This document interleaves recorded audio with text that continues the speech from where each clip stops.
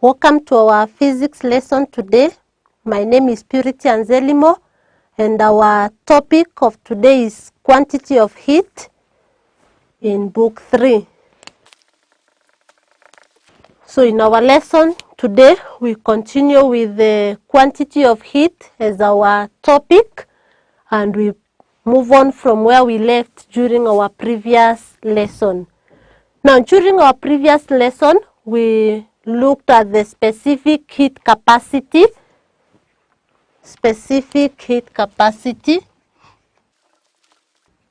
denoted by a small letter C. And we said that specific heat capacity simply refers to the amount of heat required to raise the temperature of a unit mass of a substance by 1 Kelvin. And therefore, we say that specific heat capacity is given by the quantity of heat divided by the mass of the substance multiplied by the change in temperature. So make note of this, and from this, therefore, we can say that quantity of heat, when we cross multiply, quantity of heat will therefore be equal to mass multiplied by the specific heat capacity multiplied by the change in temperature.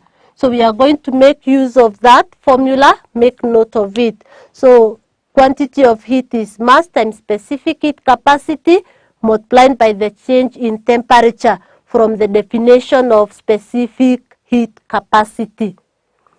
Now, before we look at the continuation on the specific heat capacity, where we are going now to look at the determination of specific heat capacity using different methods, and in our case today, in this lesson, we look at the method of mixtures. But before that, I would like you to note the following. NB. Now, if we have two substances which have the same mass and they are being heated by the same amount of heat, now we'll have them having different change in temperature. You need to note that. For example, if we have a substance like a metal like iron, and maybe we have another substance, for example, we can talk of copper.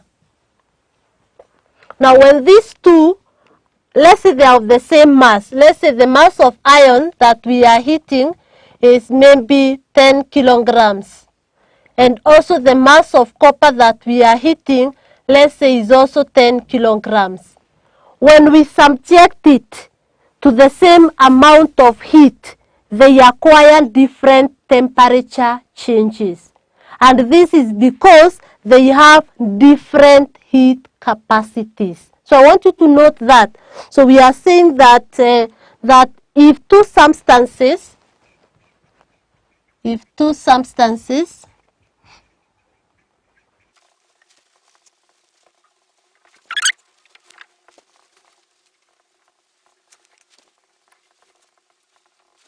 So I want you to note that if two substances of the same mass are subjected to the same amount of heat, let's say we are heating them using a certain amount of heat, for example, 1000 joules.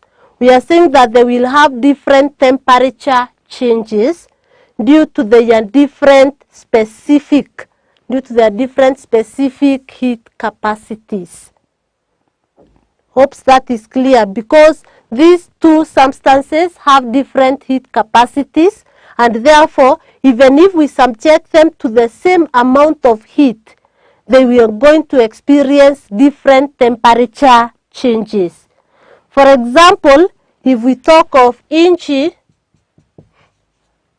iron, whose specific heat capacity is 460 iron, whose specific. Now we are taking an example of iron whose specific heat capacity is 460 joules per kilogram per Kelvin. So we are saying that when we supply heat of 416 joules to a unit mass of iron, the temperature change will be 1 Kelvin. So make note of that. So iron whose specific heat capacity is 460 joules per kilogram per Kelvin this means that when we supply heat to 1 kilogram of iron, it means that it will give in or out 460 joules. That is the heat in 1 Kelvin. That is a temperature change of 1 Kelvin. So we can say that 1 kilogram of iron would give out or in 460 joules of heat when the temperature changes by 1 Kelvin. So we can say the following, that because we have 460 joules per Kelvin joules per kilogram per Kelvin, then it means that 1 kilogram of iron will therefore take in or out. So make note of that when we are saying that the specific heat capacity is 416 joules per kilogram per Kelvin, it means that 1 kilogram of iron will take in or out 416 joules of heat when temperature changes by 1 Kelvin.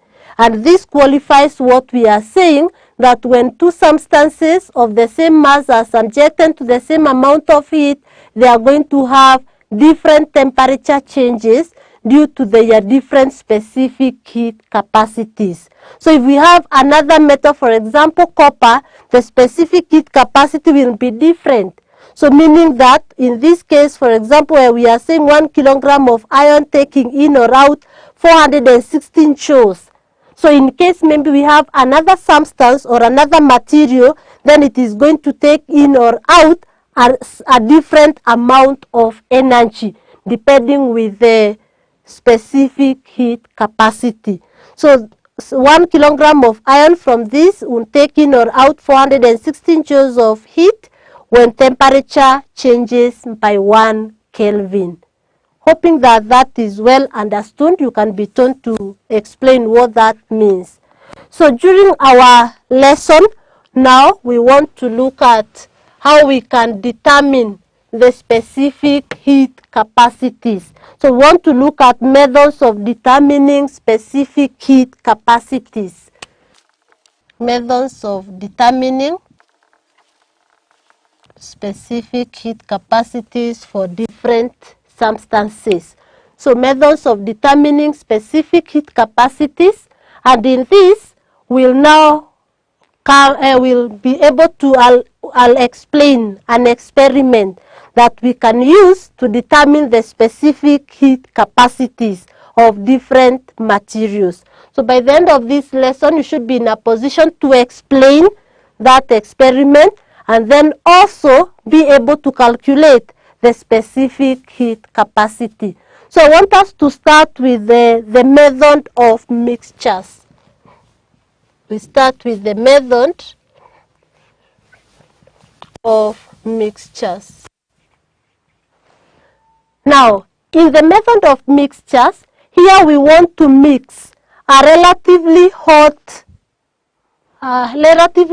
substance with a relatively cold substance. So when we mix them, we know that there is going to be flow of heat until the two substances, or they can even be three, until the two substances acquire what we call a thermal equilibrium, whereby both of them will have the same temperature. I can give you a good example. Let's say you have some hot tea in one cup, and you have very hot tea from your maple. You have very hot tea in one cup, and you have very cold tea in another cup. Let's say the hot tea is at 90 degrees Celsius, for example, at 90 degrees Celsius, and then the cold one, let's say, is at 25 degrees Celsius. Now you want to mix the two, the one cup of hot tea and the other cold tea. So when you want to mix them, you want to mix the two. So what will happen as you mix, the hot tea will be losing heat to the cold one, and the cold one will be absorbing heat from the hot one. So at long last, you will find that the hot one becomes, or when you mix the two, this temperature will lower and this one will increase to a certain steady temperature. Let's say a temperature of like 55 degrees Celsius. So that is what we are talking about. So there will be flow of heat from this hot tea to the cold tea.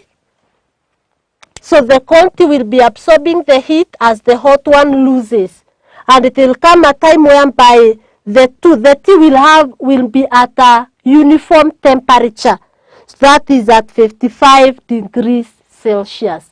So this is for two substances which are the same. We can have substances which are different. For example, when you are having water and a hot metal, water at maybe room temperature and a hot metal, let's say at 100 degrees Celsius. So when the hot metal is dipped into the cold water or the water at room temperature, it's going to lose heat, whereas the water gains heat. So it will come a time whereby now the two will attain a certain temperature, which we are calling a steady temperature, which will be equal. And that state is what we refer to as thermo-equilibrium. So we can explain the following before we go to that experiment on determination of the specific heat capacity using the method of mixtures. So when we mix a relatively hot substance with a relatively cold substance, energy will be transformed from the hot body to the cold one until thermo-equilibrium will be established. So on mixing,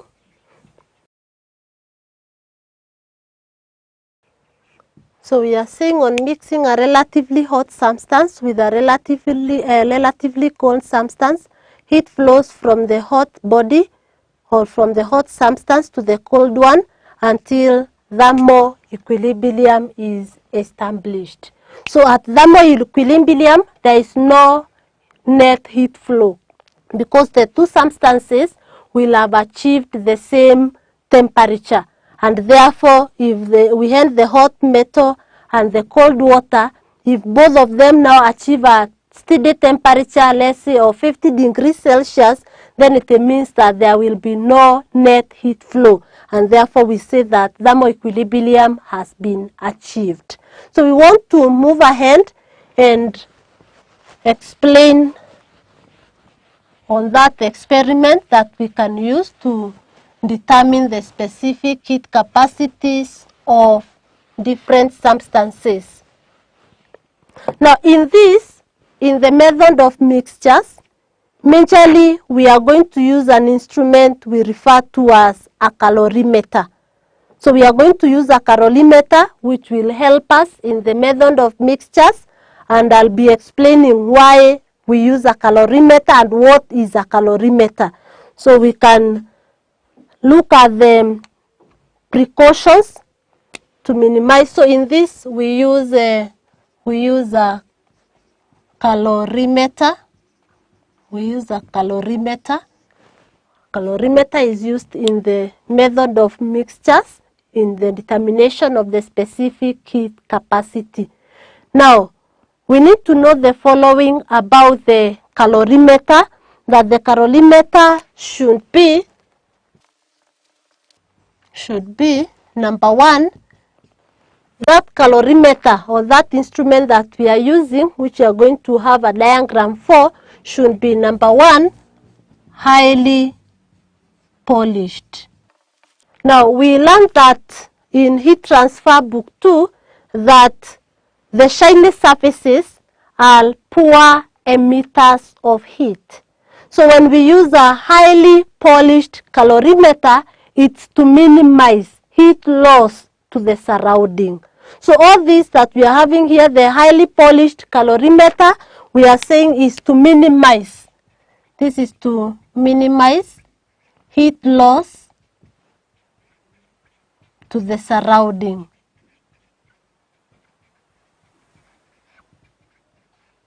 Make note of that.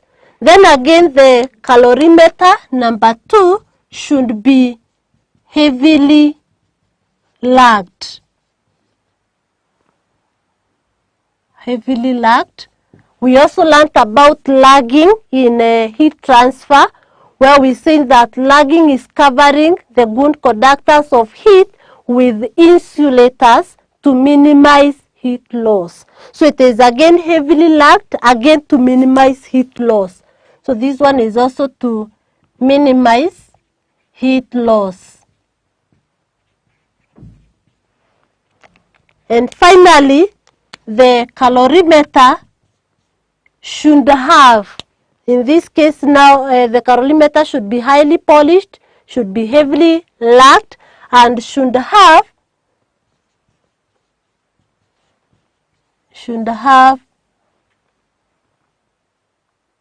a lint which is a poor conductor of heat. So we can say that it should have a lint. We can talk of an insulator lint.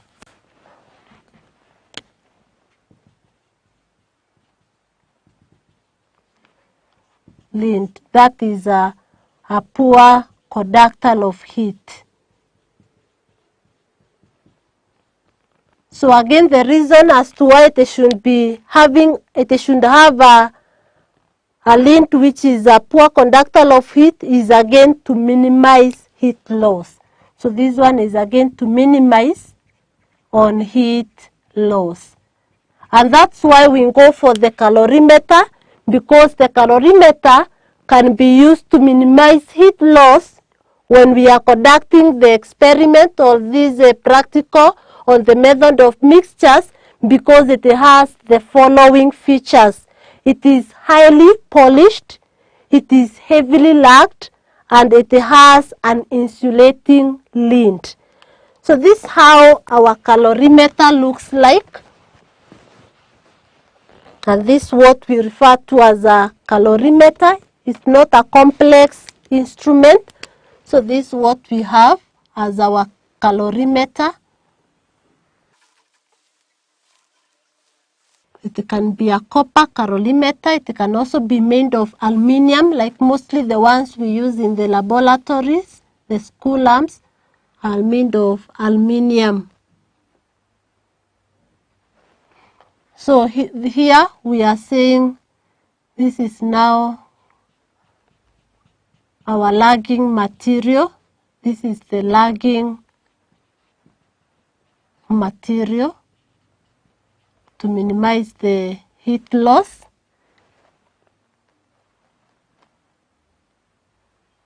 So this is the highly polished. We are saying that the calorimeter is highly polished. So this is a highly polished surface. This one is highly polished.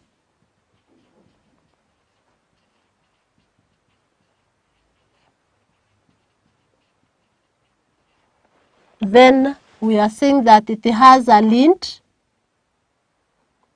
It has a lint.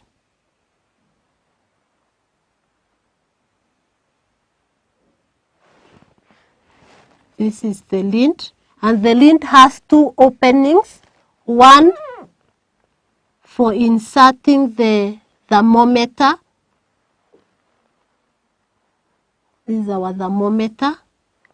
And two, the lint has an opening also for what we refer to as a stirrer.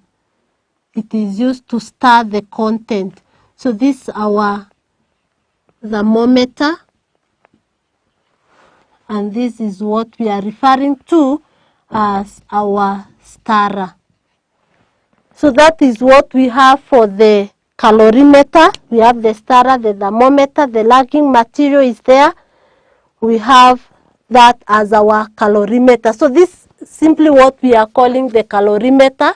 So for example, if we want to determine the specific heat capacity, let's say of a metal block, so and maybe in the calorimeter there is water here, then we just come and drop the metal block inside this part here.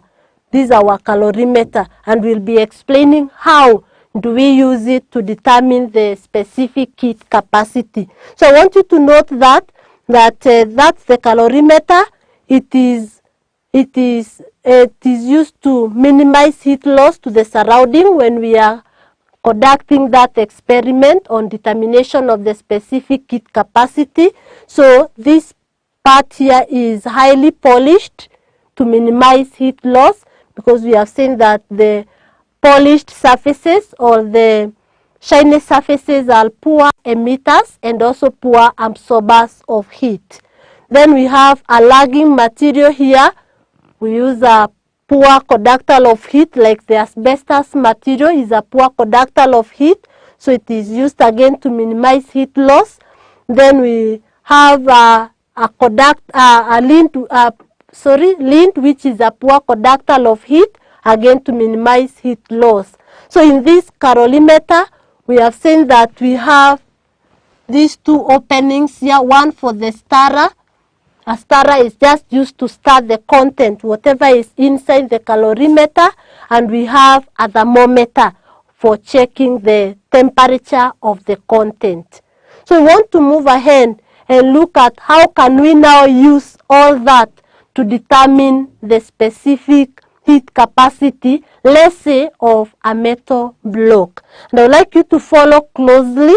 After that, now we'll get into numerical calculations. So I'd like us to consider the following.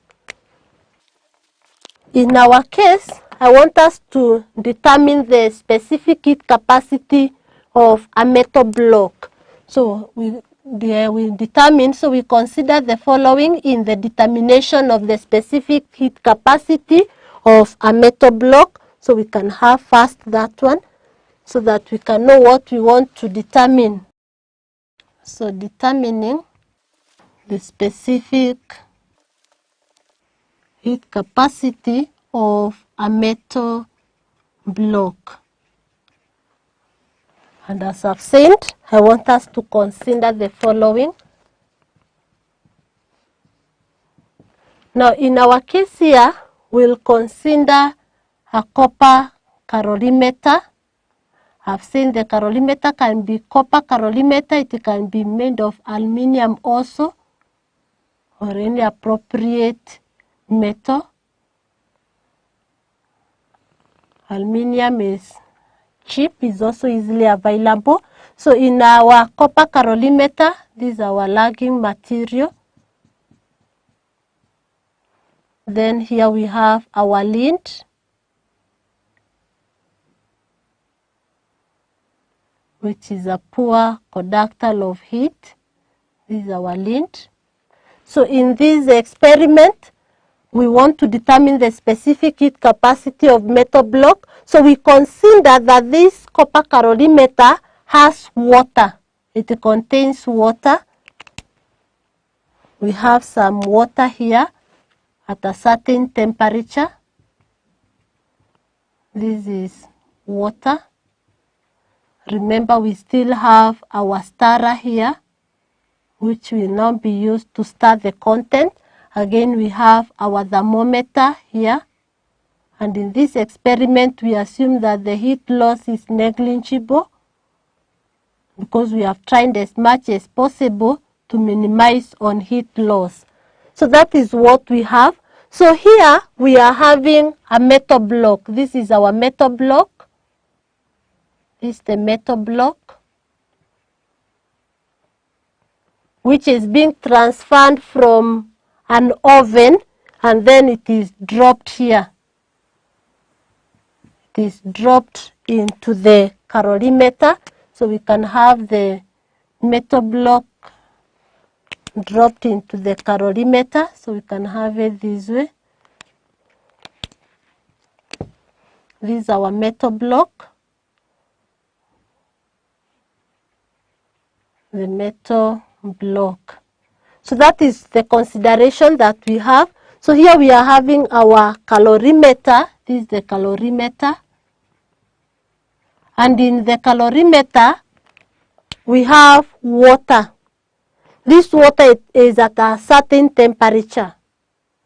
And then a hot metal from an oven is transferred into the calorimeter.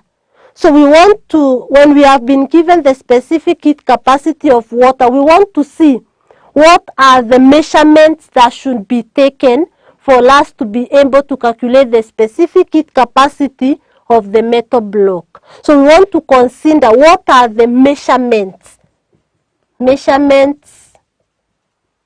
to be recorded so that we can determine the specific heat capacity of the metal block. This is very examinable. You can be told to give the measurements that need to be taken to be able to calculate the specific heat capacity of the material. So one measurement that needs to be taken, we need first to get, or one of the measurements is the mass of the metal block. So we can first talk of the mass of the metal block. We can take it to be MB for the mass of the metal block. Here we are not using numbers, we are just using the letters to represent those numbers. But in our calculations, of course, we'll be having those numbers. So we have the mass of the metal block. We also have the initial temperature. The initial temperature of the block, that is the metal block. We can call it TMP, that is the initial temperature of the metal block. Then again, we need also to know the mass of the calorimeter with the stirrer. This is our stirrer. We also need to get the mass of the calorimeter and the stirrer. Calorimeter with the stirrer. We can talk of with because they are together. They are used together. The stirrer is part of the calorimeter with the stirrer. So for this we can use a mass of the calorimeter that way with the stirrer. We can put it that way. Then again, we need to get the mass now of the calorimeter with the stirrer and the water, because the calorimeter contains the water. So that mass also should be recorded. So mass of the calorimeter with the stirrer and water, with the stirrer and also the water. So we can give it another measurement, which we can talk of the mass of the calorimeter with the stirrer and the water. We can put MS. We can use any letter, but for our case, let's use MS.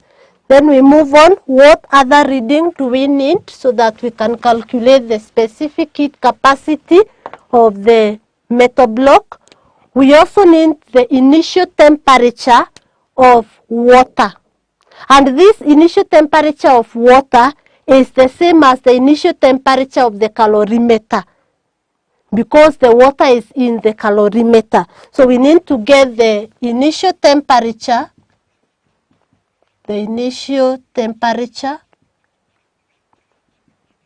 of water and the calorimeter.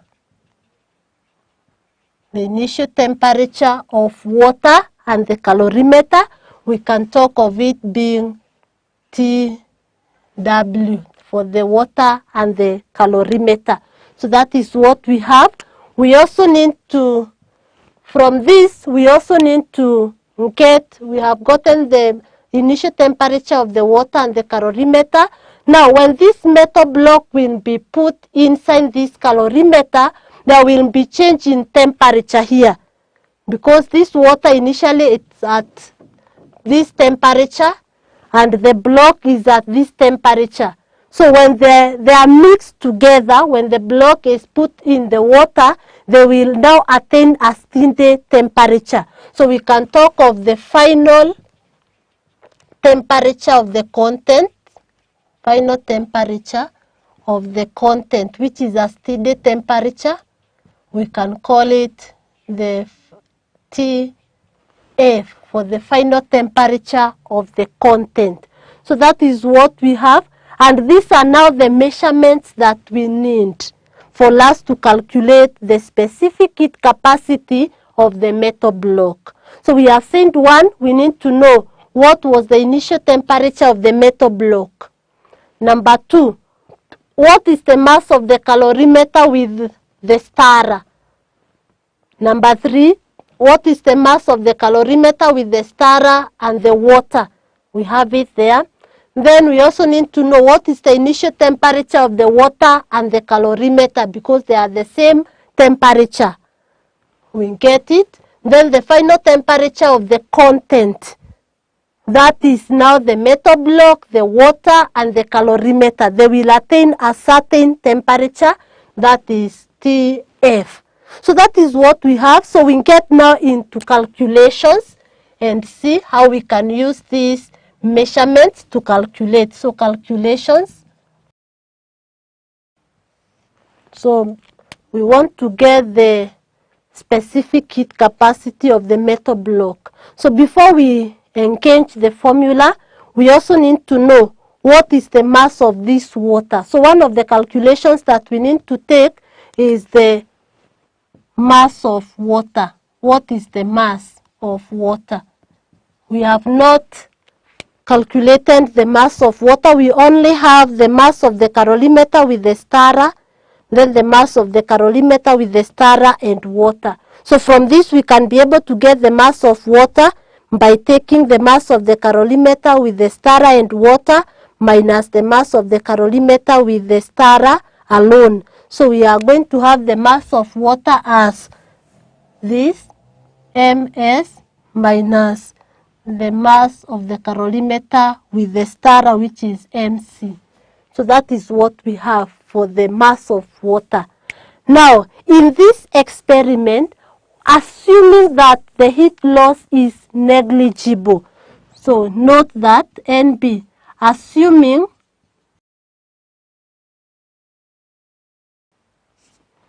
then it will mean the following. So here we are assuming, because we are using the calorimeter to minimize the heat loss to the surrounding, in our calculations, the assumption is that there is negligible heat loss. When we talk of negligible heat loss, then it means that we don't have to put it into consideration. So we assume that the heat loss is negligible, and therefore note the following. So if our heat loss is negligible, then it will mean the following. It will mean that heat that is lost by the metal block will be gained by the water, and it will also be gained by the calorimeter. So we are going to say therefore that heat lost by the metal block will be equal to heat gained by the water, that is one. What else is gaining heat in this experiment? We also have our calorimeter, which is also gaining heat. But as we have seen, the calorimeter now will be able to minimize now heat loss to the surrounding. So we are going to say that heat loss by the metal block is equal to heat gained by water plus heat gained by calorimeter. Heat lost by the metal block will be equal to heat gained by water plus the heat gained by the calorimeter. Make note of that. When you have a hot spoon, a very hot spoon, you transfer it into a basin full of cold water. This spoon is losing heat. And what is gaining heat? We have the water gaining heat, and also your basin will also gain some heat. So that's what we are talking about here. And therefore, heat lost by the metal block, remember the formula for calculating the amount of heat from the specific heat capacity. We say specific heat capacity is quantity of heat all over mass multiplied by change in temperature. And therefore, quantity of heat is mass times specific heat capacity times change in temperature. So in our calculation for heat lost by the metal block, heat lost by the metal block will be given by the mass of the metal block, which is mB, multiplied by the specific heat capacity of the metal block, which is in question, specific heat capacity of the block, multiplied by the change in temperature. So what is our change in temperature for the metal block? The initial temperature of the metal block is this one. And the final temperature for the content is this one. So what is the change in temperature? Remember, this metal block is at a higher temperature than this final temperature. So we are going to have TB minus TF. So we have the change in temperature as TB minus TF. So that's what we have on that side, is equal to heat gained by water. Again, the formula, mass of water, and the mass of water we send is ms minus mc. We can therefore say that which is equal to mass of water, mw. So we are going to take here the mass of water times the specific heat capacity of water, which should be given in this question, multiplied by the change in temperature. The initial temperature of water is here, and the final temperature is here. And you can see, since we are transferring a hot block in the water, then it means that this temperature is higher than the initial. So we'll take TF minus TW. So the change in temperature is TF minus TW. Finally, plus heat gained by the calorimeter. Again, heat gained will be given by mass of the calorimeter. There is somewhere where we have the mass of the calorimeter with the star. They are together. So we have mass of the calorimeter times the specific heat capacity of the calorimeter, which should be given. So times the specific heat capacity of the calorimeter times the change in temperature. And the temperature is changing from TW to TF. And we have seen TF is greater than TW. So the change will again be like this one, which is TF minus TW. Sorry for this. TF minus TW. And this is what we are going to have as our equation. And from this equation, it is clear that now we can be able to get the specific heat capacity of the metal block, because in this we have MB, specific heat capacity. So that's what we have. So when we want to get the specific heat capacity of the metal block, you simply come and divide both sides by MB TB minus TF. And this other side again by MB TB minus TF.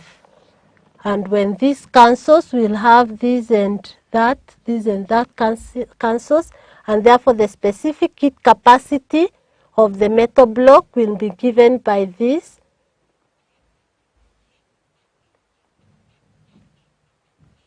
plus the mass of the calorimeter, specific heat capacity, times the change in temperature, all divided by the mass of the block multiplied by the change in temperature of the block.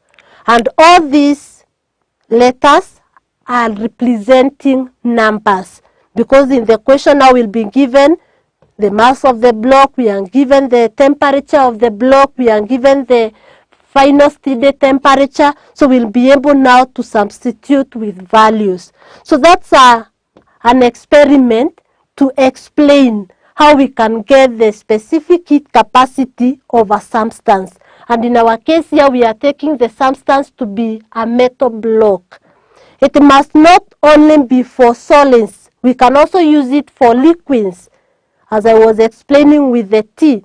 So we can also use it for liquids, but we'll see this more in our numerical calculations. So we are saying that in determination of the specific heat capacity of substances, liquids and solids, we use a calorimeter to minimize heat loss to the surrounding. We have seen that it is highly polished. It has it has a lint which is a poor conductor of heat, and we have also seen that it is heavily lagged. Then we have been able to look at the measurements that we can take to be able to calculate the specific heat capacity. Then those are the measurements, the calculations. In an exam, you can be told to state some of the measurements that need to be taken, for example, in such an experiment to determine the specific heat capacity of this metal block. And we have been able to see that we are saying that assuming that there is no heat loss to the surrounding, then it means that all the heat that is lost by the metal block will be gained by water and also by the calorimeter. And therefore, during our other lesson, we'll now get into calculations, and we'll see how simple it is to apply all that we have learned in our experiment. So we'll be able now to calculate when now we have the numbers. So follow also in our next lesson as we do the calculations. Enroll your child for the manifested e-learning platform and see their grades grow tremendously. These videos can be downloaded to a laptop for offline viewing or viewed from a smartphone in a course-friendly format. Welcome to Manifested e-learning. We are going to have a lesson in history and government. Your teacher, Conan Gakure. We are going to be introducing our first topic, which is European invasion. We're going to introduce our first topic, which is European invasion. European invasion of Africa.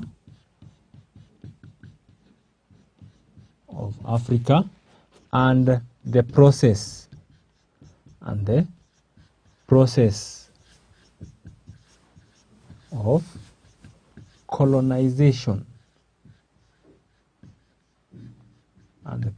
of colonization. So that is the topic that you are going to be tackling. This is the topic that we are going to be tackling. The European invasion of Africa and the process of colonization. So these are new terms we have found. We have talked of European, we have spoken of invasion, we have spoken of Africa, and then there is the process of colonization. So as a matter of introduction, let us have a brief overview or a brief introduction before we discuss several issues relating to the European invasion of Africa and the process of colonization. So in your Form 1 work and the Form 2 work, you have been tackling different issues related or talking about history. In your Form 2 or in your Form 1 work, you discussed the traditional African societies. You talked of societies in Kenya. Can you be able to mention the societies that you discussed, their organization, their social, political, and economic organization? You talked of the Agikuyu, you mentioned the Luo, you mentioned the Nandi, all these, the Maasai, the Somali, these are native occupants of Kenya, for example. And then in your Form 2 work, you discussed the organization of African societies. Can you remember the African societies you discussed? Yes. You mentioned an example of the Baganda being one of them. You discussed how they were organized, right? You also talked of the Shona, right? Very good. You also talked of the, which was the other West African community that you discussed? Yes, very good. The Asante or the Ashanti, right? So these are native occupants of the continent of Africa.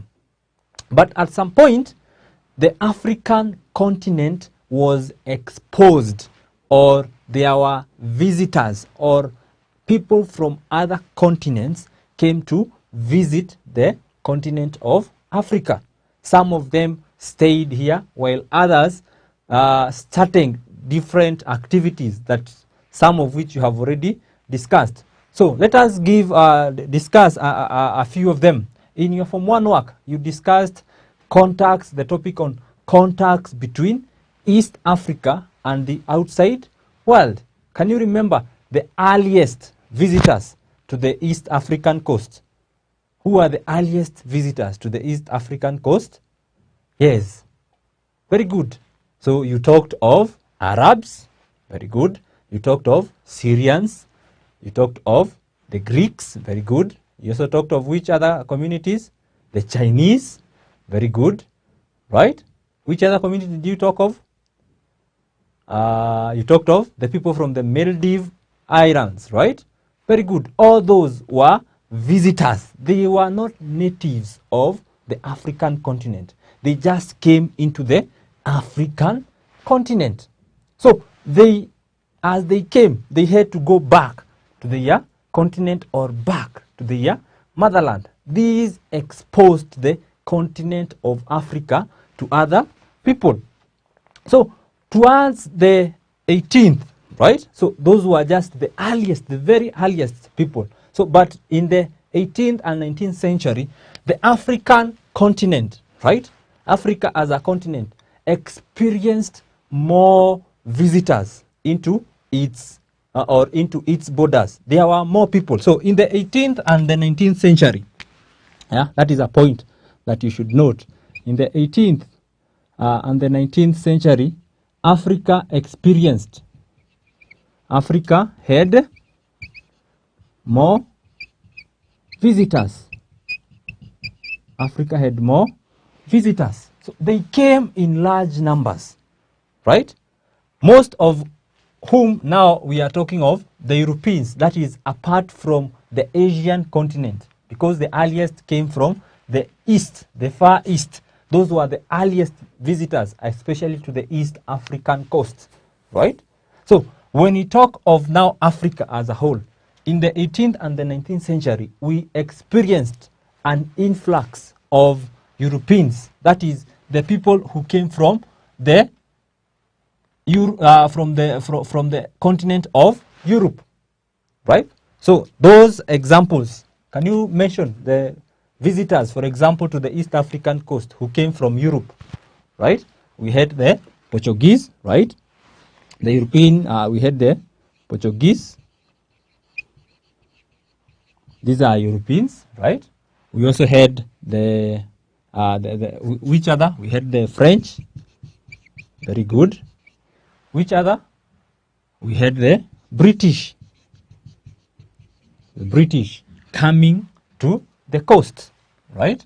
These were the earliest people to come to the African continent, the Europeans that came to the African continent. But now you ask yourself, what made them to come and occupy the African continent? They came to the African continent for what reasons? So briefly, let us look at the reasons for the coming of the Europeans. Remember, my dear learner, we are just laying a foundation for this topic so that we could understand when we talk of the European invasion of Africa, what does that mean? Or what is the process of colonization? So we are just laying out some groundwork so that you are able to connect the idea. So let us look at the reasons for the visitors. Reasons for the coming of the visitors. The basic one, or the most important one, that encouraged, especially now the Europeans, they came for the purposes of trade. They wanted to trade. That is the first reason. And then number two, for the purposes of exploration. Exploration. They wanted to expand their knowledge. They wanted to expand their knowledge. They wanted to get to places that they had not gotten from, right? The other one was to bring Western civilization. Western civilization. Western civilization.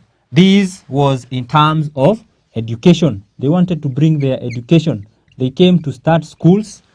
They also came to start health centers,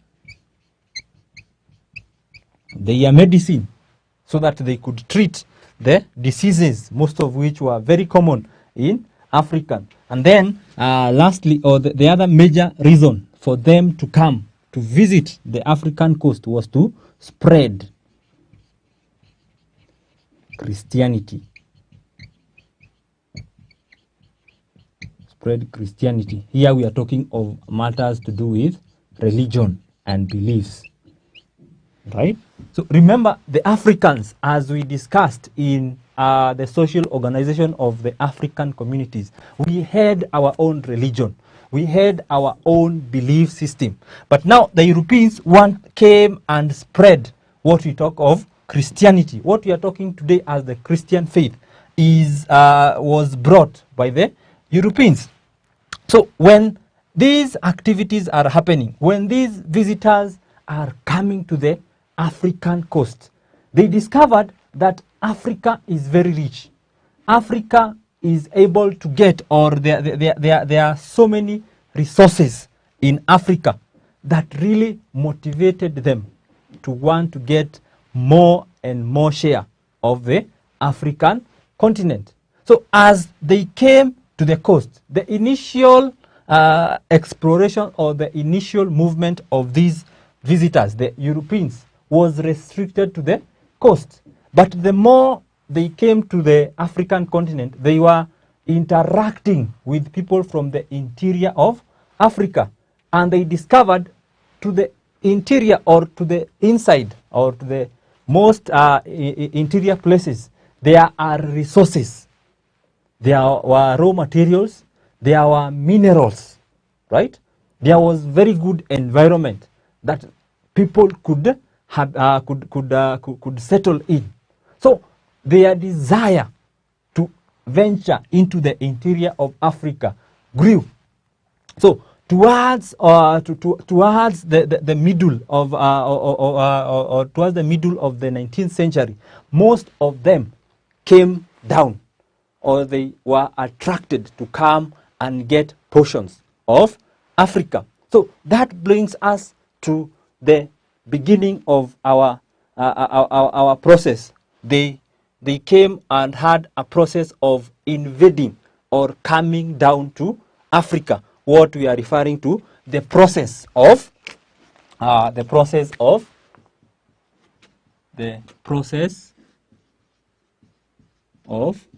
invasion and colonization. The process of invasion and colonization by the Europeans.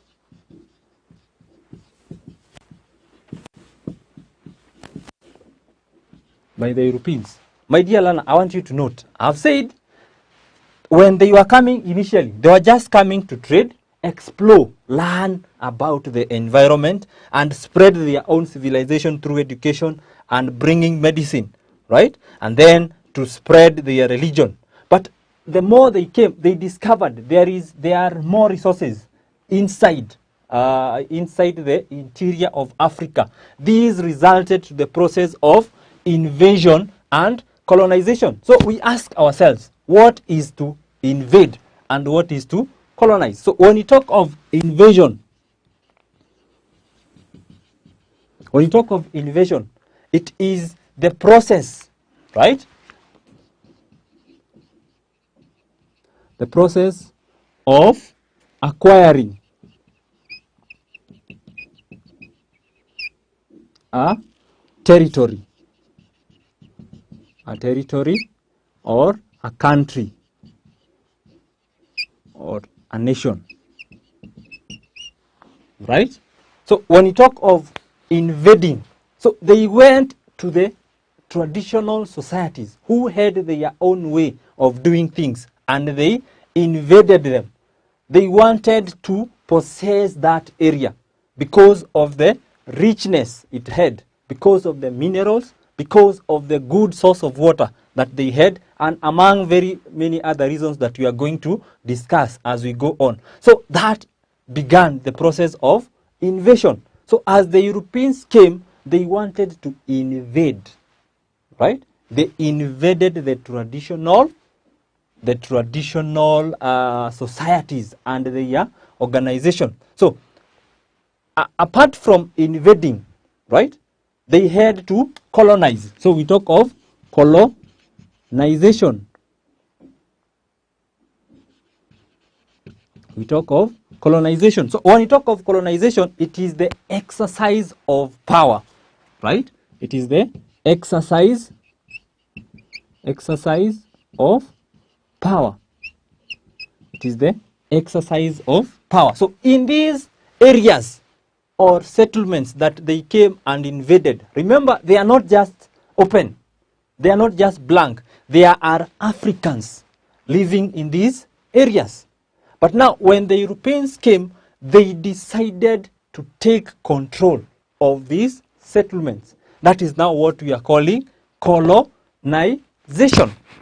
So the European powers, they have come from Europe all the way down, right, through the Atlantic Ocean, right? They have come to Africa. They have found Africans living in their own communities and in their own lands. But because of the richness of these lands, right, these powers invade this land and now they start exercising power and control. Power and control over these areas. This is what we are now referring to as the colonization. So this process of invading and colonization, right? You come and discover this place, we could find a gold mine, right? We can mine gold here. You will want to exercise power as a European nation, right? So you have to control the natives because that is their land. You are now a foreigner. You have not been living there. You are just coming to exercise power on that portion or on that area, right? So this brings us now to the process of scramble and partitioning of Africa. Because Africa, we have said, it is just a nation. The Africans are living on their own. They do not have conflicts. Maybe they have simple conflicts against each other. They are just having their own land, right? But now here comes the European. They have invaded their land and now they are exercising control over those land. This led to the process of scrambling and partitioning of Africa. So let us look at the next thing that we are going to be discussing, the scramble. The scramble and partition of Africa. The scramble, actually here is the scramble for. There is a word for there. The scramble for and partition of Africa. So when these European powers, these were the earliest ones, to come. We had the Portuguese. You remember you talked of Vasco da Gama, right? Yes, we had the French, we had the British. These were the earliest ones to come. So when they came and discovered the richness of the interior, right? So they wanted to exercise control. So they had to compete against one another. They competed against one another to get these areas, or these areas that are very rich, right? So the earliest people, or the earliest powers, wanted to take the largest share of the area. So this led to the scramble for Africa and the partitioning of Africa. So when you talk of a scramble for, let us try and define what that is. The scramble. What is a scramble? Now, imagine you are having, you are just there at home, and then somebody offers, right, to give items for free. Let's say, for example, we are having food, right? People or somebody decides to give sugar to the people in your estate, right, for free. So you will see most people coming because you are not paying for this good. So you will want to get, at least you get, because there are so many of you, and maybe that person has not brought enough for all those people. So you will find people are fighting against one another to get that one item. That is what we are referring to as scramble. So when you talk of a scramble, it is a sudden rush. It is a rush for limited resources. Resources. It can be one or many. So it is a rush for limited resources. So when you talk of scramble for Africa, it is when the European powers were scrambling or were fighting against one another to get a portion of Africa, because through their initial explorations and the work of those who came before them, they discovered that Africa is very rich, right? And it was a very good place. So each and every one of them wanted to get a portion. They wanted to get a part of Africa. So when you talk of scramble for Africa, let me write that. Scramble for Africa. Right? It is the competition, right? It is the competition amongst European states.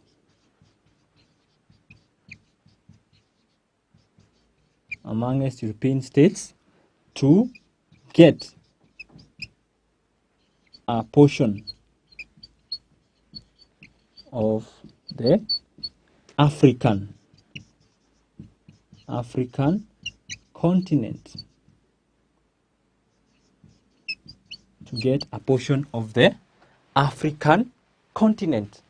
So these European powers, they joined, or they were fighting. They were trying to outsmart each other.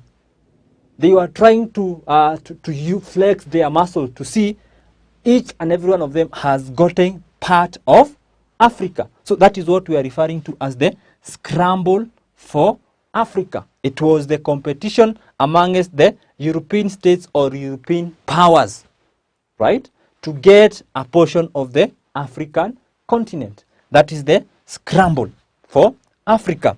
So they had to fight. They had really to compete against each other, because every one of them wants to get this portion or this continent known as Africa. And there are so many of them. Apart from the British, they were joined by the others, the Italians. We had Spain, right? We had Germany that joined them. Yeah, we had Italy. We had Belgium. All of them came. They were fighting to get a portion of Africa. And we are going to look at that. And then, how did they get these? How did they get these areas? Right? They directly came. The governments could send representatives, right, to come and occupy these areas, or they could send, or they could make agreements with the leaders in the African continent to secure these places. So that is about scramble. But now there is another term that we have introduced, partition of Africa. So what is to partition? Let us look at partition. Partition, right? When you talk of partition, it is the sharing. It is the sharing of materials. It is the sharing of material things or objects. It is the sharing of materials or objects in an organized manner. In an organized manner. So when you talk of scramble and partition, everybody is rushing to get the same thing at the same time. Survival for the fittest. If you have the might and if you have the brains, because now you have to work smart to make sure that you outsmart your competitor, right? That is a scramble. But at some point there was partitioning, right? Which we are saying it is a sharing of material things or objects in an organized manner. So when we talk of the partitioning of Africa, right? Let us explain that. The partitioning.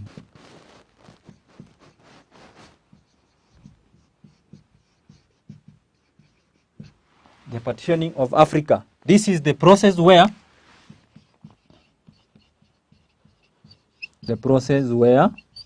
the European powers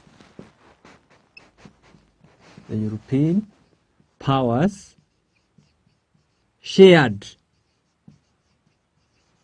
the African continent amongst themselves.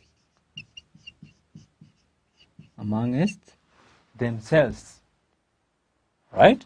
So they shared out the continent of Africa amongst themselves in an organized manner. This happened in a conference. This happened in a conference that was held in Berlin, right? In the year from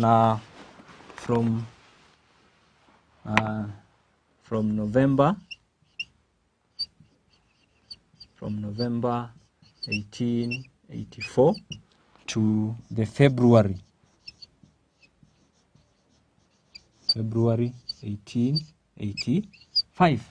So these powers, the European powers, came together in a conference that was from November 1884 to February 1885. This was organized by the German Chancellor Bismarck, right, in the city of Berlin. So the African or the European powers came together on the table, right, and they had to share the continent of Africa amongst themselves. So let me just give you a brief illustration so that you could see how they tried to share the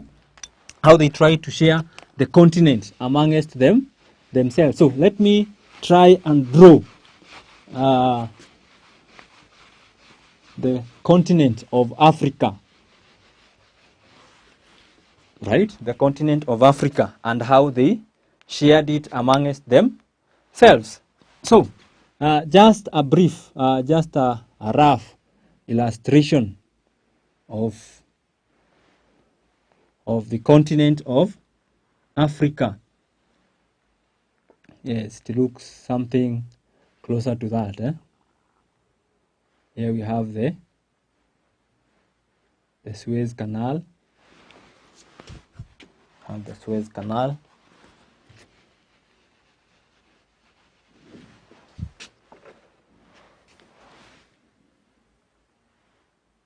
Then we have the Horn of Africa. So that is just an illustration of the continent of Africa.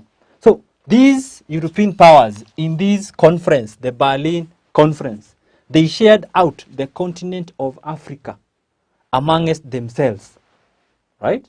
For example, the British were really interested in controlling the Suez Canal. So the British, you will find them, they are interested in the Suez Canal, right? And we are going to look at why they were interested with that. So you'll find they occupy this place together with parts of the East African coast. We have Kenya here, Britain, right? And then down here we had the Germans, right? And then majority of Western Africa, we had the French, right? Here we also have the French, that is in Morocco, the French. Then part of West Africa, we also have the British. And then in the Central Africa, we had the nation of Belgium. Yeah, here at the Congo, right? We had Congo. And then throughout the south, right? Britain, right? There was gold down there. There we had the British. Here we have the Italians, right? Italy, right? Yes, among many others. So you could go to your atlases. We have atlas. They will show you how they demarcated, right? They specifically demarcated the African continent. So as you can see, each and every one of them occupied a place. They occupied a place in the African continent. So these made them, right, to get colonies. Each country had a colony for themselves. So the portions they got, we refer to them as colonies. So my dear learners, as you have made that introduction, I've explained to you how the European came to Africa and how they eventually colonized the continent of Africa. We said it started just as a way of exploration, but as they were exploring and spreading Christianity, they discovered they are more rich, or there is more that they could do to the interior. So they came and scrambled. They were rushing, each and every one of them, to get a portion so that they could get the resources in Africa. And then they had to decide to subdivide, or share the continent, what we have referred to as partition, the partitioning of Africa. So, my dear learners, as we come to the very end of our introductory lesson on the European invasion of Africa and the process of colonization, I want you to attempt this question. Let me write here. The revision question.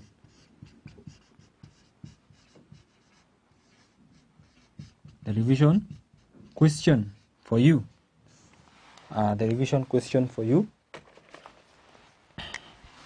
Number 1, define the term.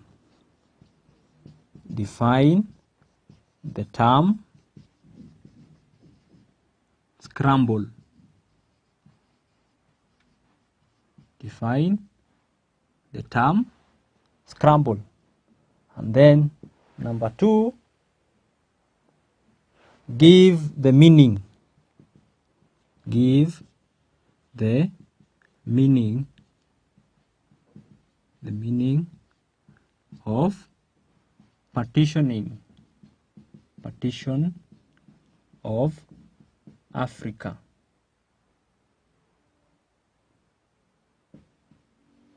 Give the meaning of partition of Africa. Give the meaning of partitioning of Africa. Give the meaning of the term. Sorry.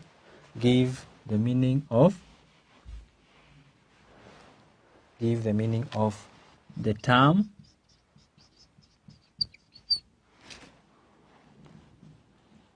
partition of Africa.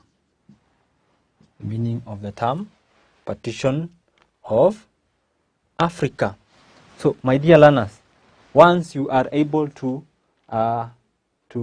define those terms which we have discussed in detail in our first lesson.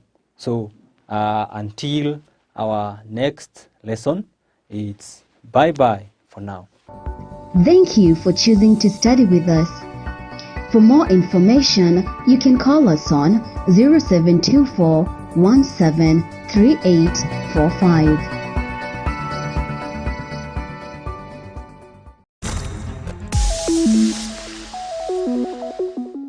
Hi, my dear student. I hope you are doing good, and I want to take this opportunity to welcome you to this lesson.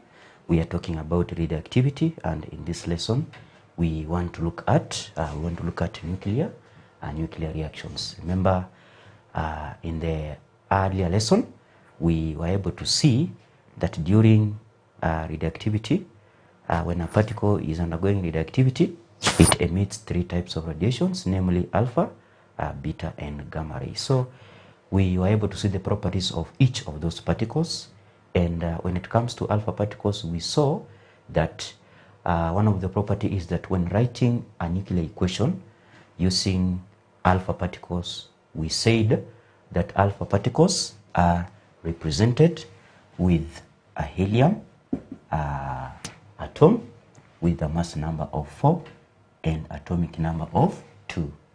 That is, if a particle undergoes radioactivity by emitting alpha particles.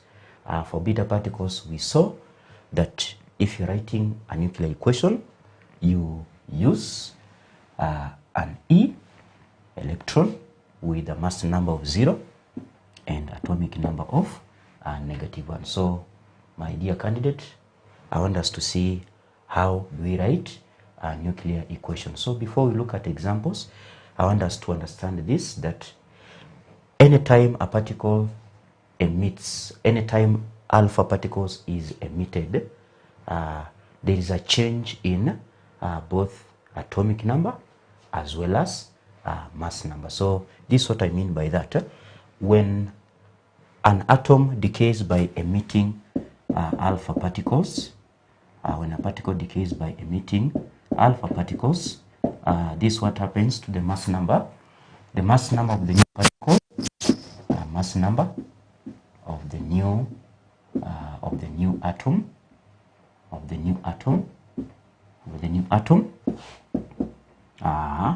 will reduce by 4, while the atomic number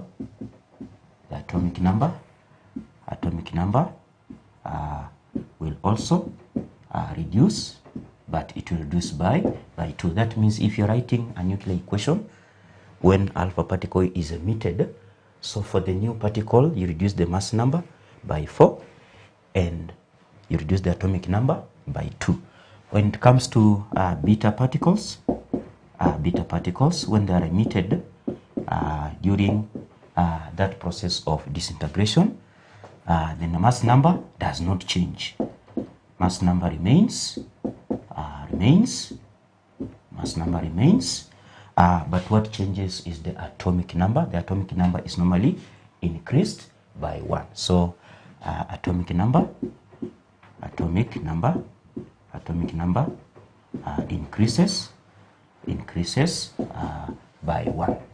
Now for gamma rays, the mass number and atomic number is not affected, so it remains the same. So having said that, I would like us to look at examples of nuclear equations. So let's start by this example here. Examples of nuclear equations, so that we see. Remember, my dear student, if you're writing a nuclear equation, the sum of atomic number on the left of your equation should be equal to the sum of the atomic number on your right of the equation. The same applies to mass number, should be equal on both sides of the equation. So let us look at this example here. So we have this equation here: a particle of lead whose mass number is 210,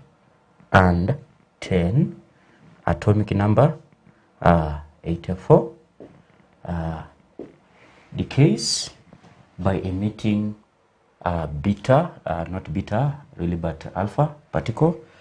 Remember, we have said alpha particles are represented using a helium with a mass number of 4 and atomic number of 2. So my dear candidate, like we have said earlier, we have to balance the mass number on the left as well as the mass number on the right. So a new particle will be produced. So it's just a matter of remember, you have said if an alpha particle is emitted, the atomic number will reduce by 2. So initially the atomic number is 84.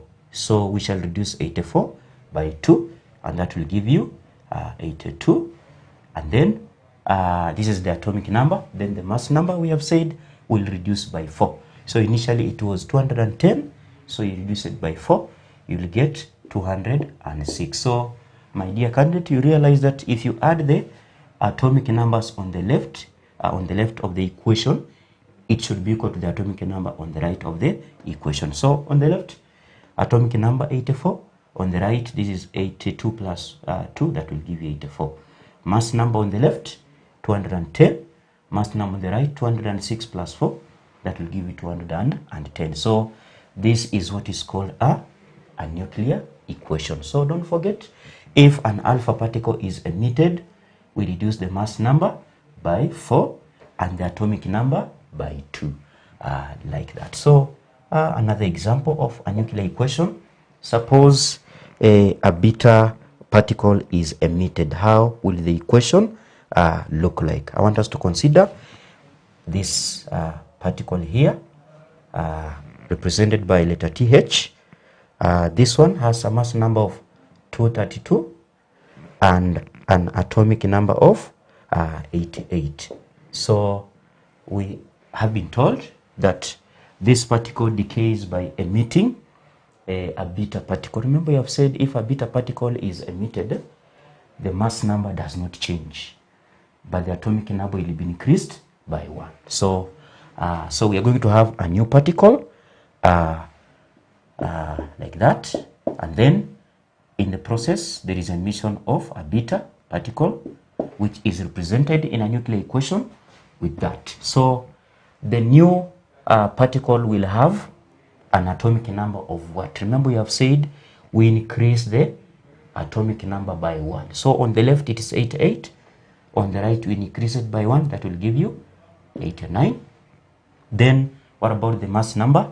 We have said the mass number when a beta particle is emitted, it does not change. So this will remain as 232. So this is another example of a nuclear equation. Once again, don't forget, the mass numbers on the left should be equal to the mass numbers on the right. You can just confirm that. On the left it is 88 atomic number. On the right 89 plus -1. Using a mathematics, you will get 88. On the left, mass number 232. On the right, 232 plus 0, that will give you 232. So this is another example of a nuclear equation. Another example of a nuclear equation: suppose we have more than one alpha or beta particle being emitted. How do we write the nuclear equation? So I want us to consider this one here. We have this particle represented by letter Cn. Mass number is 285 and atomic number 112. It decays to produce another particle which is represented by letter Hs with the emission of two alpha particles. So we put here 2, then you write the alpha is He, mass number 4 and atomic number of 2. So we need to get the mass number of the new nuclide as well as the atomic number. So it's just a matter of balancing the atomic number as well as the mass number. So you check on the left, I have a total of mass number 285. On the right, I should also have the same. So that means I will now take 2 multiplied by 4 because we are emitting 2 alpha particles. So I multiply this one by 4, then I reduce by the value. So when you multiply 2 by 4, you get 8. So I reduce 285 by 8, and that will give me 277. So the new nuclide will have a mass number of 277. So that when I add 277 plus 8, I will get 285. What about the atomic number? On the left, atomic number is 12, 112. On the right, now that we are emitting 2 alpha particles, which I'll multiply 2 by 2, that will give you 4. Then I reduce the atomic number by 4 because we are emitting 2 alpha particles. So this will be 112 minus 4. That will give you 108. So my dear candidate, if you add 108 plus 4, you will get 112. So this is another example of a nuclear equation. Suppose we have 2 beta particles being emitted. How do you handle such a question? So we have this particle represented by TH decaying to emit another nuclide.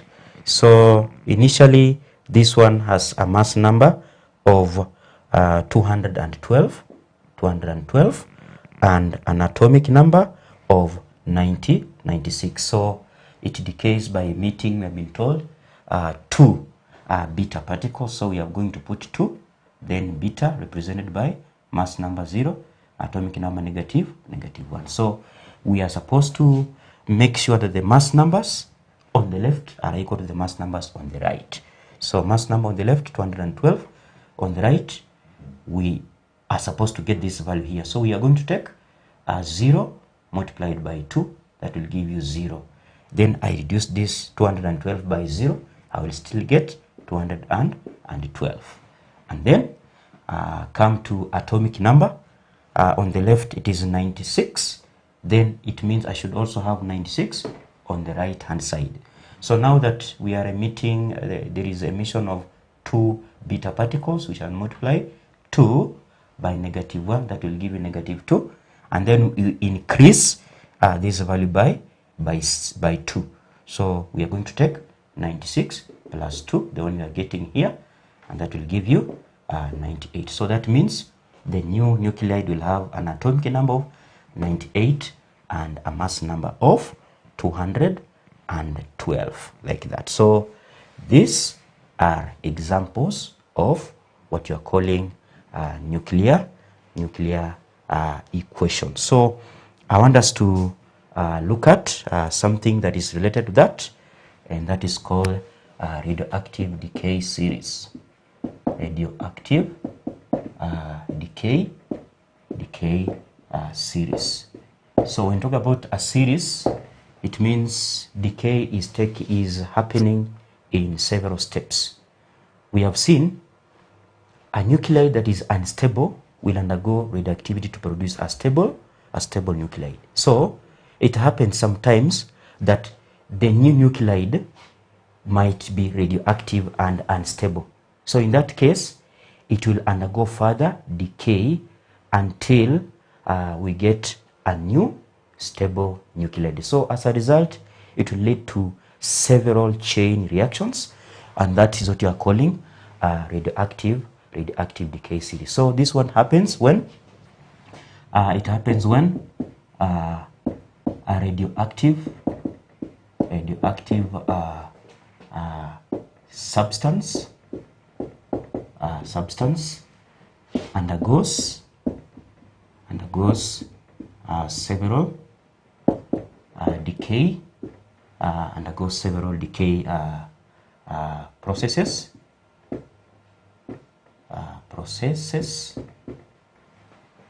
until a stable nuclide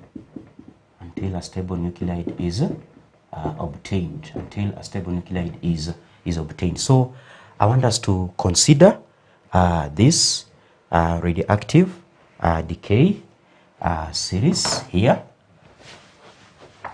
We want to consider this so that we are able to identify the particles which are emitted in every step. So consider the decay series.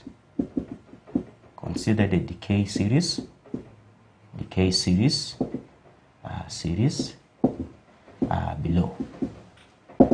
Consider the decay series below. So we have this.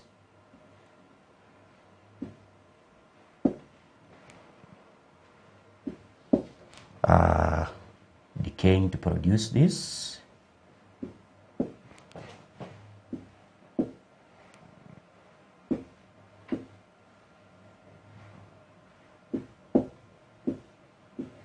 So we are saying this one happens until a stable nuclide is obtained. So it is a series. It occurs in several steps. So my dear candidate, I want us to be able to identify the particles which are emitted in every single step. I want us to be able to identify the particles which are emitted in every single step of this decay series, so that you should be able to balance in terms of mass number of the new nuclide and atomic number. So this is what you're calling a radioactive decay series. So you can see it is taking place in several stages. So the first one has a mass number of 238 and atomic number of 92. So it decays to produce a new nuclide with a mass number of 234 and atomic number of 90. This one undergoes further decay to produce another particle, mass number 234, atomic number 91. It undergoes further decay to produce a new one, mass number 234, atomic number 92. This one also undergoes further decay to produce another one, mass number 230, atomic number 90. It undergoes decay once again to produce a new one, mass number 226, atomic number 88. It undergoes further decay to produce a new particle. We are saying this one happens until a stable nuclide is obtained. That one also undergoes further decay to produce a new one, mass number 218, atomic number 84. This one undergoes further decay once again to produce a new one, mass number 214, atomic number 82, which also undergoes further decay to produce a new one, mass number 218, atomic number 283. Further decay to produce a new, mass number 214, atomic number 84. Further decay, you get a new nuclide, mass number 210, atomic number 82. Further decay, produce Bi, that is bismuth, atomic number 210, mass number atomic number 83, mass number 210. Further decay to produce 210, atomic number 84. Lastly, lead, mass number 206, atomic number 82. So, my dear candidate, I want us to use this radioactive decay series to identify the particles which are emitted at every single stage. So, we said we do that by just considering the mass number and atomic number. We have seen if alpha is emitted, the atomic number will reduce by 2, but the mass number will reduce by 4.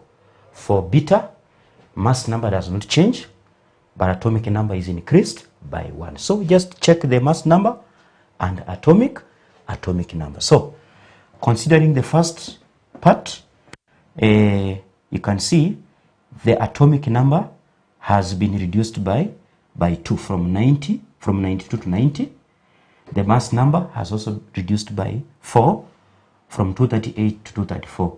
That means there is a reduction. Mass number 4, atomic number 2. And this represents which particle, my dear candidate? That represents helium, and that is alpha. So that means when this particle is decaying, there is emission of alpha particle. So that is in the first case. Second case, check. Mass number has remained the same, 234, 234. Atomic number has increased from 90 to 91. So what does it mean? It means there is emission. Remember we said a beta particle, when it is emitted, the mass number does not change. What changes is the atomic number, and it increases by 1. So that means during this decay, there is emission of a beta particle. How about this one? You can see the mass number is 234. The atomic number is the mass number 234, also 234. Atomic number has increased from 91 to 92. That means once again, which particle is emitted? That is a beta particle. How about this one? Mass number has reduced from 234 to 230. Atomic number has also reduced from 90 to 92. Mass number reduced by 4. Atomic number reduced by 2. So that should tell you that there is emission of alpha particle. So we are saying the process takes place until a stable nuclide is obtained. So how about this one? You can see the mass number has reduced from 230 to 226. Atomic number reduced from 90 to 88. That means there is emission of a beta, not really beta, but alpha particle. Yeah, that's good. How about this one? The mass number has reduced from 226 to 222. Atomic number 88 to 86. Which particle is that? Once again, that is alpha particle. Here, mass number 222 to 18. It has reduced by 4. Atomic number 86, 84. It has reduced by 2. Which particle is that? Alpha particle. It undergoes further decay. Mass number has remained the same, 214, 214, but atomic number has increased. So which particle is that? That is a beta particle that is released. How about this one? Mass number remains 214, 214. Atomic number has increased, 83 to 84. Which particle is that, my dear student? That is beta particle. This one, mass number has reduced from 214 to 210 by 4. Atomic number has reduced by 2 from 84 to 82. The particle that is emitted is alpha particle. About this one, mass number 210, 210, it has not changed. So automatically that should tell you that that is a beta particle. Remember I said beta particle, the mass number does not change. How about this one? Mass number 210, mass number 210, atomic number 83 to 84. That means there is emission once again of a beta particle. Lastly, this happens to be the stable nuclide. because the decay has stopped here. So this is the stable one. So mass number from 210 to 206, it has reduced by 4, from 84 to 82. That should tell you there is emission of alpha particles. So this is what is called a radioactive decay series. So my dear student, we have learned that when writing nuclear equations, if there is emission of an alpha particle, the mass number reduces by 4, atomic number reduces by 2. If there is emission of a beta particle, the mass number does not change, but the atomic number is increased by 1. So I want you to try the following questions.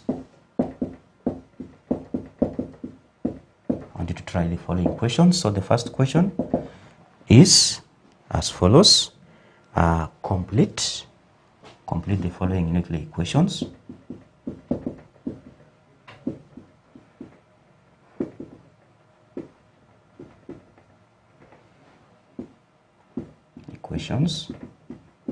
Complete the following nuclear equations. First one is this. We have this particle whose mass number is 251 and atomic number of 96. It decays to produce a new particle whose mass number is 251 and atomic number of 97. So identify the particle that is released there. Part B, I want you to try this one. Again, this one is decaying, mass number 226, atomic number 88, producing a new nuclide whose mass number is 210 and atomic number of 80. Complete and find out the type of particle that is released and how many could they possibly be. And then lastly, you try this one. Part C, we have this one, decaying, mass number 228, atomic number 88, to produce a new nuclide represented by TH, mass number 228, atomic number 92, and then you find out which particle is released. So we have come to the end of our lesson, and I want to thank you for being attentive, and I'll see you in the next lesson. Thank you so much.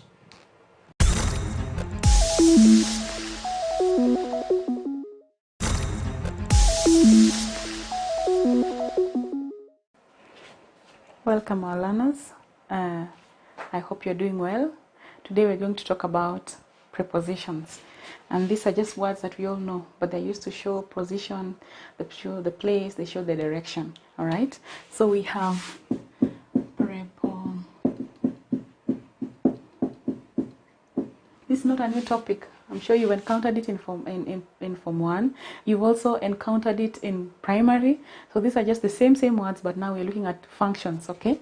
Just like we did previously during our lesson on conjunctions, we look at functions. Now we're looking at also functions of what? Prepositions. But before we go to functions, we have we've said it's a word that is used before a noun or pronoun to show direction, position, or place. Okay, show direction, position, or place. All right. We have different types of prepositions. So we have types. Before we go to types, let me just give you a simple preposition. We have on, we have under, we have beside. Okay, these are things we all know. Like the pen is on the table. Okay, the pen is on the table. So on has been used to tell us the position the pen is in. So when you go to types,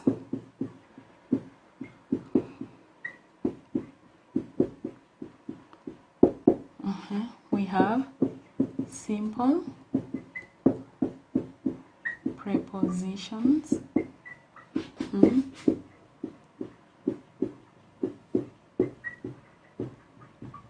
One word. Okay. Under, in front, in, on, at. So simple prepositions are made up of one word, e.g., under, in, on, at. Then we have number 2, we have complex.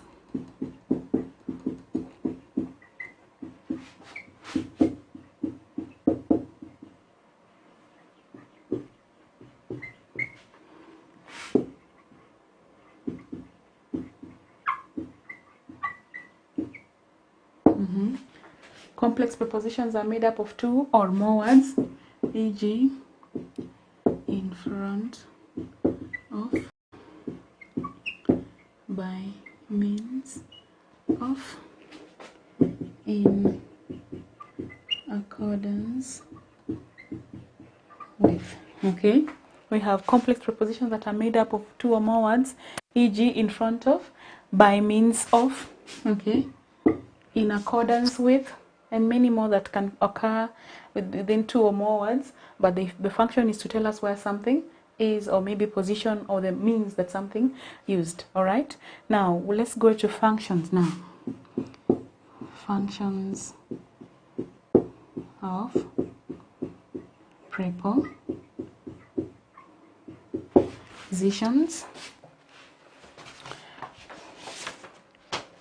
One of the functions is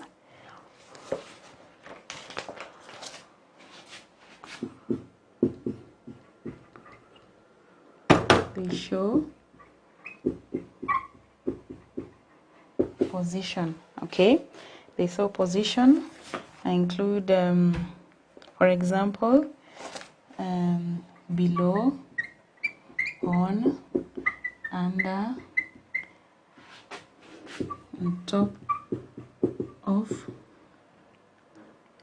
beside, below, okay, and many more. So that we say we can have even opposite, okay, and then we have in, at, all right, her window is opposite the main gate. Examples, they show position: below, on, under, on top of, beside, below, opposite, in, at. Okay, her window is opposite the main gate. All right, so that's one of the functions. Number 2,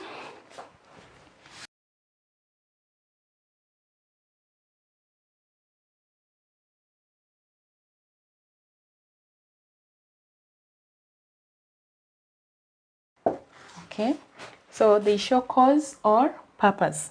For example, on account of, because of, due to, out of, for. Okay,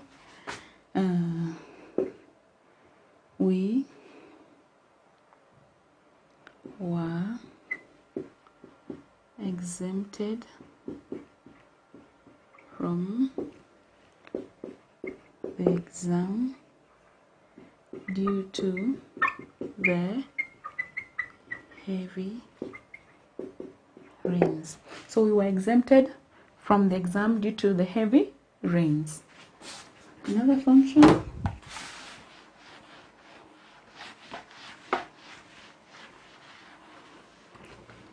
remember we are looking at functions still.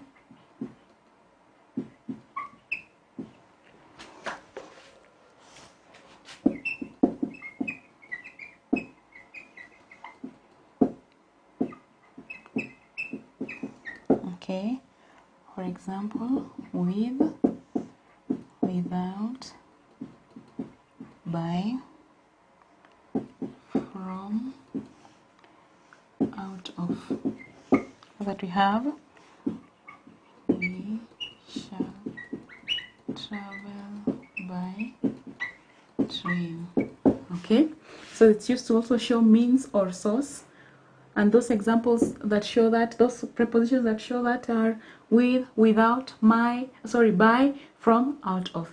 We shall travel by train. Okay, number 5, another use is to show direction.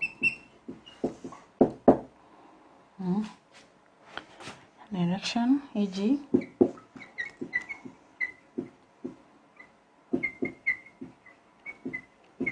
Okay, to show direction, e.g. towards and through.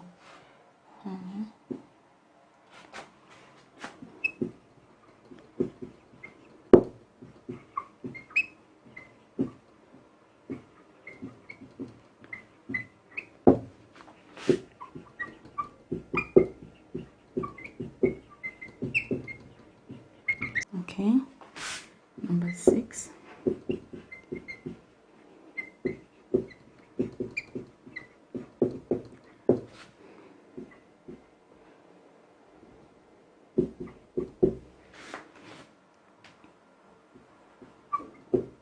Okay, so we have to show destinations such as to, on to, so that we have I went to the market.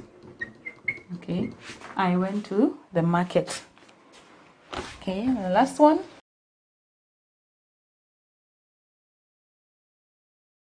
Is this to show distance away from something? For example, we have at. So we have she held it at arm's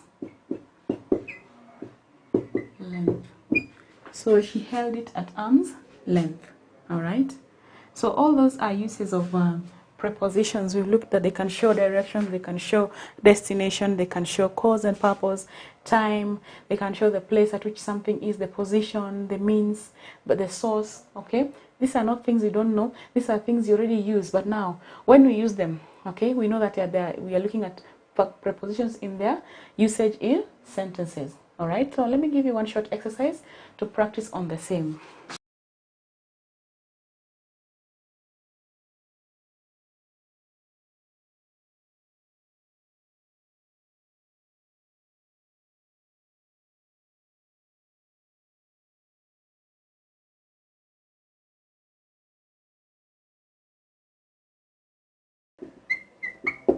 Okay, so we have come to the end of our lesson. We have given you an exercise. I've given you an exercise to help practice on functions on prepositions, functions of prepositions, and you're supposed to fill in the blank spaces with a suitable preposition. So number 1, I have known her dash 3 years. Number 2, we always go dash church dash Sundays. This message was written dash ink. Who is the best dash mathematics? They live dash a farm dash Kericho district. Okay, so I hope you've understood what a preposition is and how it functions in a sentence. Next time we're going to look at something else. Have a nice time.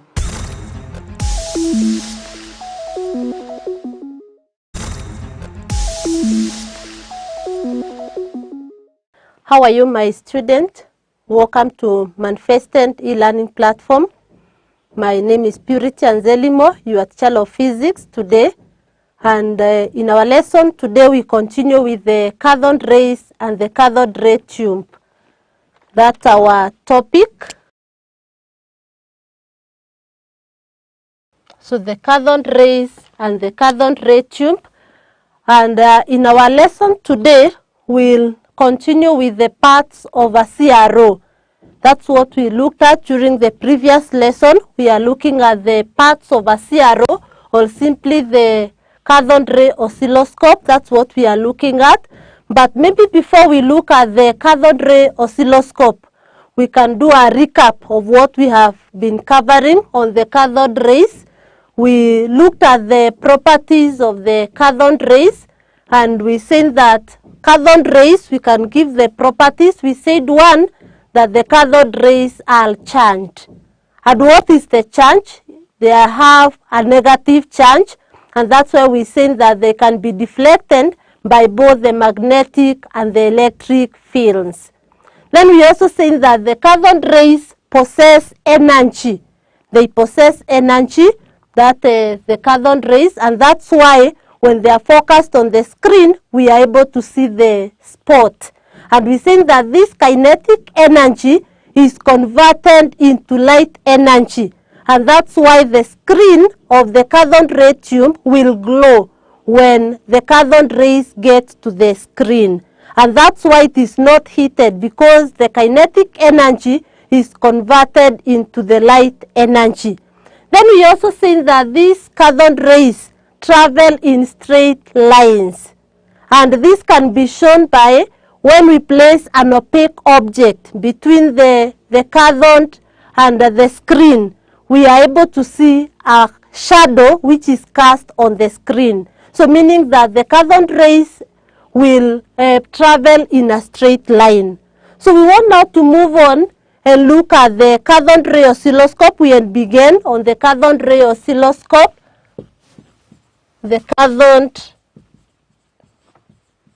ray oscilloscope. Cathode ray oscilloscope, or what we simply refer to as a CRO. And during the previous lesson, we were looking at the parts of a CRO, and we gave three major parts of a CRO. One, we have the electron gun. Number two, we talked of the deflecting system. The deflecting system. And number three, we have the display system. The display system, or what we simply call the screen. So those are the major parts of a cathode ray oscilloscope. The electron gun, we have the deflecting system, and we have the display system. Now, if you look at what we have here, we now have our CRO. This is now the cathode ray oscilloscope. The cathode ray oscilloscope. And to begin with, we can begin on the electron gun. And that's where we'll continue from. So we start with the electron gun as our number one. We can use the ABC and ABC. So we have the electron gun, the deflecting system, and the display system. So the first one, we are saying we have the electron gun. And we say that it is in the electron gun where electrons are produced. Again, they are accelerated towards the screen. So they are produced there, and again they are accelerated again in the electron gun. And we say that the electron gun comprises of three parts. Number one, we have what we call the cathode. We also have the ground, and we have the anodes. So in the electron gun, now if we come now to our CRO, we are talking of the cathode, the ground, and the anode. So all this part, the whole of it, this part from here all the way to this part here is what we are referring to as the electron gun. So comprising of the cathode. So we need to know what is the function of the cathode. We can say that the function of the cathode is to produce electrons, or simply to emit the electrons. We think that here we are having the heater filament. This is the heater filament. The heater filament. What it does, it heats the cathode. And when the cathode is heated, it will emit electrons. So the function of the cathode, as we mentioned, is to emit the electrons. So you can see now when it emits the electrons, next we are having the gradient. And now we want to discuss what is the function of the gradient in a cathode ray oscilloscope. Now if you look at the gradient here, so when the electrons have been emitted by the cathode here, they will pass through this opening here, which we are now calling the gradient. So it is an opening, as you can see. It is an opening and it goes all the way now to our screen. So what it does, it is the one that is able to regulate the rate of flow of electrons from the cathode all the way to the screen of our CRO. So it will regulate the number of electrons that are passing, in that this gradient can either be made more negative or less negative. So when it is made more negative, when we make our gradient to be more negative in relation to the cathode, it means that because these electrons here are negatively charged, then it means that less electrons will be allowed to pass through or to move to the screen. So therefore it means that the flow of electrons will be cut off. Now, but when we have it being made less negative, when it is less negative, it means that more electrons will be able to pass, because electrons, remember we said they are negatively charged. So their electrons, more of them will pass through, and therefore increasing the brightness of the spot. So we can note down the following for the gradient. So we are still in the first part of the CRO, which is the electron gun. And in the electron gun, we are in the gradient. And we can start by saying that the gradient controls the rate of flow of electrons. It controls the rate of flow of the electrons, controls the rate of flow of electrons.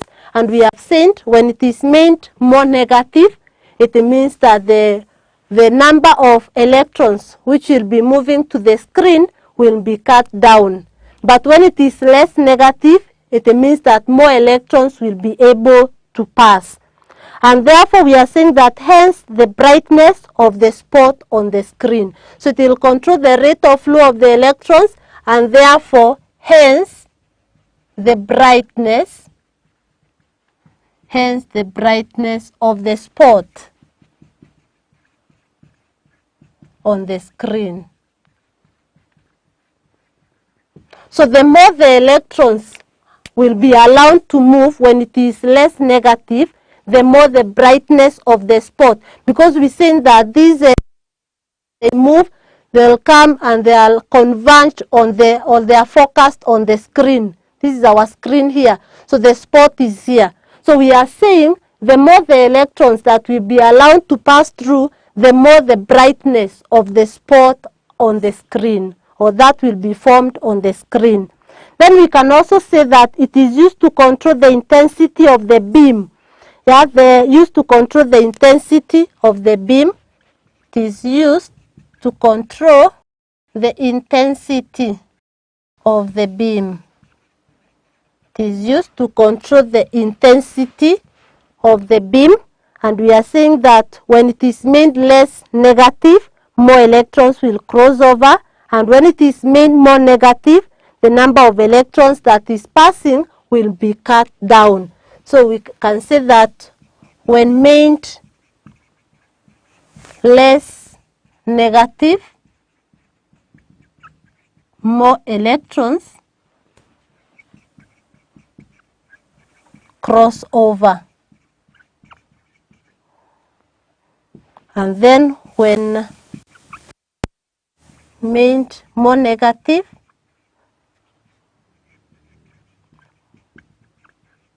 we are saying that the flow of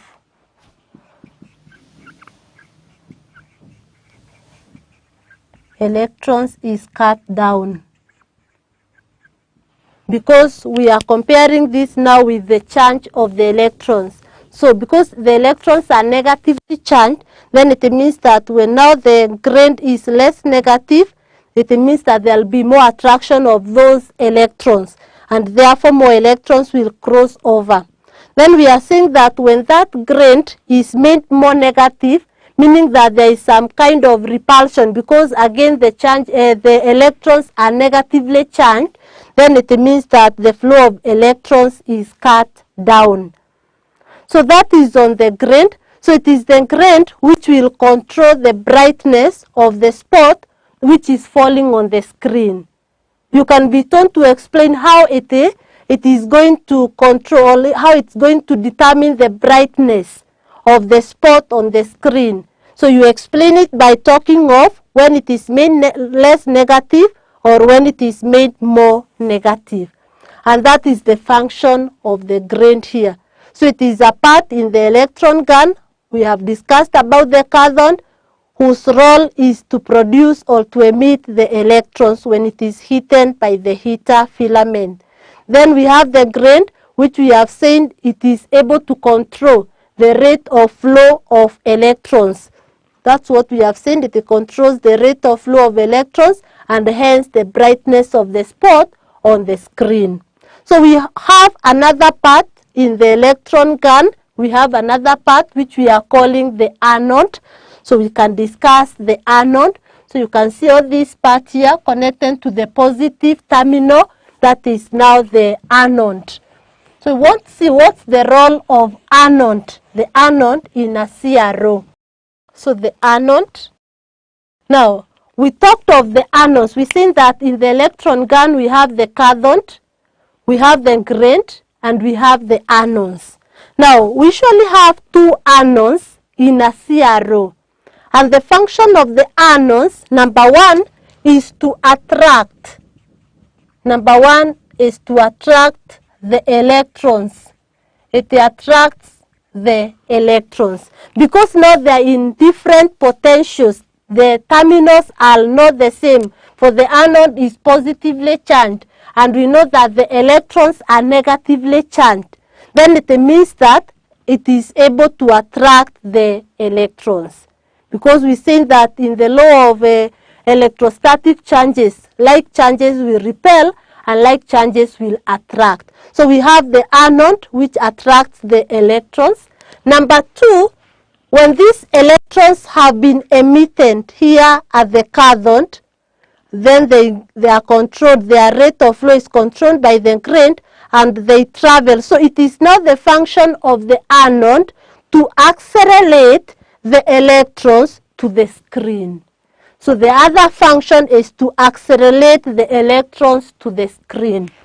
So number two, accelerate electrons to the screen. So it will accelerate the electrons towards the screen. Then something else that you can see here, we can see clearly that when we have this is our part which we are calling the anode. We can see it's able to come and focus the electrons on this point here. This is the spot that we are talking about. This is the spot, which we say that on hitting the screen at this point, it's going to produce some light. So another function of the anode is to focus the electrons on the screen, or to focus the beam onto the screen. So to focus the electron beam on the screen. And that is what we are calling the anode in the, remember we are still in the electron gun. So it focuses the electrons or the electron beam on the screen. And on reaching the screen, it's able to fluorescence. So that is our electron gun comprising of the cathode, the grain, and the anode. So you should be in a position to explain the functions of each and every part in the electron gun. So I want us to move on to the other part of a CRO. We have seen that the other part of a CRO is what we are calling the deflecting system. So we move on to the other part of a cathode ray oscilloscope. So here we are having the deflecting system.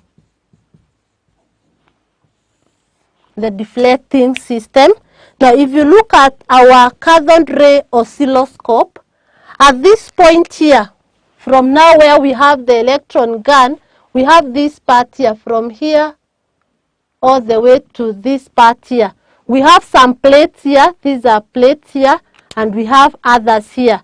So we have these plates which we are calling the Y plates. And we talk of the Y plates, they bring about the vertical deflection. So this is a vertical deflection. The Y plates are for vertical deflection.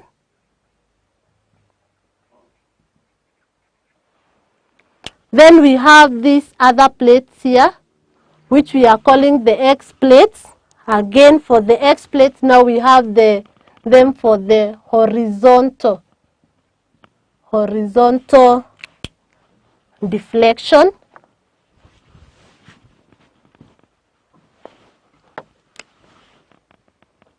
Horizontal deflection. So this is the deflecting system. In a cathode ray oscilloscope, we have the Y plates responsible for the vertical deflection, and we also have what we are calling the X plates for horizontal deflection. So when it comes to calculations, we'll be able to understand more on the deflection, both the vertical and also the horizontal deflection. So we can note something on the deflecting system, and in the deflecting system, and this is B because our A was the electron gun, so our B is the deflecting system, and we can say that in this we have the vertical deflection,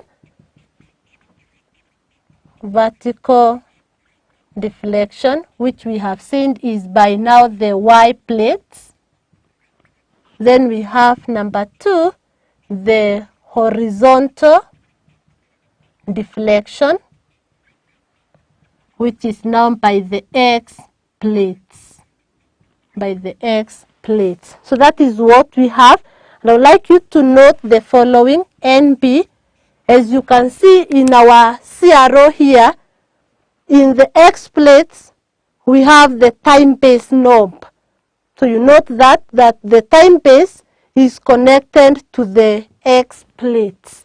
So we can say the following, that the X plates are internally connected. The X plates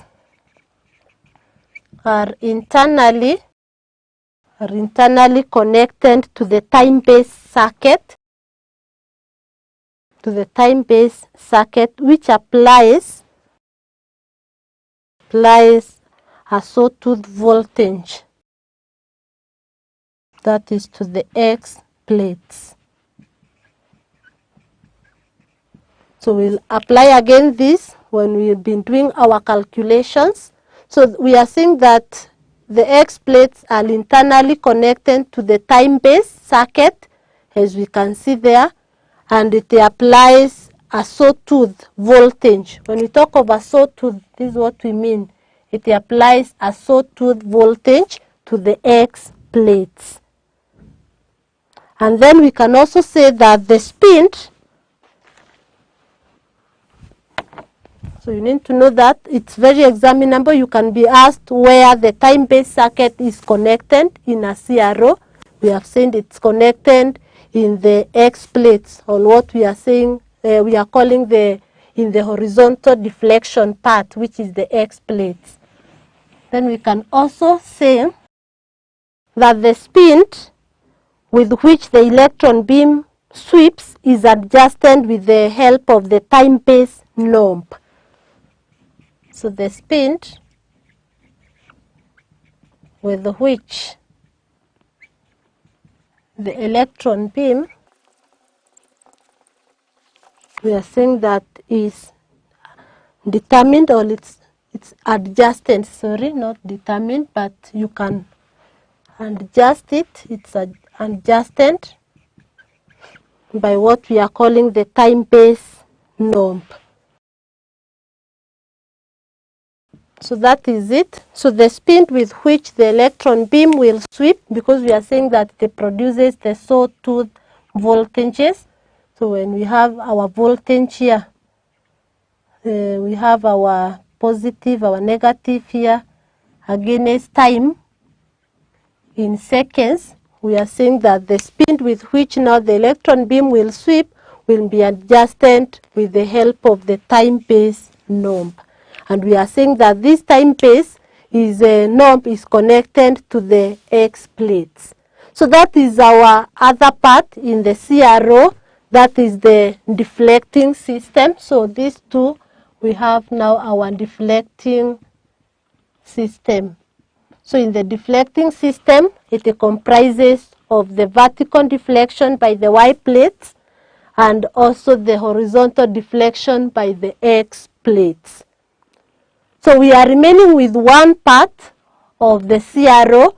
We have already looked at the electron gun, the deflecting system, and now we want to look at the last part, which is the screen or the display system.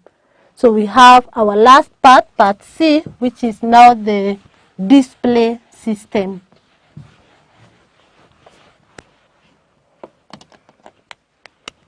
So part C, we have the display system, and this is simply what we are calling the screen. So what is the function of the screen in a cathode ray oscilloscope?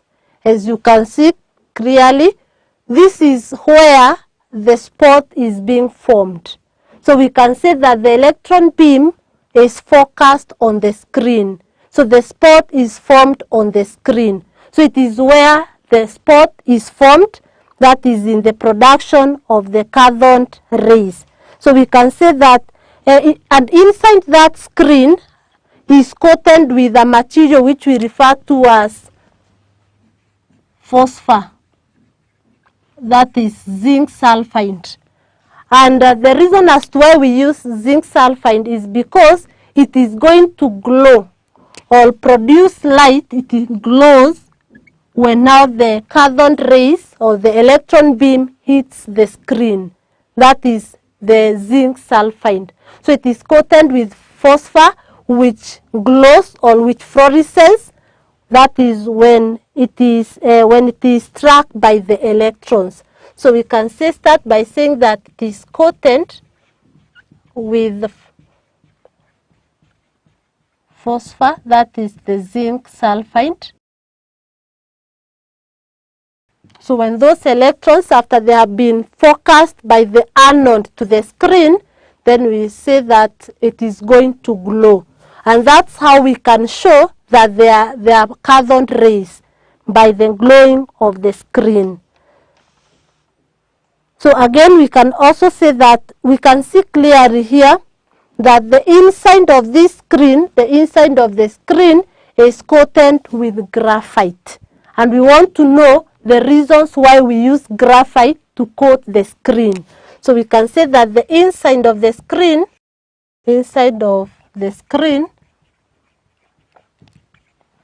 is coated with graphite.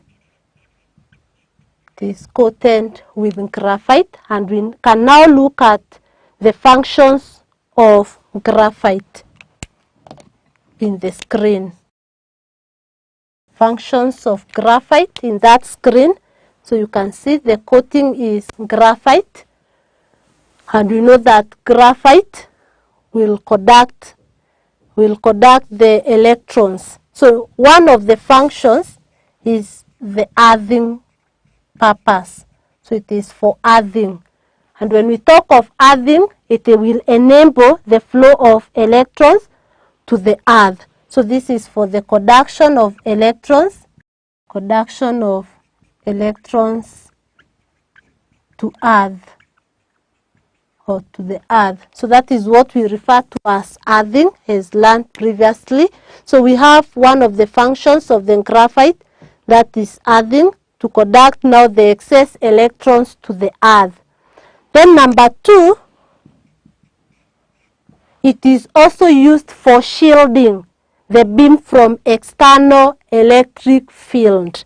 So it can also be used for shielding, and in this case it shields the electron beam from external electric fields. So we have another function of the graphite as a coating of the screen used for shielding. So that is, it shields the electron beam from the external electric fields. Remember, we said that electron beam, or the cathode rays, what we are calling that a fast moving electron beam, is what we are calling the cathode rays. We say that these cathode rays are negatively charged, and therefore they are deflected by the electric field. So graphite can be used for shielding. And finally, another function of graphite,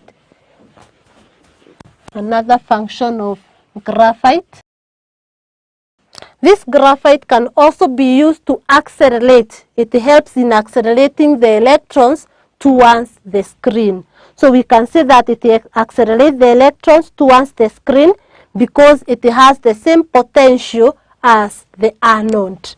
So number 3 accelerates electrons towards the screen, and this is because it is at the same potential as the anode.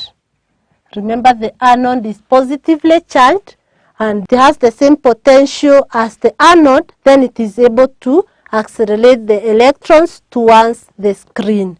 So those are the 3 functions of the graphite coating in the screen.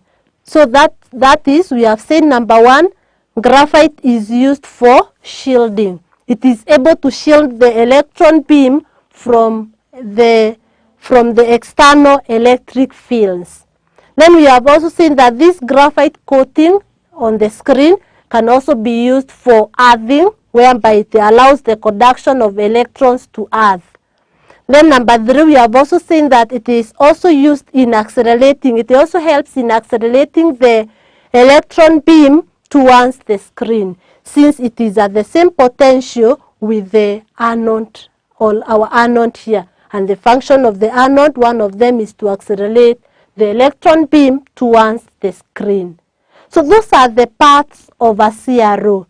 So we have said for the CRO, it has 3 major parts, or the cathode ray oscilloscope is divided into 3 major parts. One is the electron gun. This is our electron gun, if we go through it. And in the electron gun, we have the cathode, which helps in the production of electrons. These are our electrons.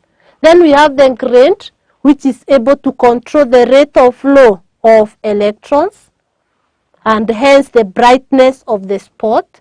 Then we have the anodes, whose function, 1 is to attract the electrons, number 2 to accelerate the electrons towards the screen, and number 3 to focus the electrons on the screen. Then we have also said we have another part, a major part of a CRO, which we are calling the deflecting system. And in the deflecting system, we have 2 plates. We have now these 2 plates, which we are calling the Y plates, and we have the X plates. And we have said NB that the time-based circuit is connected to the X plates.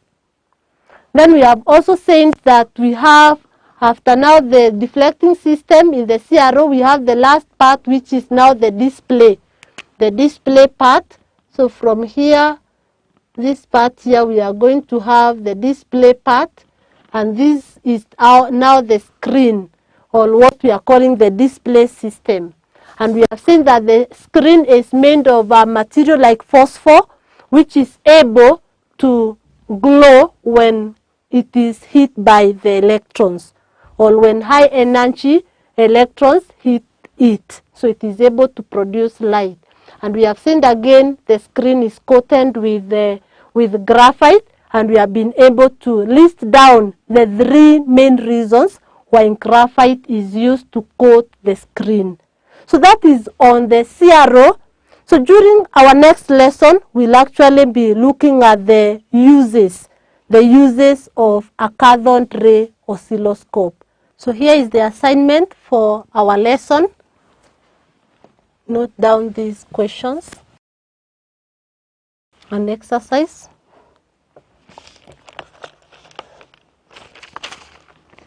On what we've just covered.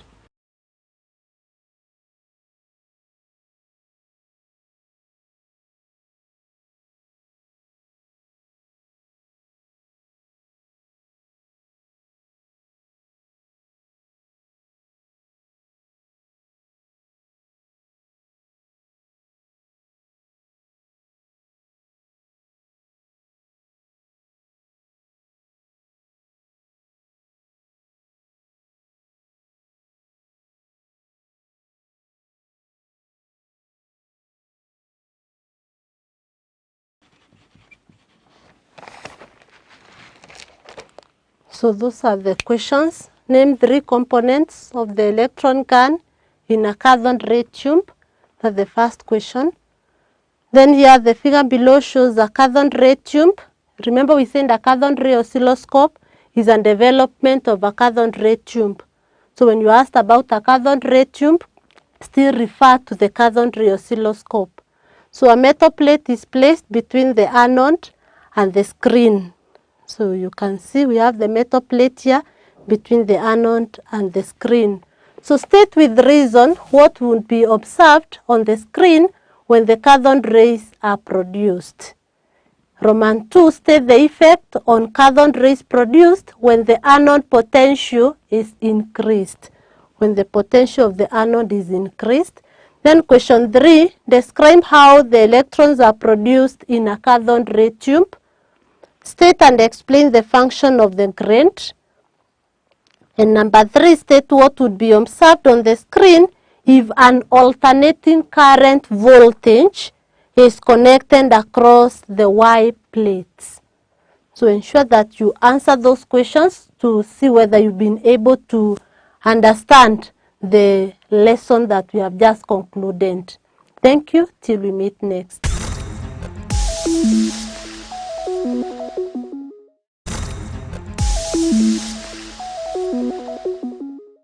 Hello learners, welcome to Manifested Online Classes. Today we are going to look at a topic, the head of the topic is loci. So before a learner should start the lesson, he should be conversant with geometrical constructions, linear inequalities, and properties of a circle, as this knowledge is useful as a foundation for the topic. So for geometrical construction, if you go to videos on the website, they were covered under Form 1. For linear inequalities, they were covered on the videos in Form 2. And properties of a circle, they were covered under the videos for Form 3. So that knowledge will be useful for us to go through the topic. The objectives of this topic are, at the end of the topic, the learner should be able to 1, define locus, 2, describe common types of loci, and 3, under construction, you should be able to construct loci involving inequalities, loci involving chords, loci involving points under given conditions, and lastly, to construct intersecting loci. So under the introduction for the topic, we shall use an example. There is an example under Secondary Mathematics Students Book 4 as it is seen there. So I'll take my time to sketch a sketch on the board under the introduction, which will help us to move on.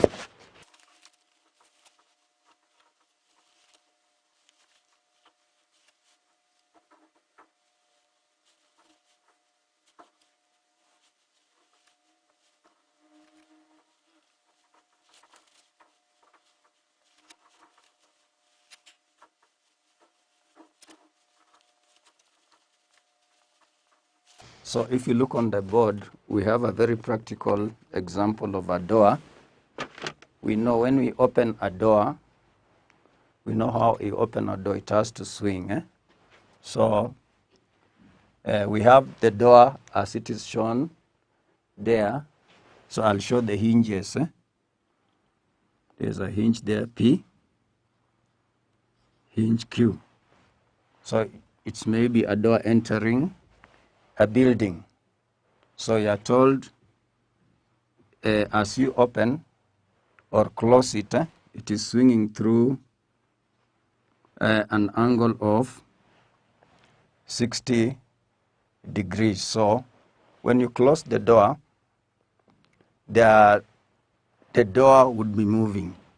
You can consider a point A on the door. Let's say it had been opened at 60 degrees. How will that point on the door move? So you can come to one and say, when opening the door,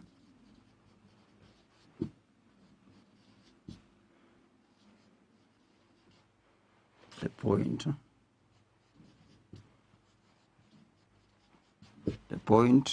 A on the door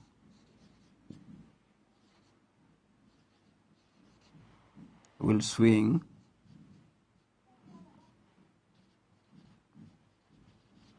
through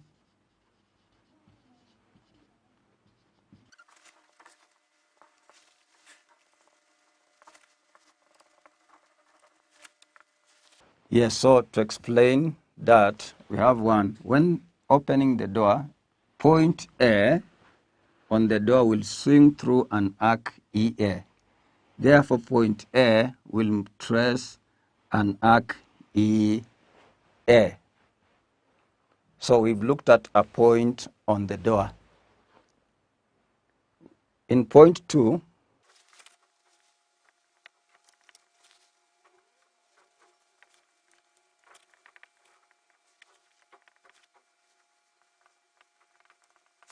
so to explain the second point, a line on the door as it swings to close or open, a line on the door DA will sweep through a sector DAE.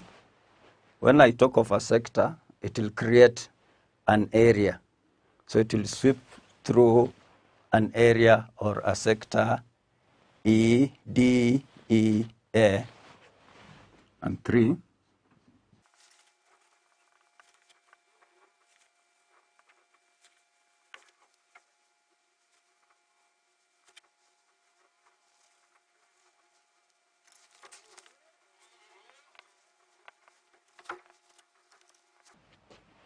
so looking at 3 again, the door itself, A, B, C, D, will sweep through a shape that will create a solid.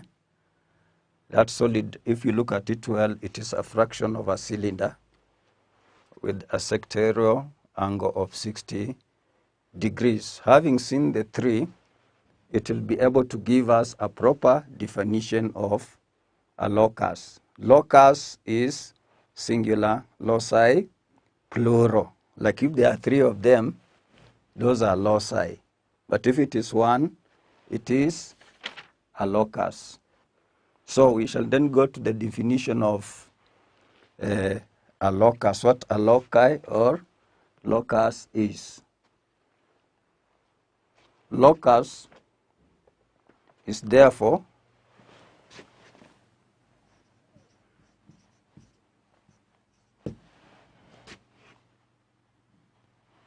Locus is the path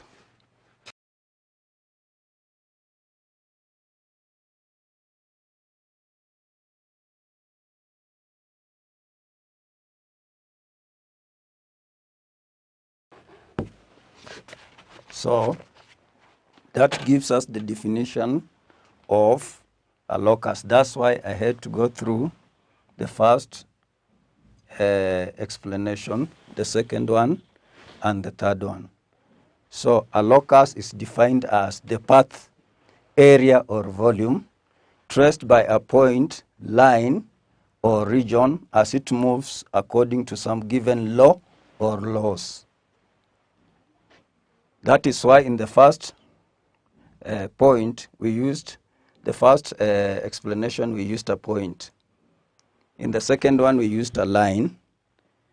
And in the third one we used a region.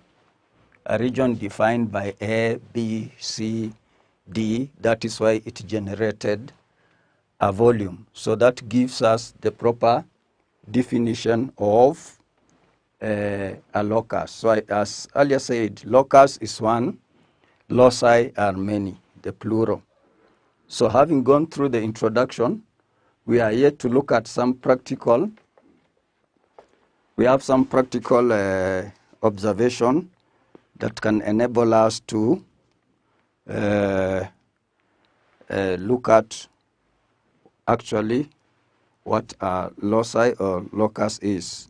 So I'll just write around 2 of them on the board, and I'll be able to sketch the loci or the locus of that. So it is under exercise 3.1.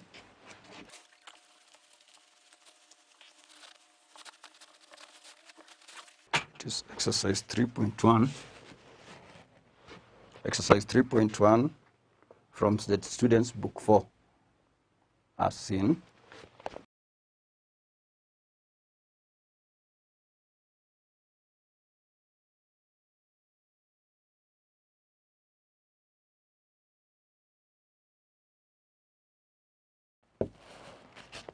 So we have the first question, which will enable us to sketch the locus of the point in question. So the question goes, sketch and state the locus of the tip of a minute hand of a clock during a 30-minute interval. During a 30-minute interval. So the conditions there are very clear, isn't it? So from the definition of a locus, there is a law or something that is guiding us to get that. There is that 30-minute interval. So to do that, we have to sketch the clock face.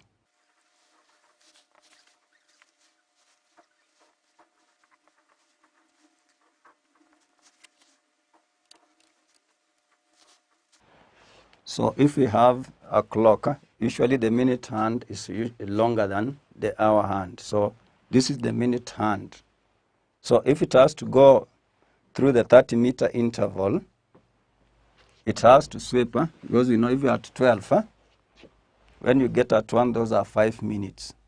So for the minute hand to sweep through up to 12 again, it is 60 minutes. So that interval there is 5 minutes. So we shall have 5, 10, 15, 20, 25, and lastly it will have swept up to that 6. So we have to go back to the question. It was not the hand, it was the tip. When you talk of the tip, isn't it? It was not the whole hand. Like in the definition, we talked of a point, then a line. So you'll find this will be the tip.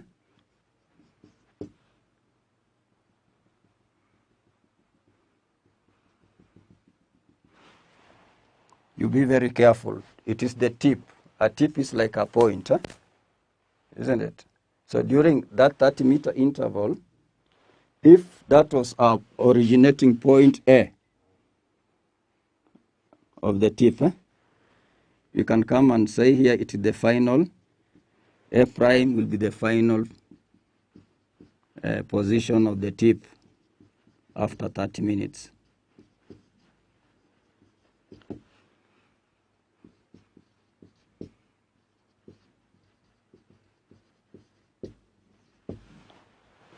So looking at that, you need to be very careful. It was a point, which is a tip, and not actually a line. A line would have given something else. So the trajectory made, this is an arc. It will make what we call an arc. This is an arc. So is it enough to say an arc? Isn't it? It traces an arc. There is something else you can add. This is 180 degrees, isn't it? Because you don't know whether it is quarter way or halfway. So the locus drawn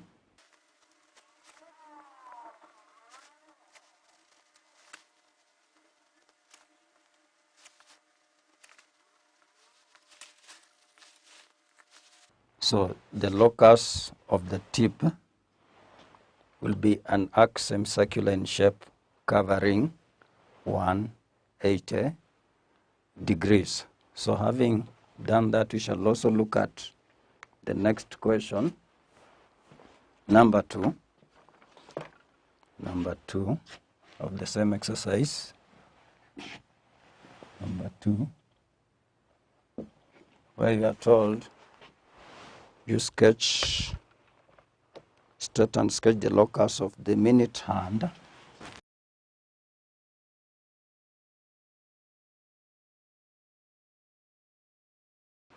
So number 2 talks of you sketch and state the locus of the minute hand of a clock during a 30-minute interval. So because they have told us to sketch, we must draw the sketch of the clock face.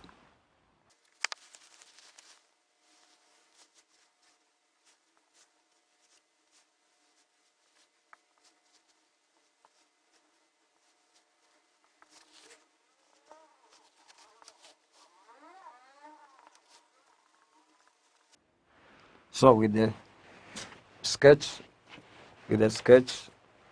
on the board, he told us the minute hand of a clock during a 30-minute interval.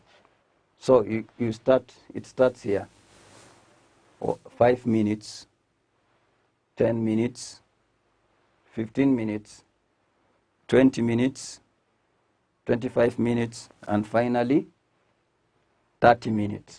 So, as I said, you should be able to identify whether it is a line, a tip, or a region. So in my case, they are talking of the hand. That's why I've drawn, this is the hand. That is a line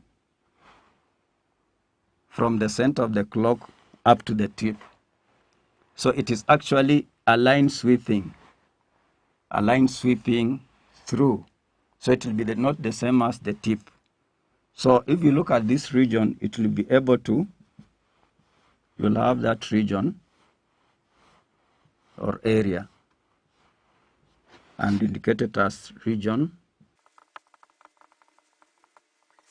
So it is a region, this is the region the hand will sweep through during the 30-minute interval. So the locus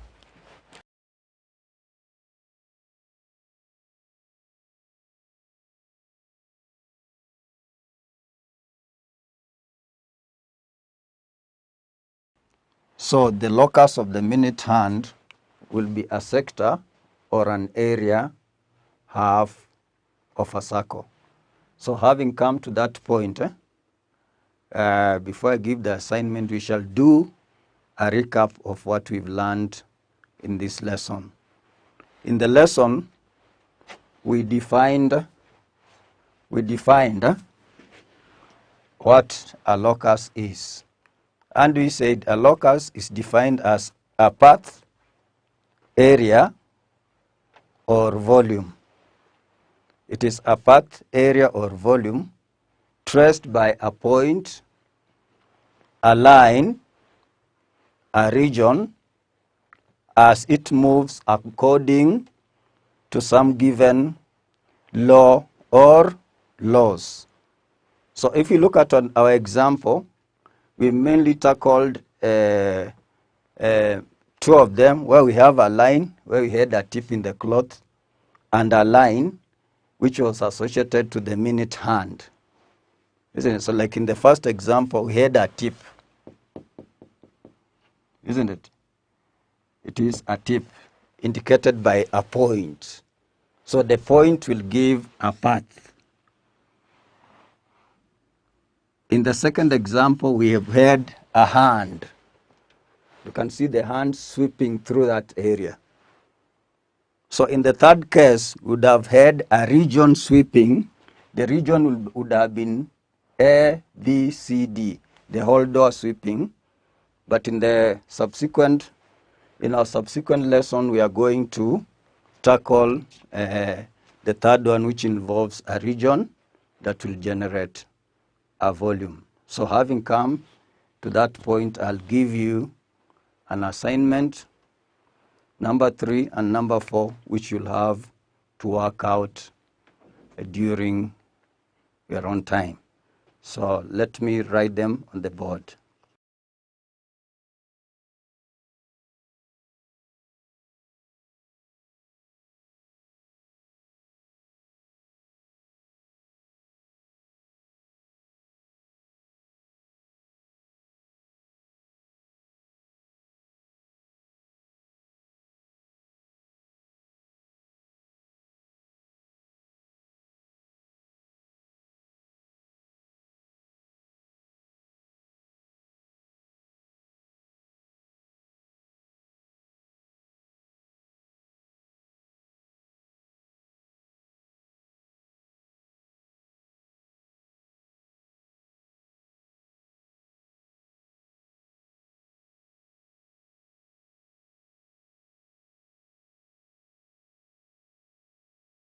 So the questions are there. Just read through before we come to the end. Question 3, you'll sketch and draw the locus of the axle of a bicycle as the bicycle moves through a level road, and lastly, the bob of a swinging pendulum.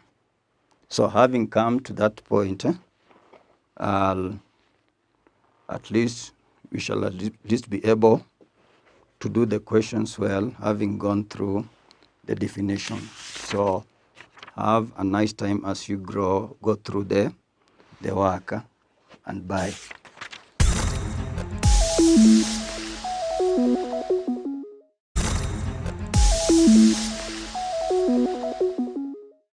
Welcome to our physics lesson today. My name is Purity Anzelimo, your teacher of physics. In our lesson today, we continue with the cathode rays and the cathode ray tube. That's our topic. Cathode rays and the cathode ray tube. During our previous lesson, we have been looking at the parts of a cathode ray oscilloscope, and we were able to know that a cathode ray oscilloscope is used in the production of cathode rays, and we were able to see the 3 major parts of a cathode ray oscilloscope, namely the electron gun. We also have the deflecting system and also the screen or the display system. So those were the major parts, or those are the major parts of a CRO. In the electron gun, we have the cathode, that is the heated cathode, the ground, and the anodes. In the deflecting system, we have the X plates and the Y plates. And in the display system, we have the screen.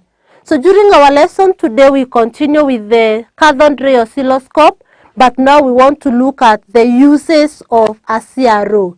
So uses of a CRO, uses of a cathode ray oscilloscope. And we are going to look at two major uses of a cathode ray oscilloscope. We are going to explain each one of them.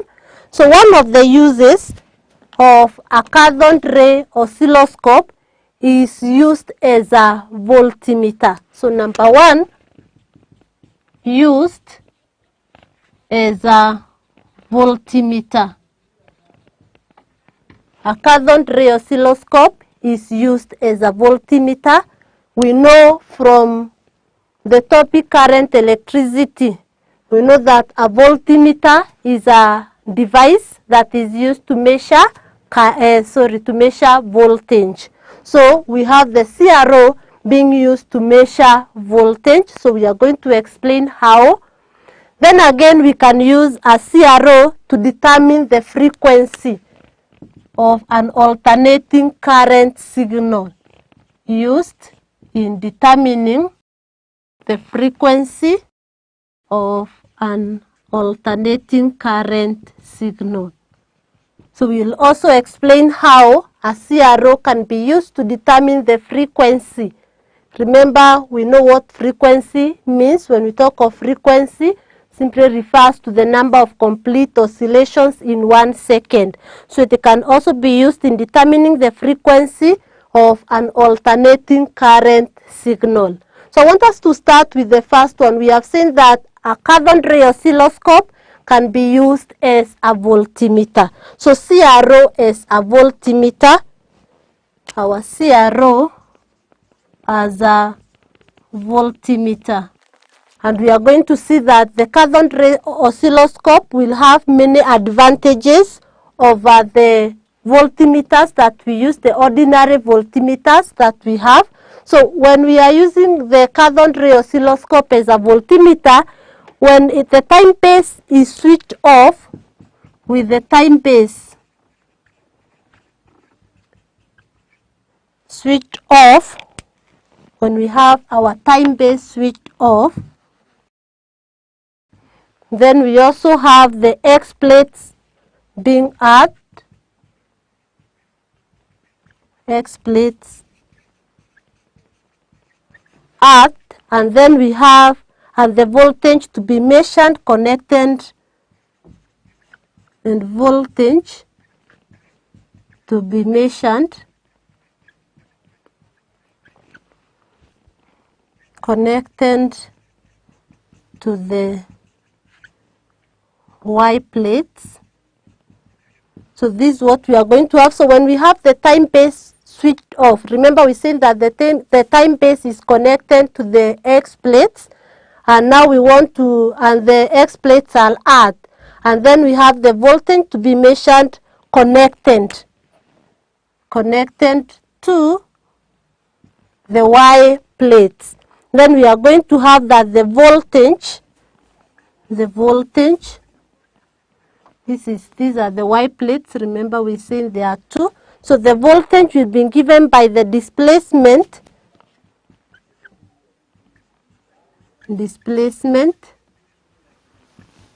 multiplied by the sensitivity. And in the sensitivity, that is simply the volts per division. Sensitivity is simply the volts per division. So when we have the time base switched off, the X plates at, and the voltage to be measured connected to the Y plates, then we can calculate the voltage as displacement. Remember, we said that in the deflecting system, we have these Y plates which are responsible for the vertical deflection. And that's why we are talking of the displacement. We are going to apply this in our numerical calculations. So voltage will be given by the displacement multiplied by the volts per division. And in this volts per division is also referred to as the sensitivity. So that's how we can use CRO to calculate the voltage, or that's how a CRO can be used as a voltmeter, and we are going to employ this in our calculations. So note voltage is equal to displacement multiplied by the volts per division. And as I've said, a voltmeter is a device that is used to measure voltage. And therefore we have our other voltmeters, the ordinary voltmeters. But now we are saying that the CRO is advantageous or has more advantages over the ordinary voltmeter. And we look at those advantages. So we look at advantages of the CRO over the voltmeter. Advantages of the CRO over the ordinary voltmeter. Now, a CRO as a voltmeter, we have seen that it can be used as a voltmeter. What are the advantages of the CRO when used as a voltmeter over the ordinary meters? So one of the advantages is that it can be used to measure both direct current and alternating current voltages. That's number one. Remember, for the voltmeters that we have or that we use in the lab, mostly they are only used to measure direct current voltages. So but for the CRO, can be used or can measure both the direct current and the alternating current voltages. So that's one of the advantages of a CRO over the voltmeter. Then we can also say that it can also be used to measure large currents. It can be used to measure large, not currents, but voltages, because it's used as a voltmeter. It can be used to measure large voltages without being destroyed. We know in the voltmeters that we use in the laboratory, most of them ranges from 0 to 5 volts, others from 0 to 3 volts. But now for the CRO, it can be used to measure larger voltages. So can measure larger voltages compared to the ordinary voltmeters. So it can be used to measure larger voltages compared to the ordinary meters, and it cannot be destroyed. So without being destroyed.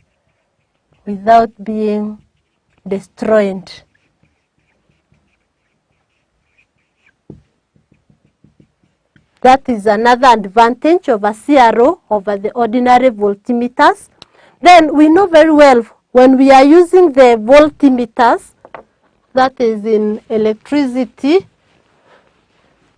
when we use the voltmeter, when you want to read the screen or the reading, we usually check where the pointer, how the pointer moves. If, for example, this is my pointer, these are the readings here on the voltmeter. We know very well that this pointer, when you want to get the reading, it swings fast. It swings around the reading. It swings and then it points where the reading is to be. And the reason as to why it swings before getting to the point where the reading is due to inertia. Due to inertia, which we discussed also in the Newton's laws of motion. So as a result of inertia, then this pointer will swing momentarily about the point or the actual reading. But for a CRO, it's not affected by inertia. And therefore the reading will just be read directly, instead of the pointer having to swing about the point where the reading is to be taken. So that is another advantage of a CRO. So we can say that it responds at an instant, or instantaneously responds instantaneously. The response instantaneously, unlike the ordinary meters, which swing, or which, unlike the ordinary meters, we can talk of whose pointers are affected by inertia. So they will sing about the point and before they show the actual reading. But now for a CRO, it will respond instantaneously, unlike the ordinary meters, which we are saying the pointers are affected by inertia. Then we can also say that with the CRO, another advantage over the ordinary meters, another advantage, number 4, we can say that the CRO has a very high resistance. It has an infinite resistance, and therefore it does not take any current. It has very high resistance, any current. It has a high resistance, hence does not take any current. From current electricity, that is on Ohm's law, we know very well that Ohm's law relates voltage to resistance, that is V is equals to IR, and we are saying that a CRO has a very high resistance. This is very high for a CRO, and that means when it is high, it is not going to take any current or even any voltage. The voltage and the current are not going to be affected when the value of the resistance is high, because from this we know that the current will be equal to V all over R, and we are saying that when this is very high, then it's not going to affect this current. It's not going to take any current, because if it were low, it means that then this will be affected, the current will be affected for us to get the voltage, because it's being used to measure the voltage. So it has a high resistance, or what we are calling infinite resistance, and therefore it does not take away any current. So those are the uses of a CRO. That the first use, which we have just discussed, that it is used as a voltmeter, and we are saying that when the time base is switched off and the X plates are at, the voltage can therefore be measured, or can be measured while connected to the Y plate. And voltage, we have seen, will be given by the displacement multiplied by the volts per division. And then we have also explained why the CRO is preferred to the ordinary voltmeters. It has the following advantages. We have mentioned 4 of them. It can measure both direct current and alternating current voltages, unlike the voltmeter, which only measures the direct current voltage. Then it can measure larger voltages compared to the ordinary voltmeters without being destroyed. We have also seen that it is not affected by inertia, so it can respond instantaneously, unlike the other meters. Then we've also seen that it has infinite resistance, and hence it does not take any current away. So we want to look at the other use of a CRO, use number 2, where we have seen that it is used in determining the frequency of an alternating current signal. So used to determine the frequency, CRO to determine the frequency,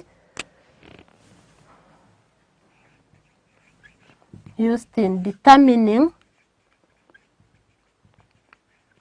frequency, that is of an alternating current signal. And in this one, the signal is fed into the Y plates. The signal is fed into the Y plates. The signal is fed into the Y plates with the time base on. The time base is on, with the time base on, and we are saying that the time base control is then adjusted. The time base is controlled. The time base can be controlled. The time base control, is adjusted to give one. It is adjusted. The time base control is adjusted. So this time base, remember, it is on the X plate, is adjusted to give many cycles as possible. It is adjusted to give more cycles,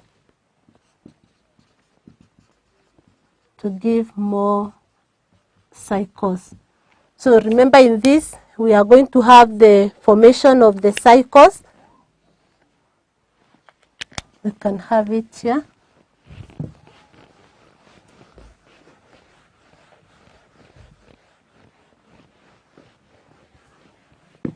So there will be formation of the cycles. So we can have this. That's what we are going to have. So we are saying that when the time base is on, and this time base control is adjusted to give more cycles, and therefore from this, then we can say that when we want to calculate the frequency, the periodic time is recorded. The time, or what we call the periodic time is the time taken to complete one cycle. This time which is taken to complete this cycle, the time which is there, is what we are calling now periodic time, represented using a capital letter T. And we can say that the periodic time is determined. It is determined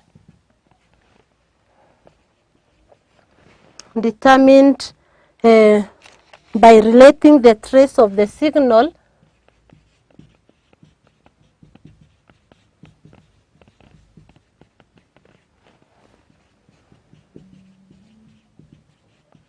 by relating the trace of the signal on the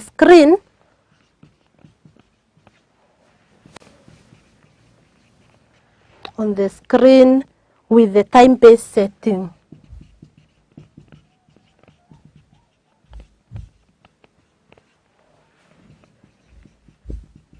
So the periodic time is now being determined by relating the trace of the signal, which you have seen, the trace of the signal on the screen, with the time base setting. So we can be able now to get the periodic time, because we are saying that the time base is on.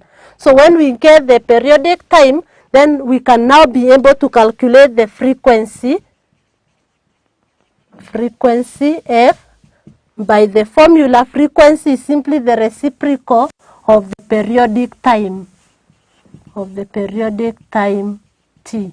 And therefore we can be able to calculate frequency by getting the reciprocal of the periodic time. So that's how we can use a CRO to determine the frequency of an alternating current signal. Because when we get the periodic time from the connections, whereby we are saying the signal is fed into the Y plates, then the time base is on, the time base control is adjusted to give cycles many as possible, and therefore the periodic time is determined by relating the trace of the signal, this is the signal on the screen, with the time base setting. So with this, we can be able to get the periodic time and hence able to calculate the frequency. So the frequency will be the reciprocal of the periodic time. So those are the two uses of a CRO. One used as a voltmeter, and we have seen that the voltage here will be given by the displacement multiplied by the divisions, that is the sensitivity. And then we have also seen that it is used in determining the frequency of an alternating current signal. So those are the two uses, and you should be able to explain how it is used. In this, we are going to do more calculations. We'll apply this formula in our calculations We'll also apply the formula on calculation of voltage, which we have seen being given by displacement multiplied by the sensitivity. So we want now to compare a cathode ray oscilloscope to a TV tube. We want to look at the differences that are there between a cathode ray oscilloscope and the TV tube. So we look at those differences.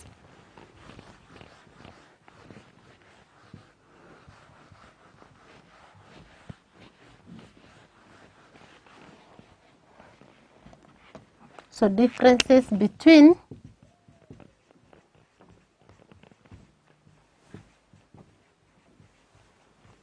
a CRO and a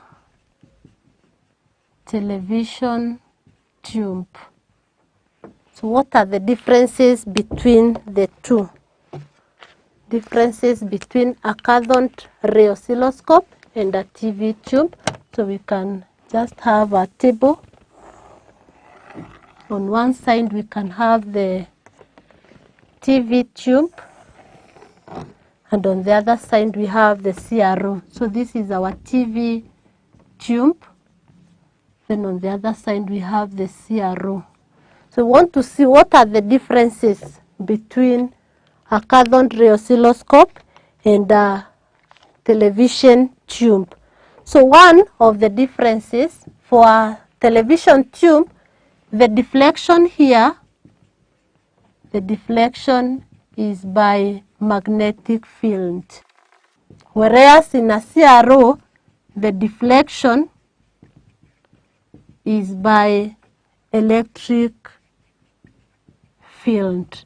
So you need to know that in a TV tube, the deflection is by the magnetic field, whereas in a CRO, it's by the electric field. Then a TV tube has two time base. It has two time base. Whereas in a CRO, as we mentioned, it has only one. Has one time base, which we said it's on the X plates. Then we can also say that electrons light the whole screen for a TV tube, and that's why you are able to see the whole screen being lit in a TV. So the electrons light the whole screen.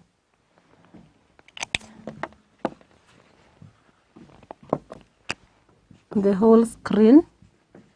Whereas in a CRO, as we said, the electrons will only form a spot. Electrons form a spot on the screen. This we were able to explain. So the electrons which are being produced in a cathode ray oscilloscope will only form a spot on the screen, unlike in a TV tube where the electrons will light the whole screen. Finally, there are 625 lines per second in a TV tube. There are 625 lines per second in the TV tube, whereas in a CRO, there are only 25 lines per second. So those are the differences, 4 differences between a TV tube and a CRO. In a TV tube, the deflection is by the magnetic field, and that's why the TV screen is larger than a CRO screen. Then we are saying that a TV tube has 2 time base, whereas a CRO has only 1. In a TV tube, electrons light the whole screen. In a CRO, electrons form a spot on the screen. In a TV tube, there are 625 lines per second, whereas in a CRO, there are only 25 lines per second. So that is it on the CRO, or the cathode ray oscilloscope. In the other lesson, which now will mark the end of this topic, we'll now be looking at the calculations involving the CRO. Now that we have seen we can be able to calculate the voltage, we can be able to calculate the frequency, we can be able to calculate the sensitivity. So that's what we'll engage in. So I'd like to give you some exercise on what we have just covered on the uses of a CRO. So an assignment here for you. Answer the following.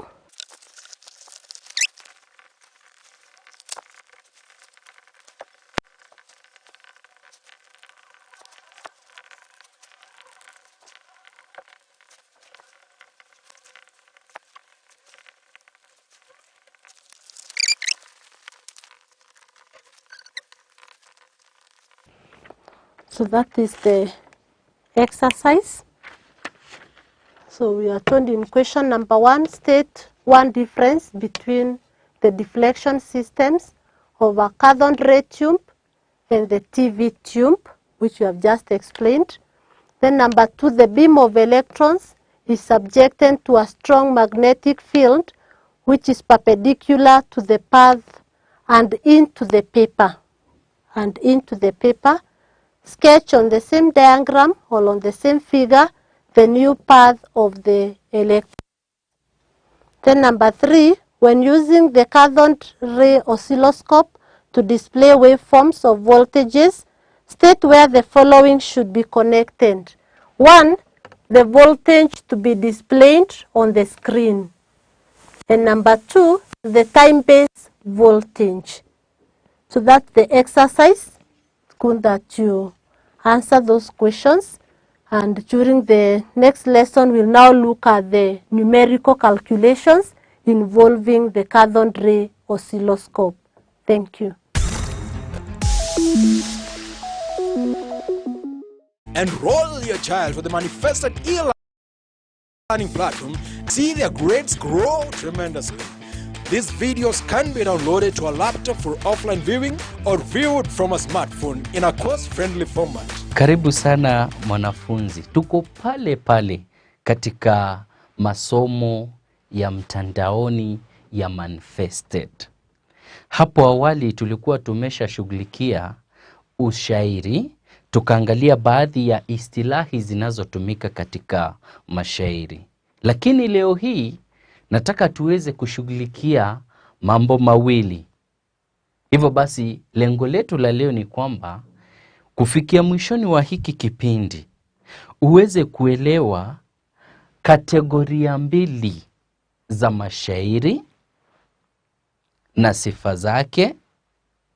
Jambo la pili ni kuelewa na uweze kueleza bahari mbalimbali za mashairi. Lakini hata kabla ya sisi kuelekea huko kwa bahari na kategoria, wacha tu kidogo tuweze kuangazia kidogo kuhusiana na yale ambayo tulikuwa tumezungumza hapo awali kuhusiana na ushairi, maana yake na baadhi ya istilahi. Iwapo unakumbuka, basi tukasema kwamba kumbuka somo letu la leo ni Kiswahili.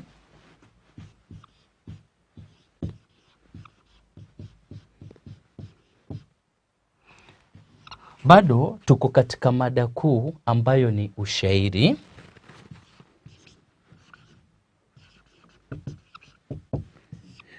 Na nikaeleza kwamba katika kile kipindi kingine tulikuwa tushapata maana ya shairi, ambapo tulisema ni utungo wa kisanaa. Wacha nitumie, ni utungo wa kisanaa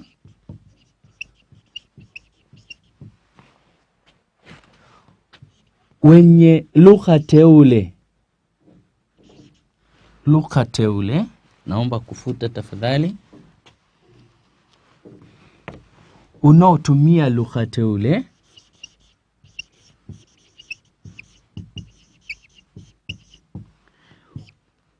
mpangilio maalum wa maneno.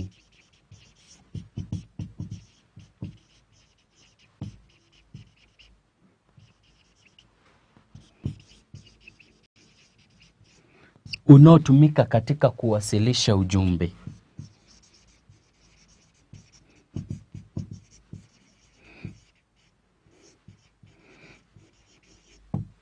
Wanafunzi, kumbuka kwamba hivi ndivyo vitahiniwa. Unapoeleza dhana hii ya shairi, unapoeleza maana yake, kumbuka kutaja kwamba ni utungo wa kisanaa. Kumbuka kutaja kwamba unaotumia lugha teule. Sio lugha tu hivi hivi, lugha yote, la hasha. Ni lugha iliyoteuliwa kwa weledi mkubwa sana, tena zaidi, na mpangilio maalum wa maneno. Maneno yanapangwa kiasi kwamba yanaweza kuwasilisha ujumbe wa msanii. Na basi kazi yenyewe ya huu utungo wa kisanaa wenye lugha teule na mpangilio maalum wa maneno ni kuwasilisha ujumbe. Haya, hapo basi katika hicho kipindi bado tukaangazia baadhi ya istilahi. Istilahi, hili neno istilahi kwa kimombo naweza nikakwambia kwamba ni kama vile terminologies. Terminologies ama terms, yani ule msamiati ambao unatumika katika uwanja wa mashairi. Moja kati ya hizi istilahi ambazo tuliweza kuziangazia ni mishororo. Baada ya mishororo tukasema kwamba mishororo ni ile mistari katika ubeti, ni mistari katika mashairi.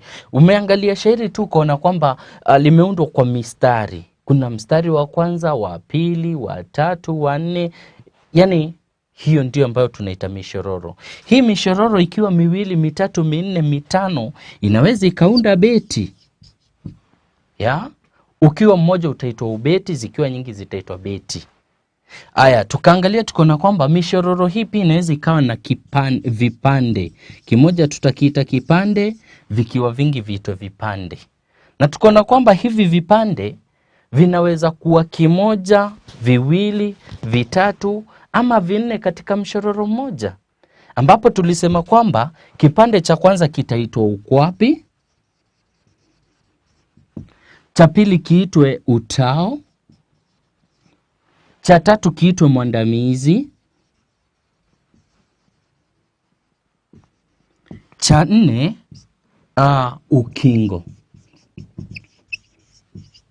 Sio hizo tu, tuliangalia istilahi nyingine nyingi zaidi, ambapo na kutuma rejelea hicho kipindi ili uweze kufahamu zaidi kuhusiana na haya. Tukaangalia vina, tukaangalia mizani, tukaangalia manju ni nani, tukaangalia pia malenga, tukamwangalia shaha. Haya basi, nafikiri mwanafunzi umepata picha halisi ya yale ambayo yalishughulikiwa katika kipindi hicho ambacho kilitangulia. Haya basi, kwa leo nilikuambia lengo letu kuu leo ni kuangalia kategoria mbili kuu za mashairi, na kila moja yazo tuweze kujua baadhi ya sifa zake ili uweze kupata tofauti kamili. Zaidi tutaweza kushughulikia pia bahari mbalimbali za mashairi ya Kiswahili. Haya basi, wacha ni ufute huu bao tuweze kuanza upya sasa somo letu la leo. Kategoria za mashairi.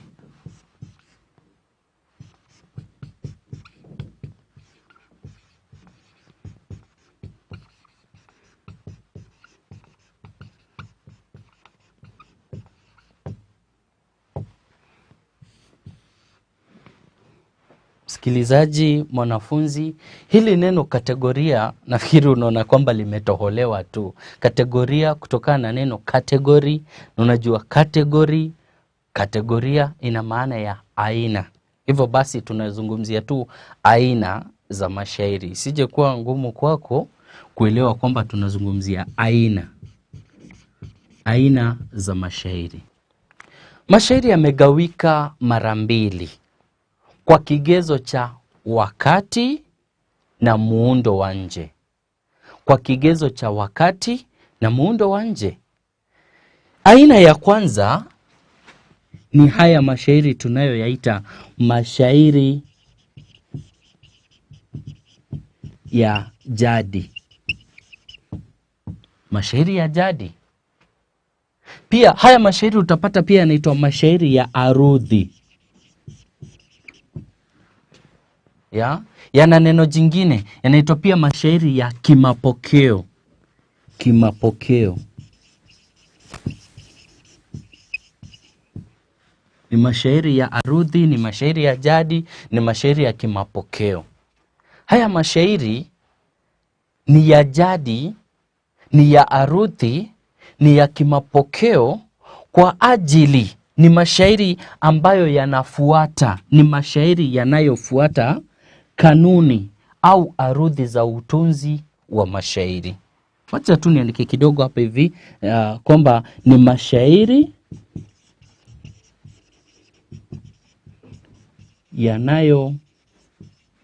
yanayofuata kanuni au kaida au sheria za utunzi wa mashairi.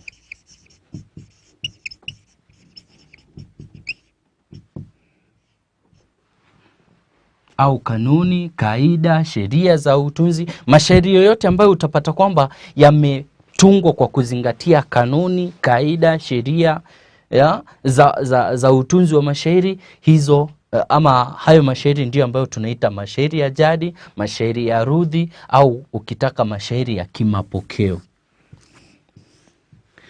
Ningependa uanze kujiuliza hivi, hizi sheria ama hizi kanuni, kaida hizi za utunzi wa mashairi ni gani? Hizi sheria ni gani? Kwanza, kaida zenyewe ni gani? Kaida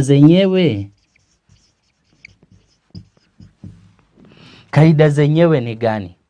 Kwamba shairi lipangwe katika beti. Shairi lipangwe katika beti. Shairi lipangwe katika beti. Kuwe na kama unakumbuka katika hicho kipindi kingine tulisema kwamba ubeti ni fungu la ama ni kifungu cha mishororo. Ati sasa shairi linafaa liwe na ubeti wa kwanza, wa pili, wa tatu, na kuwe na usawa katika beti zenyewe. Pia shairi lipangwe katika mishororo. Ubeti uwe umepangwa katika mishororo, na mishororo yenyewe ijitosheleze kimizani, kivina. Unaona? Shairi lipangwe katika mishororo. Yani ubeti wa kwanza uwe na idadi fulani ya mishororo, ubeti wa pili uwe na idadi sawa ya mishororo kama ilivyokuwa katika ubeti wa kwanza, ubeti wa pili hivyo, wa tatu, wa nne, wa tano, jinsi hiyo. Ni sheria, ni kanuni, ni kaida ya utunzi. Hizo ndizo zinazoitwa arudhi. Aya, mishororo pia kuzingatia sheria ya mizani. Wanamapokeo waliamini kwamba lazima shairi lifuate hiyo kanuni ya kupanga kazi yako, mishororo iwe na idadi fulani ya mizani. Zaidi, wacha tuangalie kanuni nyingine ni vina. Shairi lako unapolitunga, wanamapokeo walipendekeza kwamba lazima liwe na vina. Na kama unakumbuka vina tulisema ni nini? Ni zile silabi za mwisho katika ukwapi au utao au mwandamizi au ukingo. Hizo silabi za mwisho. Wanamapokeo waliamini kwamba lazima hilo shairi liwe na vina. Pia suala jingine la kibwagizo.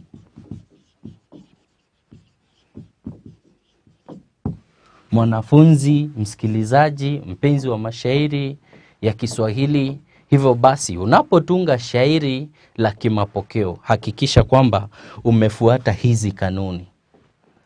Upange kazi yako katika beti, katika mishororo, mizani, vina na kibwagizo. Hiyo ilikuwa ni kategoria ya kwanza ya mashairi, ambayo ni mashairi ya jadi au kitaka arudhi au kitaka mashairi ya kimapokeo. Malenga ambao wanafuata huu mkondo wa utunzi wa mashairi haya wanaitwa wanamapokeo. Wanamapokeo. Wanaitwa wanamapokeo. Yaani ni malenga, ni wale malenga ambao hufuata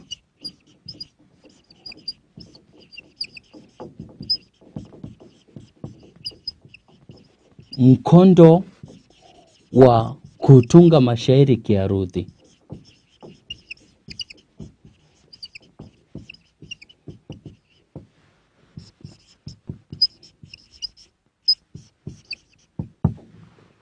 Hufuata ule mkondo wa kutunga mashairi kiarudhi. Kiarudhi kumaanisha kwamba wanafuata zile kaida, kanuni, sheria ambazo ni za beti, mishororo na mizani. Kategoria ya pili. Kategoria ya pili ni mashairi huru. Mashairi huru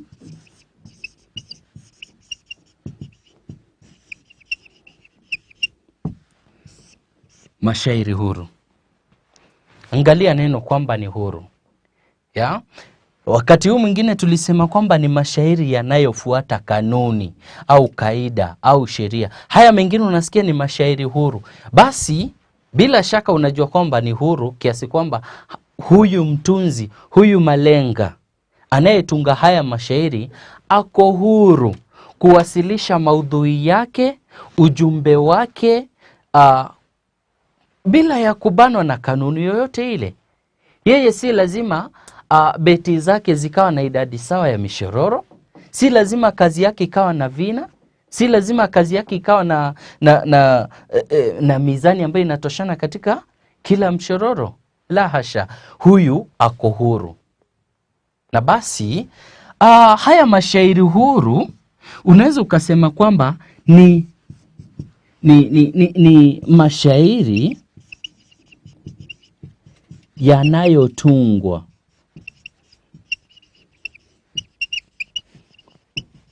bila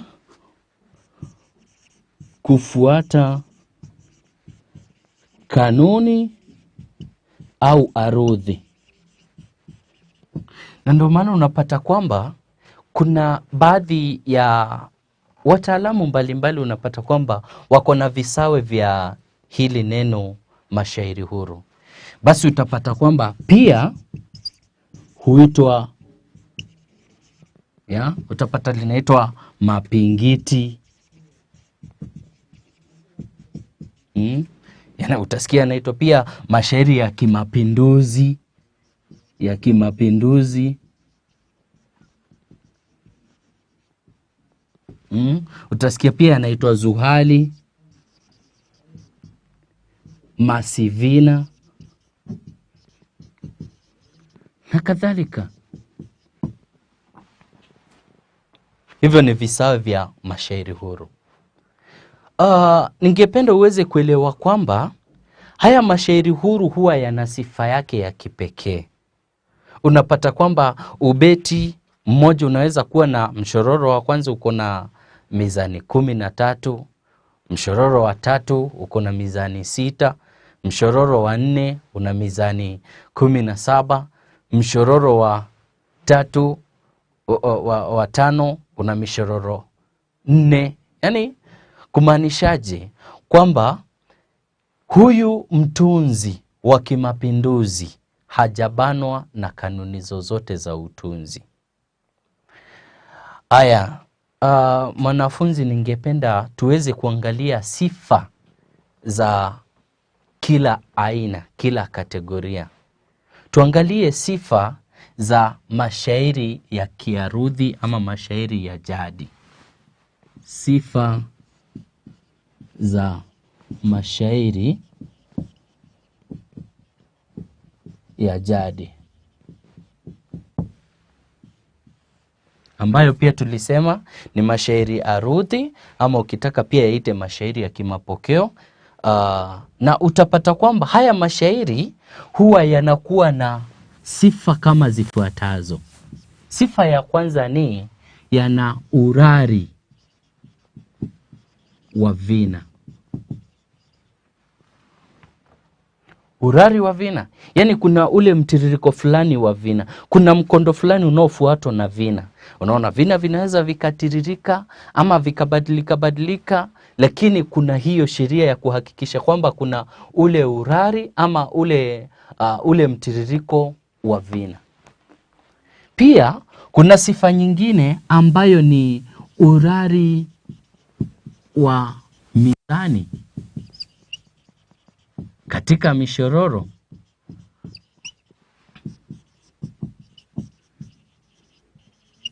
Unapata kwamba mshororo wa kwanza una mizani 16, wa pili una mizani 16, wa tatu una mizani 16, wa nne vivyo hivyo mizani 16. Huo ndio tunaita urari wa mizani.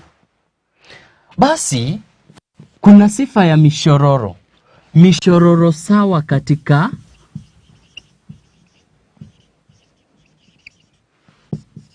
beti. Mishororo sawa katika beti. Unapata kwamba ubeti wa kwanza una mishororo minne. Ubeti wa pili una mishororo minne. Ubeti wa tatu una mishororo minne. Yaani vivyo hivyo unapata kwamba mishororo ni sawa katika beti mbalimbali. Zaidi unasikia kwamba pana uwezekano wa kuwa na mishororo kifu.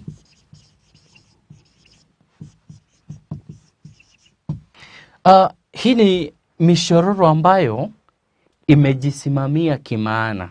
Haihitaji ujumbe kutoka kwenye mshororo unaofuata. La hasha. Mishororo kifu. Ama pia utasikia ikiitwa mishororo toshelezi. Ya, mishororo inayojitosheleza kimaana.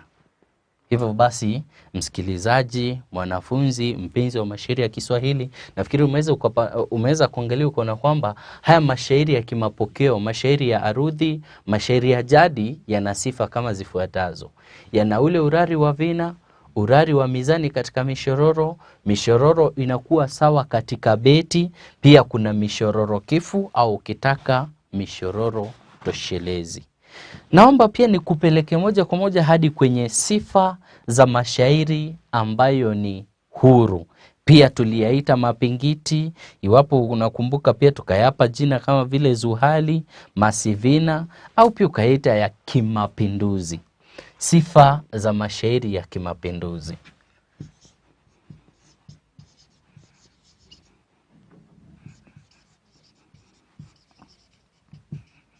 Mashairi ya kimapinduzi, mashairi huru.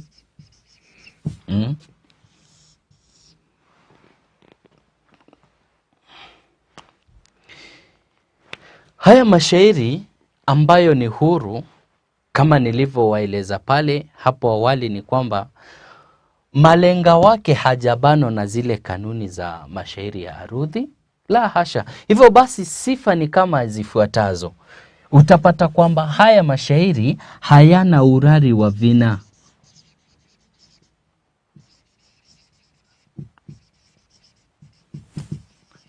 Hayana urari wa vina, hayana vina kabisa. Ya? Pia utapata kwamba haya mashairi hayana ule urari wa mizani. Unaweza ukapata kwamba mshororo wa kwanza una mizani 10, mshororo wa pili una mizani 7, mshororo wa tatu una mizani 16 ama 13. Vivyo hivyo. Yaani hakuna ule mpangilio. Ya? Aya, pia mishororo si sawa katika beti.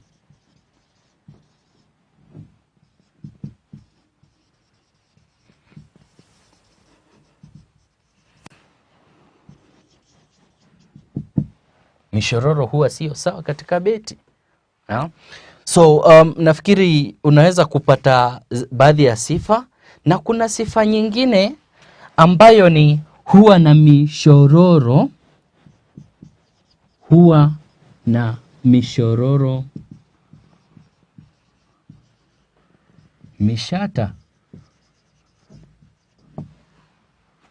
Huwa na mishororo mishata. Naomba kuliandika hili neno hapa chini kidogo. Mishororo mishata.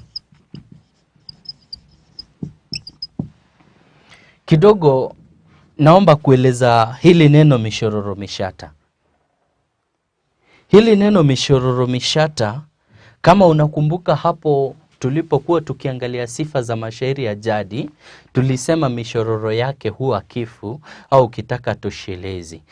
Basi wacha kidogo nieleze mishororo ambayo inaitwa mishata.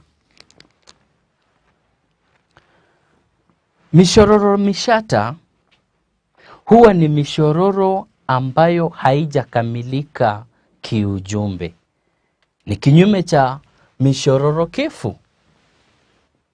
Mishororo mishata huwa haijakamilika kiujumbe. Ujumbe wake hukamilika katika mshororo unaofuata. Hata hivyo, ninaposema kwamba huwa na mishororo mishata, haimaanishi kwamba shairi zima lina mishororo mishata, la hasha. Ni mmoja kati ya sifa za mashairi ya kimapinduzi, ama ukitaka mashairi huru. Kumbuka hapo awali tulikuwa tushasema mambo kuhusiana na kwamba mashairi ya jadi huwa na mishororo kifu au toshelezi. Basi katika hii sehemu nyingine ya mashairi huru kunakuwa na mishororo mishata. Wacha kidogo nieleze hii mishororo mishata ni nini. Wakati ambapo mishororo kifu inakuwa imejitosheleza kiujumbe, hii mingine mishata huwa haijakamilika kiujumbe.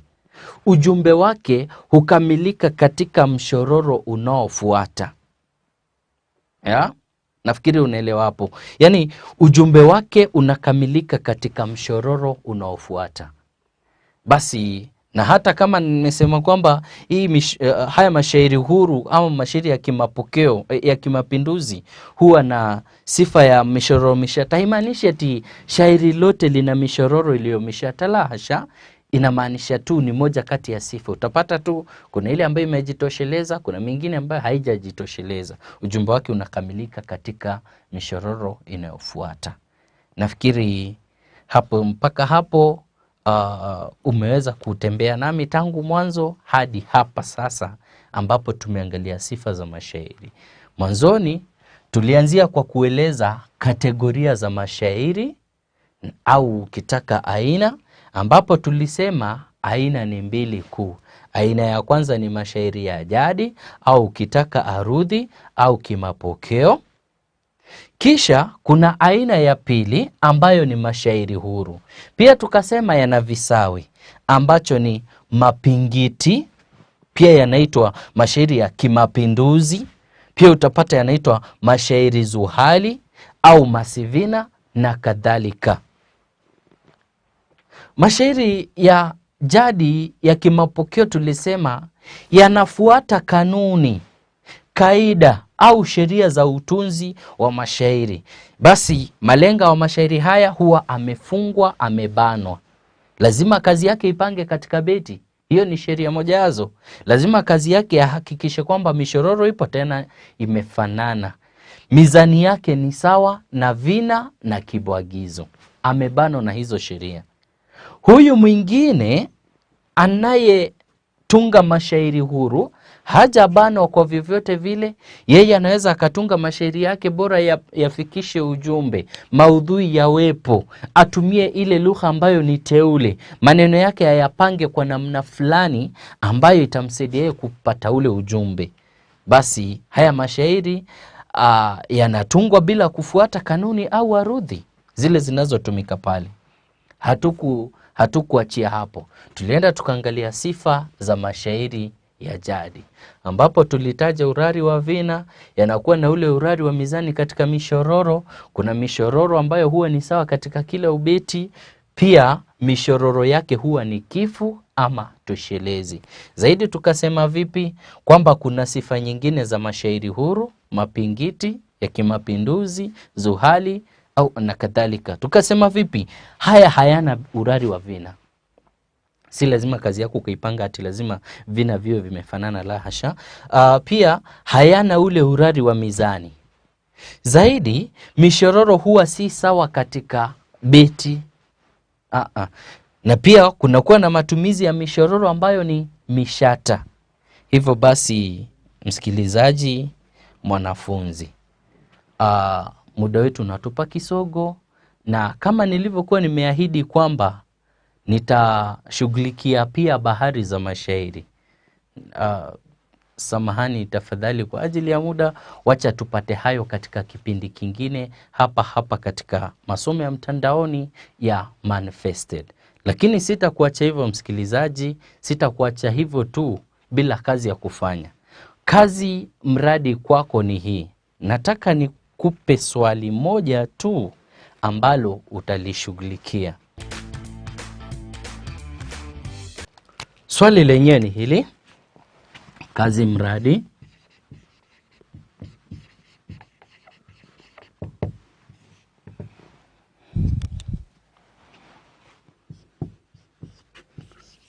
zieleze kategoria mbili kuu.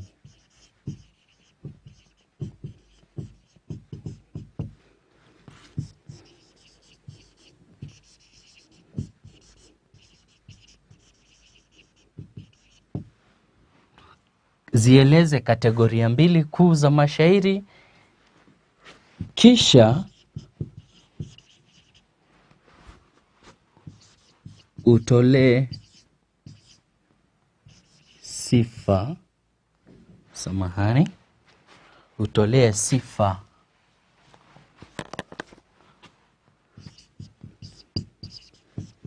kila moja. Shukran. Kazi hiyo iwe imekamilika katika kipindi kijacho. Asante, siku njema. Thank you for choosing to study with us. For more information, you can call us on 0724 173845.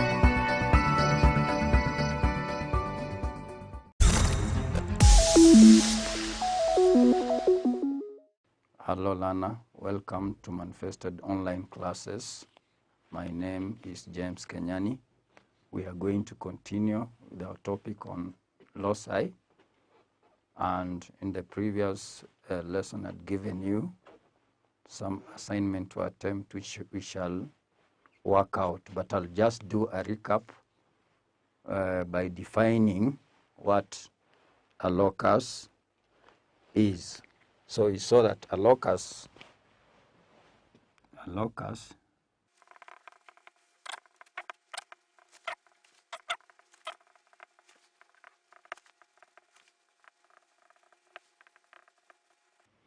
so the definition of a locus. So a locus is a path, area, or volume traced out by a point, a line, or a region as it moves according to some given law or laws. We can have one law or two or three depending on the conditions. So after knowing that, because the questions we are giving, they are continuing to go along line in line with the definition. So the first question, question number 3 in the assignment, was the axial, isn't it? Because in the assignment you are supposed to sketch and define the locus. So we have the axial, you should get the locus of the axial of a bicycle as the bicycle moves along a level road. A level road. That word level road will be very important when we answer the question. So for question 3, we go to the sketch.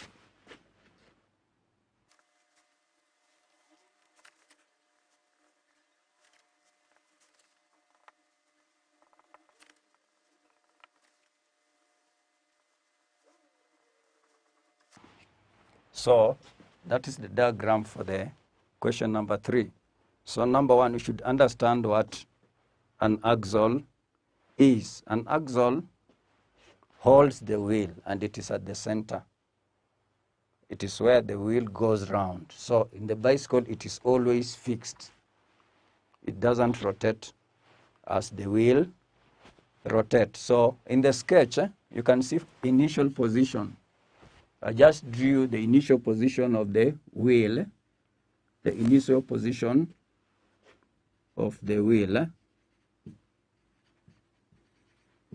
and this is the final position of the wheel of the bicycle.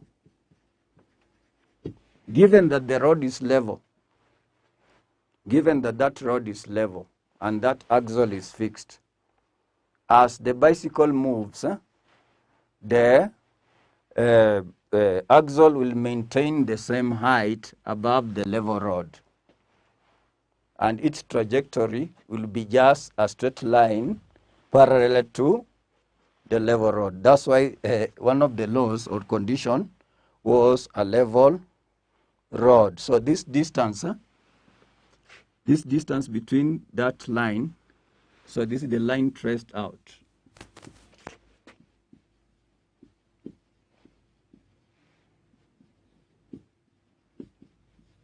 That will be the line traced by the axle. Since the road is level, since that road is level, the locus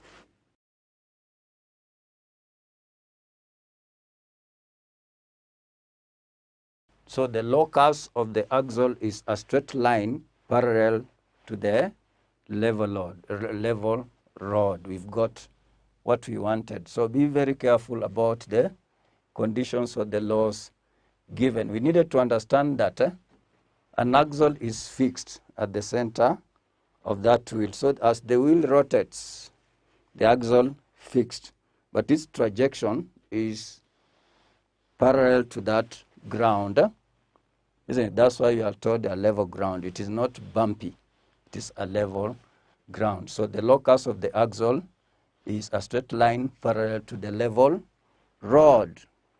Without wasting time, let's go to the second question. Question 4, where you draw the sketch, define the locus. So question 4, we have the bob of a swinging pendulum. Swinging, Yeah, most of you know what swinging is. So the bob of a swinging pendulum. So we go to the sketch.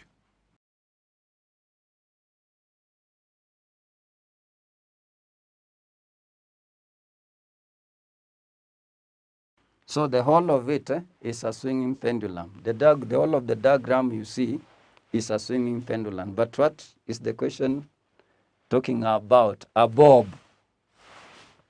You see, that is the bob. It has not talked about either this line or something. It is talking about that bob. That bob is acting like a point. A point. So it swings from one end to the other. So this is the path of swing.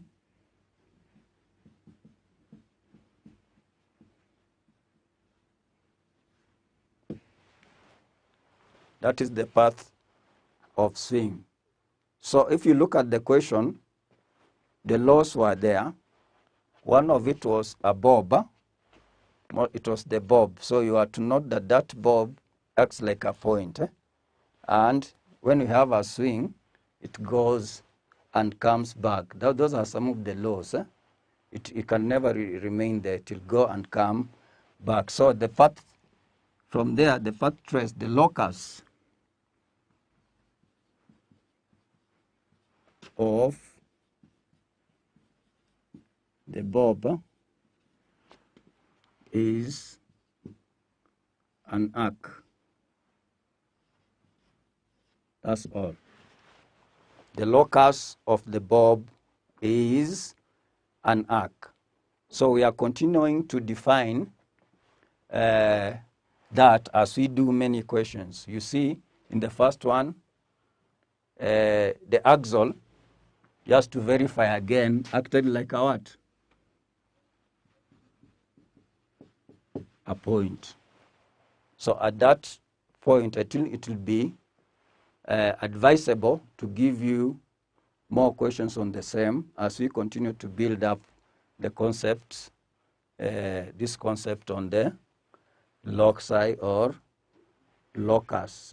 So before I end, I'll have to give you 2 more questions in the name of question 5 and 6, which you'll work out before the next lesson. So I'll have to write the 2 questions on the board.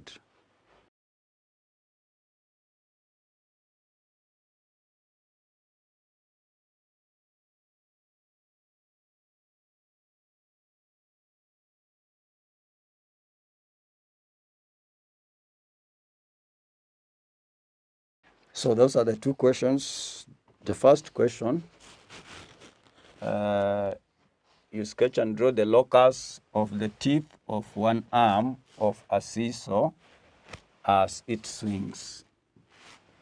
The second question, you sketch, draw, and define the locus of the arm of a seesaw as it swings. So note here we have tip and here we have arm.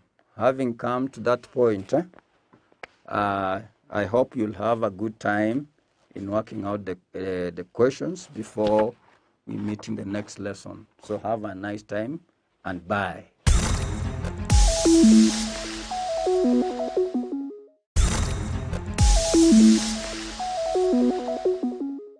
Hello learners, welcome to Manifested online classes. We are going to proceed with our topic on loci, and I had given an assignment which we are going to get the solutions as we build up on some concepts of the loci. So the assignment I had given was question 5 and 6 from the People's Book 4, and we had questions 5 and question 6. In question 5, is state and sketch the locus of the tip of a seesaw as it swings. And in number 6, we have you get the locus of the arm of the seesaw as it swings. So we shall go to getting the solutions. We have question 5. Note that they have said state and sketch. You don't just state. So in 5, it is a tip of a seesaw.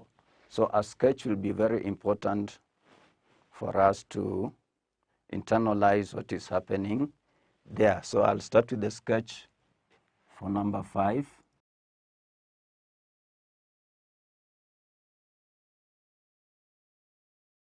And note that it is the tip. So this is the tip.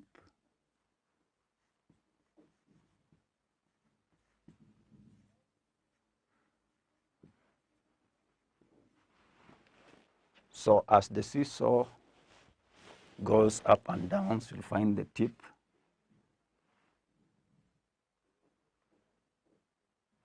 The tip will make a certain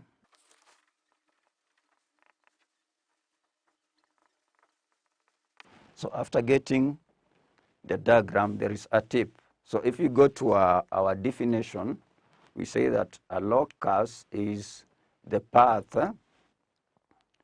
We talked of the path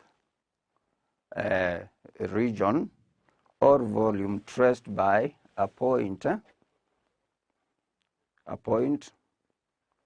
We had a line or the volume according to some given law. So if you go to question 5, the tip is under the arrangement of a point.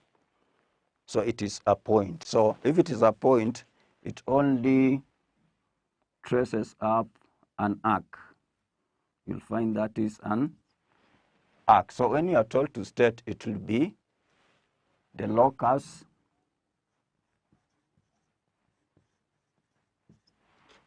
is an arc, the locus of the tip of that seesaw will just be an arc. So you be very careful. The tip is just a point. In question 6,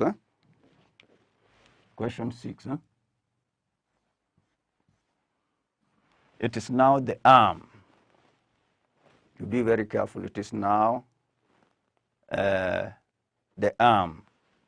So using the same, I can use the same diagram. Well, I can just draw it again.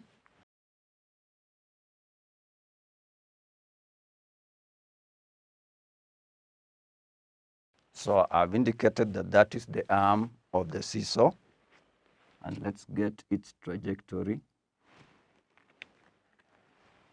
or movement. So if you look at the diagram, we have the initial point of the arm, isn't it? Initial point or position. Initial position. And here it is the final position.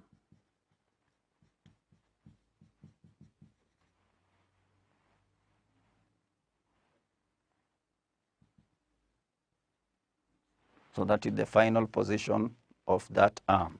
So we note that it is an arm is a line. You'll find it will sweep out a certain region. This region is a sector. That region is a sector. So the locus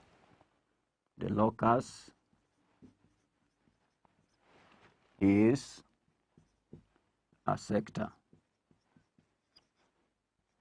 And you note very careful, in question 5 we had a point, in question 6 we had a line. A line in most of these cases will sweep out an area which we call a sector. If you complete it, it will be a full region of a circle, but it's just a fraction of it. That's why we call it a sector. Having done that, the two examples, I'll move ahead to giving you question 7. I'll give you question 7 and question 8, which will work out during your own time. So I'll write down the questions. Question 7.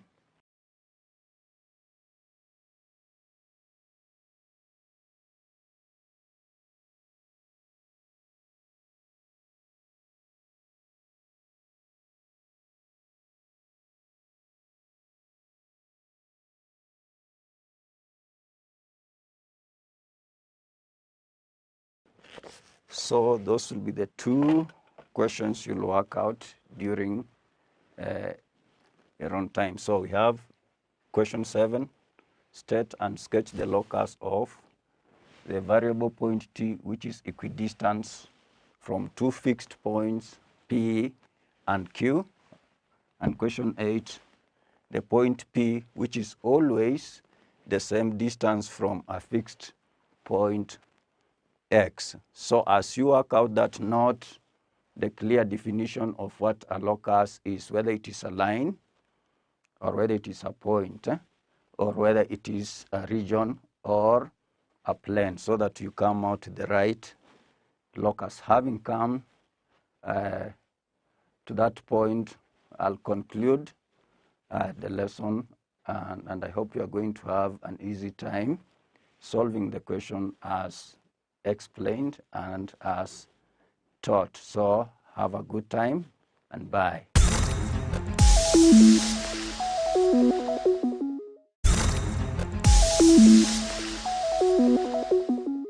Hello learner, my name is Dickens and we are talking about salts. Under salts, we want to talk about solubility of bases for this lesson.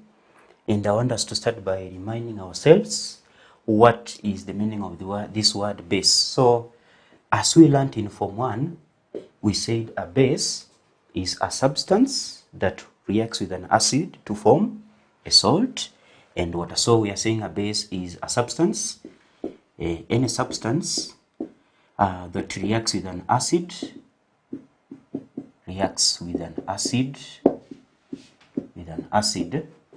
to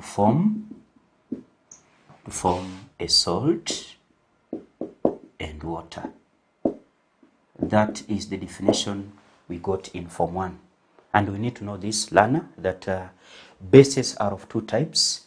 Bases can either be a metal oxide or a metal hydroxide. So we are saying bases are of two types.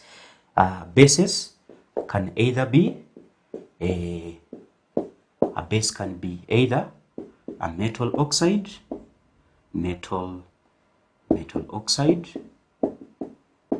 or metal hydroxide. We are saying so because, for example, if you react a metal oxide like zinc, for example, if you react zinc oxide with an acid such as hydrochloric acid, you'll get a salt, and our salt will be called zinc chloride plus hydrogen plus water. So we are saying zinc oxide is categorized as a base because it reacts with HCl to form a salt and water. These are metal oxide. Then we can still react zinc hydroxide with, for example, nitric acid. We shall get a salt, and our salt will be called zinc nitrate, and then plus water. So you can see from the definition of a base, we have said a base is any compound which when reacted with an acid will form a salt and water. And we have said a base can either be a metal oxide or a metal hydroxide. So these two, zinc oxide, when reacted with HCl will get a salt and water. If you also react zinc hydroxide with nitric acid, you'll still get a salt and water. So therefore we are saying bases are either metal oxide or metal hydroxide. So having said that, we want to look at how do they behave when they are dissolved in water, and we shall do that by way of experiment. So we are going to have an experiment here.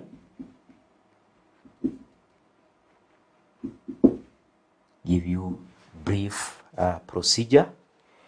So our first procedure is you put about 20 centimeters cubed of water in a boiling tube. You can measure that using a measuring cylinder. Then number 2, you add half a spatula full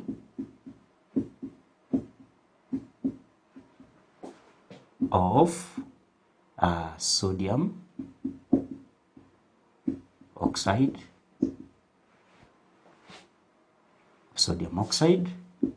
and shake. So we take sodium oxide, half a spatula, then we add it to the boiling tube containing water. After that, you shake the mixture. We are simply shaking to make sure that the salt, the base will dissolve in water. Thirdly, you repeat the procedure using the oxides of potassium, calcium, magnesium, aluminium, zinc, and copper.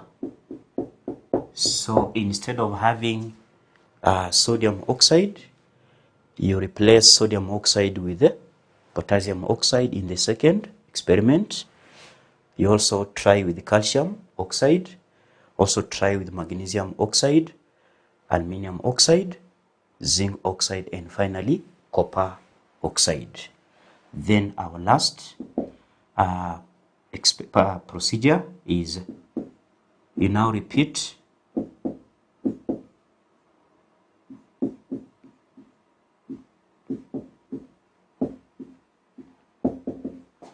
using hydroxides of potassium, sodium, magnesium, calcium,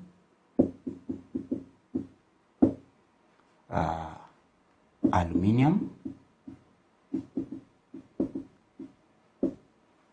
zinc, and copper. So you now replace, instead of using the metal oxide, you now change and use the metal hydroxide. So you'll use the hydroxide of potassium, first one, potassium hydroxide, sodium hydroxide, magnesium hydroxide, calcium hydroxide, aluminum hydroxide, zinc hydroxide, and then lastly copper hydroxide. You dissolve in water. Then after which you test the resulting solution. In each case, using litmus papers. So you'll have two litmus papers, the blue litmus paper and the red litmus paper. After you're through with the procedure, you record your results. Record your results in the table below. So our results will be recorded in the table as shown below. So we'll have our table of results.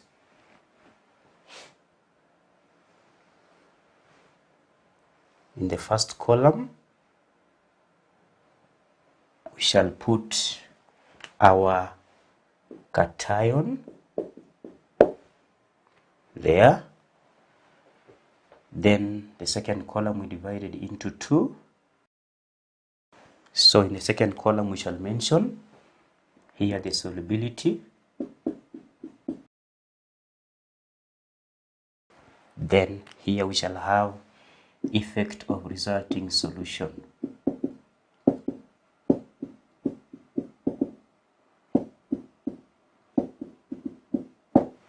So here, remember, we are dealing with bases, and we have said bases are either metal oxides or metal hydroxide. So here the first part will be the solubility of metal oxides, solubility.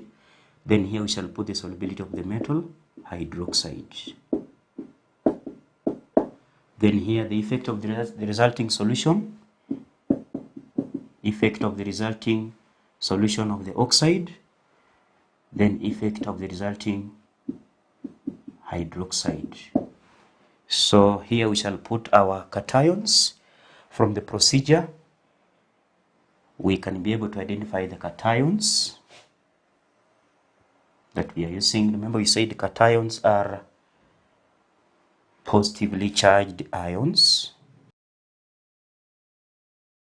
So our first one from the procedure will be potassium, so that our oxide is potassium oxide, the other oxide is potassium hydroxide, and the next one is sodium. So the oxide is sodium oxide, sodium hydroxide. The next one is magnesium. So we shall have magnesium oxide, magnesium hydroxide. Next is calcium. Same, calcium oxide, calcium hydroxide. We shall have aluminium. we shall have zinc, and lastly we shall have copper. These are the cations that we are investigating whether their bases are soluble in water or not. So now we are saying that these are the expected observations, that potassium oxide, when it's dissolved in water, the result will be it's going to be soluble. So in our table we are saying potassium oxide is soluble in water. The same applies to potassium hydroxide, is also going to be soluble in water. We come to sodium oxide, it's also soluble in water. Then sodium hydroxide is also soluble. We come to magnesium oxide and magnesium hydroxide. These two are slightly soluble. That means if you put magnesium hydroxide in water as well as magnesium oxide, part of it will dissolve. That's why we are saying it's slightly soluble.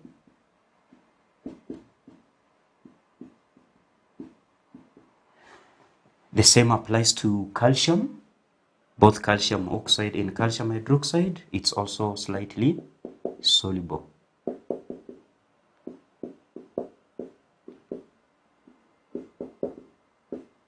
Slightly soluble. Come to aluminium oxide and aluminium hydroxide. So we need to know that the oxides of aluminium and the hydroxide of aluminium, the two are insoluble in water. Therefore, our observation is it's insoluble. This one is also insoluble in water. It will not dissolve. The same applies to zinc. Zinc oxide is insoluble in water, as well as zinc hydroxide. Copper oxide, the same thing, is insoluble in water, as well as copper hydroxide. So we now look at the effect of the resulting solution on litmus. Remember we said you're using litmus, and litmus is either blue or red. So we are going to drop the two litmus papers in the resulting solution. For example, we have said potassium oxide is soluble in water. So we are saying you take the resulting solution and then you drop both blue and red litmus paper into that boiling tube containing the solution formed by potassium hydroxide dissolving in water. So this will be the expected observation, that the oxide of potassium will dissolve in water to produce a basic solution. And a basic solution, you know very well that it will turn red litmus paper to blue. So that's what we put in our table here, that the resulting solution turns. So it turns red litmus paper to blue. So that's why we are saying that the solution is going to be a basic solution. So we are saying that the oxide of potassium, when dissolved in water, the resulting solution will turn red litmus paper to blue. The reason we have said is because that solution is a basic solution. The same applies to potassium hydroxide, that the hydroxide that will be formed if you test using litmus paper, the litmus paper will turn from red to blue, meaning the resulting solution is a basic solution. So the observation will be the same, that it turns red litmus paper to blue. That is potassium. The same applies to sodium, that sodium oxide, we have said it's already soluble. So the resulting solution is a basic solution, and that solution is called sodium hydroxide. So if you test sodium hydroxide using litmus paper, it will also turn from red to blue because that solution is a basic solution. So the observation will be the same. So we are saying it turns red litmus paper to blue.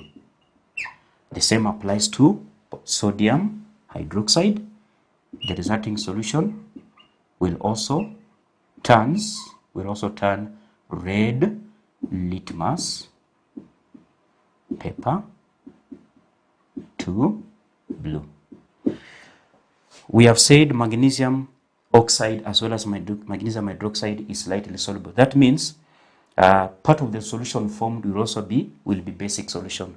It means if you test that solution using litmus paper, it will still turn despite the fact that magnesium hydroxide is slightly soluble. So the observation will also be the same.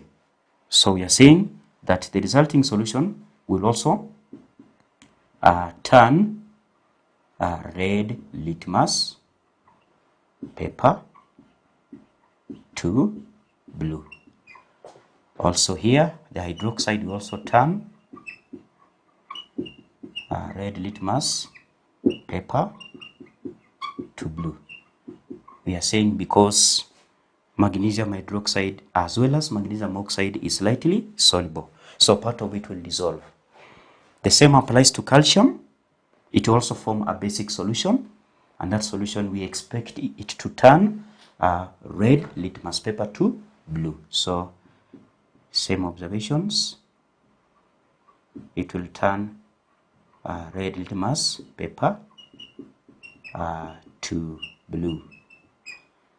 Also this one turns red litmus paper to blue.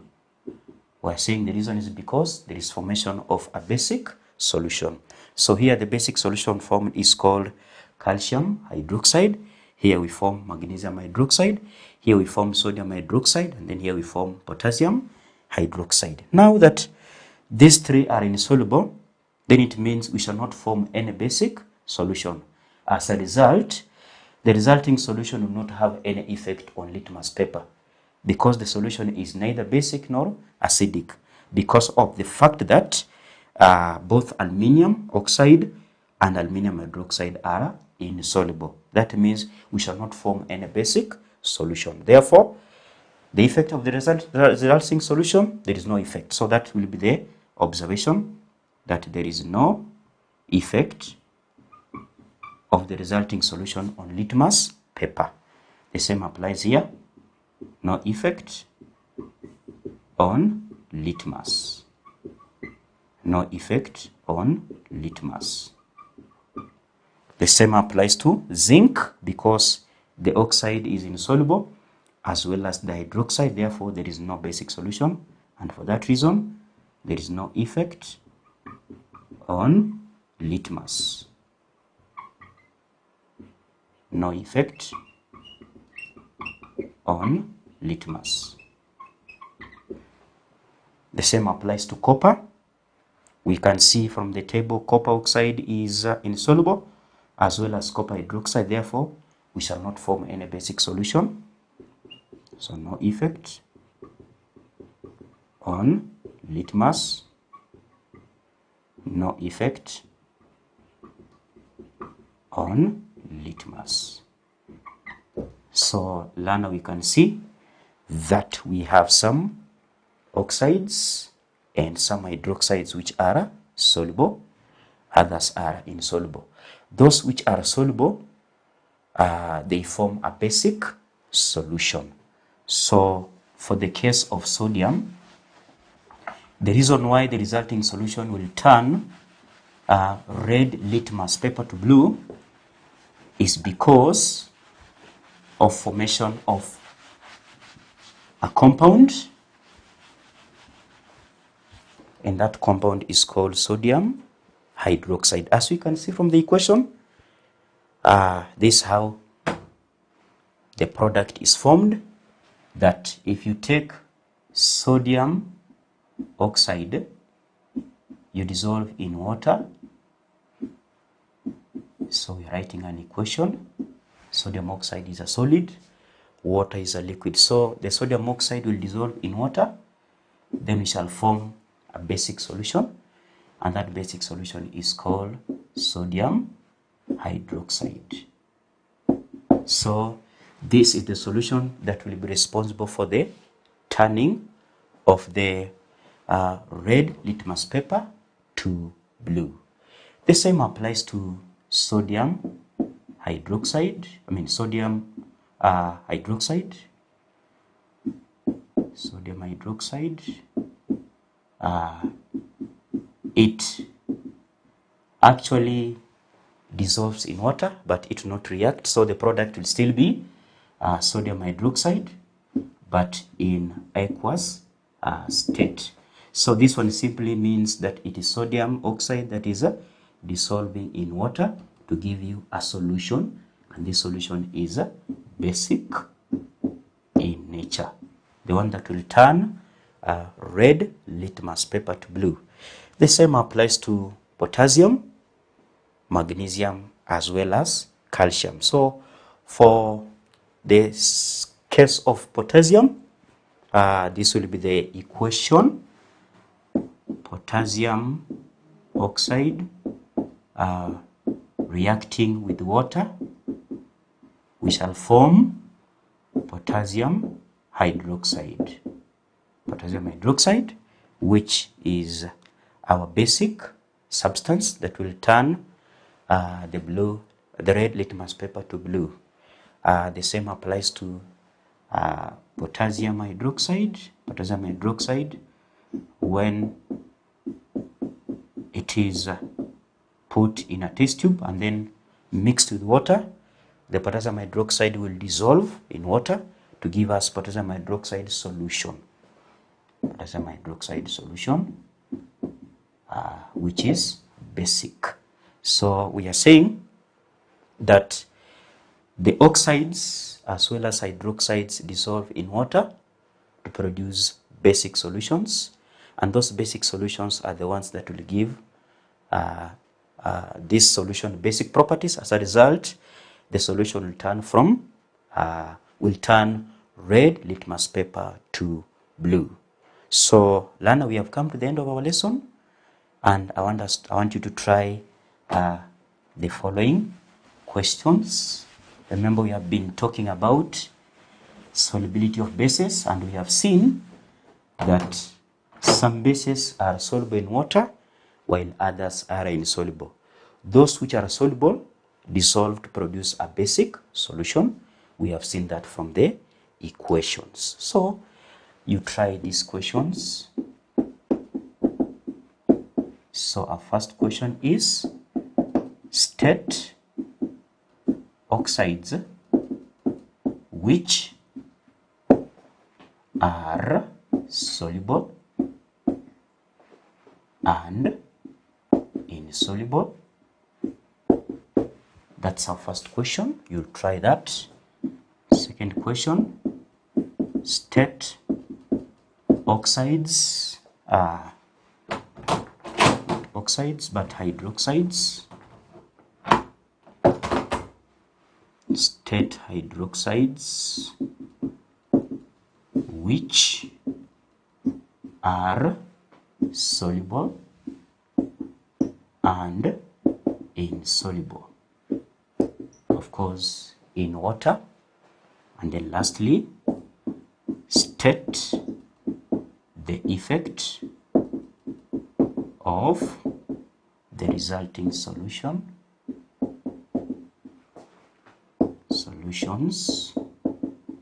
on both blue and red litmus papers. So that's the end of our lesson for today. I'll see you next time.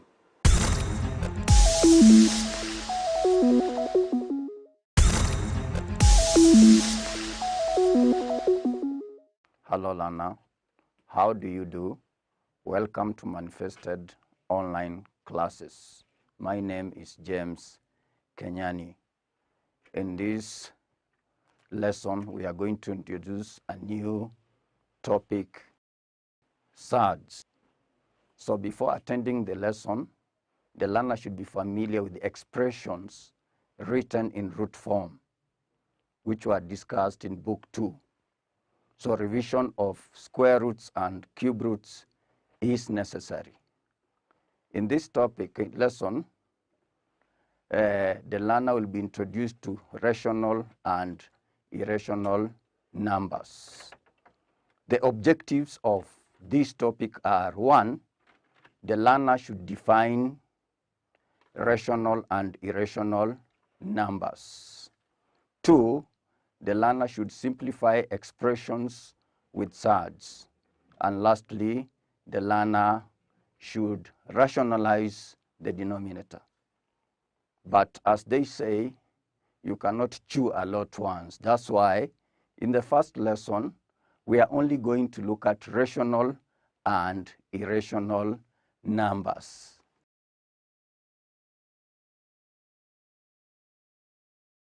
The main objective, so the lesson is rational and irrational numbers. Rational and irrational numbers. Rational and irrational numbers. So in this lesson, the main objective is for the learner to differentiate between rational and irrational numbers. Rational and irrational numbers.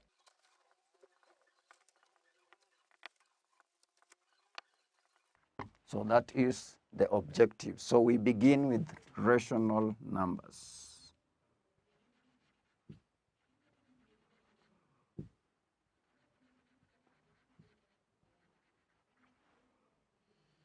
Let's begin with rational number. So a rational number is a number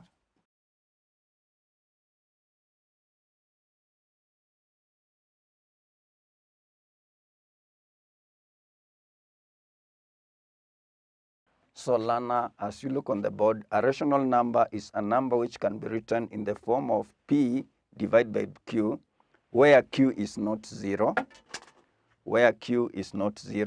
and there is no common divisor of the numerator and denominator except one. So numbers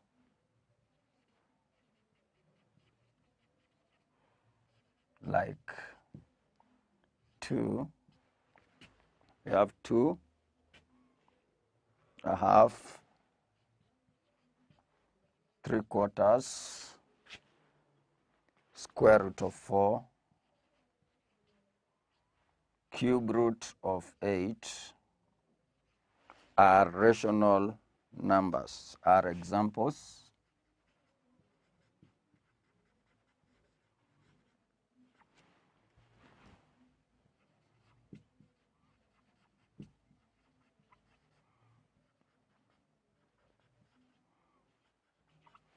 And it is true from what we saw that there's no common divisor of the numerator and if we have a denominator except 1, 3/4, 1/2. We are also told terminating decimals and recurring decimals are also rational numbers. So terminating decimals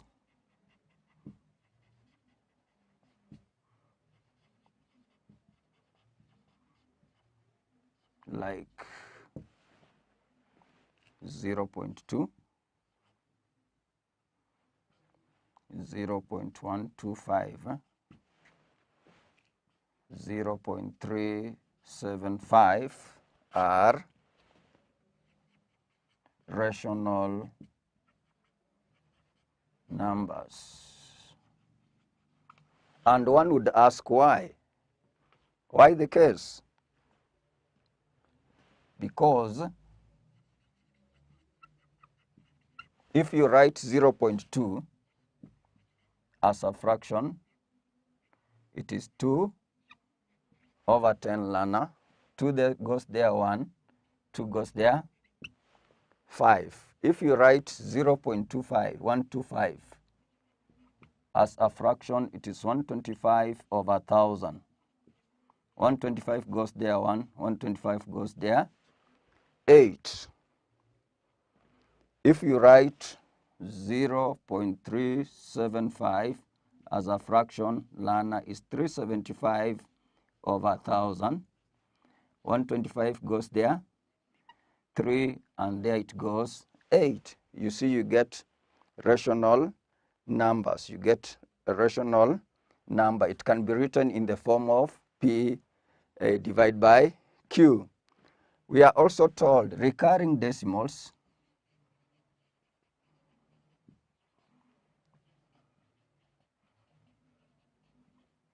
like 0.3.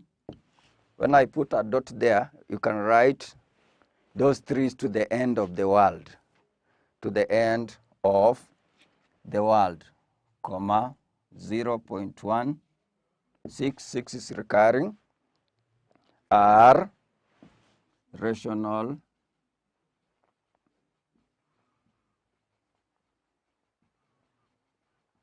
they are rational numbers. They are actually rational numbers because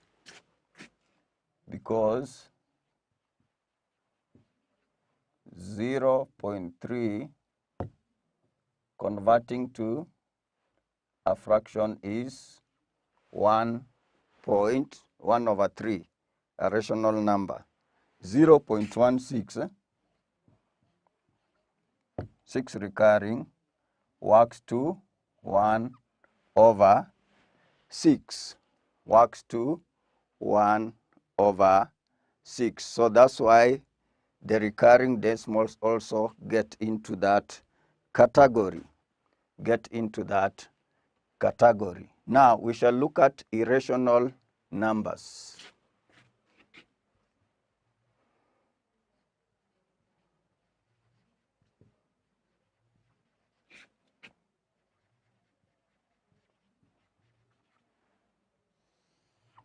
Irrational numbers. So you find when we shall be dealing with the topic, most of the numbers will be written in root form, either square root or cube root. And you find most of the rational numbers, they had a perfect square or a perfect cube root. Let's look at square root of 4. What is square root of 4? It is 2. What is the cube root of 8, Lana? The cube root of 8 is 2. So you'll find most of the rational numbers, they'll have the perfect squares or perfect cube roots. When we come to irrational numbers, most of them will not have a perfect square or a perfect cube root. So examples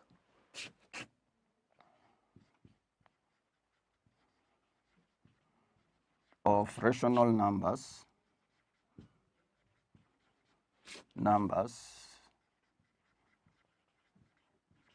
are, and I'm going to give examples from 0 to 10, where we have the third or the root form, are square root of 2, square root of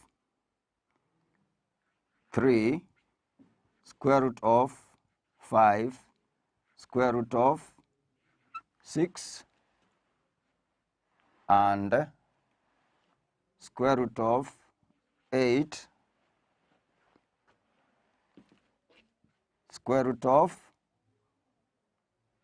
9. There is something you discover. Like 1, the square root of 1 is 1. The square root of 4 is 2. The square root of, so this is not there.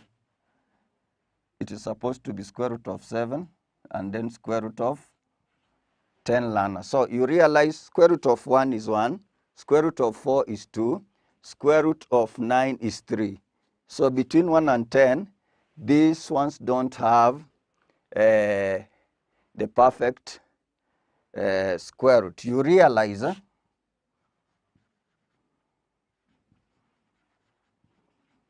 all of these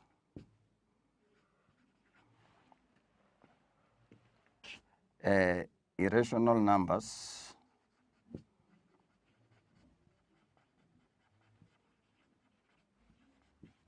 do not have a perfect square root. Do not have a perfect square root. They do not have a perfect square root. You are also told pi is also an irrational number. Is also an irrational number. When you express it, it is 3.142. It doesn't occur in the recurring decimals. It doesn't occur in the recurring decimals. So just a recap of what we've done, what a rational number would be. A rational number can be expressed in terms of P and Q, where Q is not 0, and there is no common divisor of the numerator and the denominator except 1. And I've given examples. Where we had the root form like cube root, it was perfect. But now, we also included the terminating decimals and recurring decimals. So the only difference when we come to irrational numbers, most of them that would occur in the root form, like square root, they do not have the exact or the perfect square root. They do not have the perfect square root. So in the assignment,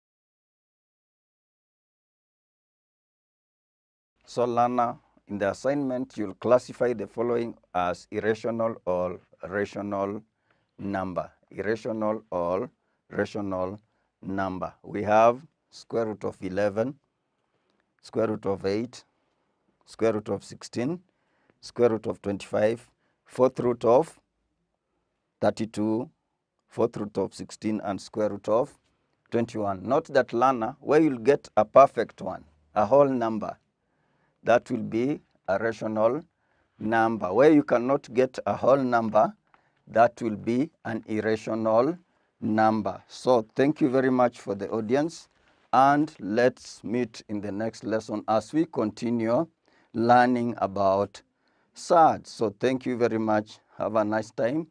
Let's meet in the next lesson. Bye-bye.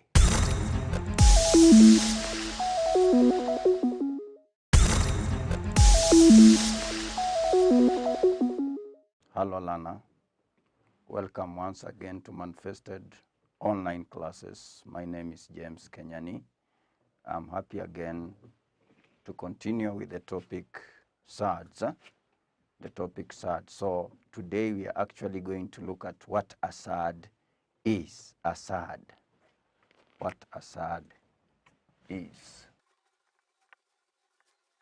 So the lesson is surds. So the main objective of the lesson is to enable the learner to identify what a surd is.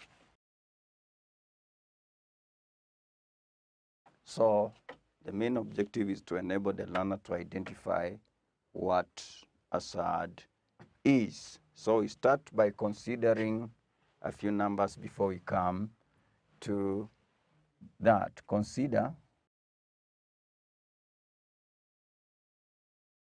So if you consider those ones, they have a perfect square.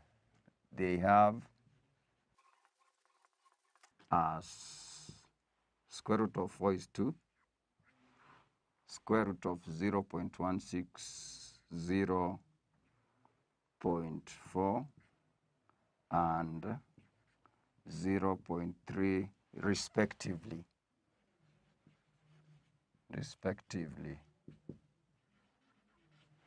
So such numbers tend to go to a class of rational numbers. They are rational. But the following do not have perfect squares.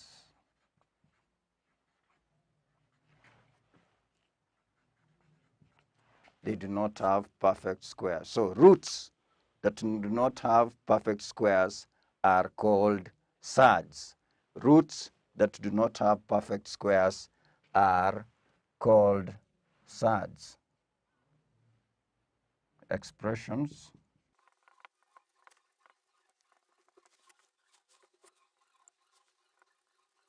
such are called surds. They are called surds. Expressions with roots that do not have perfect squares. Sometimes the squares are called roots. Because here you'll be taking off square root, but you have fourth root, are called surds. And you'll discover in the first lesson, all surds would then be irrational numbers. All surds are irrational numbers. All surds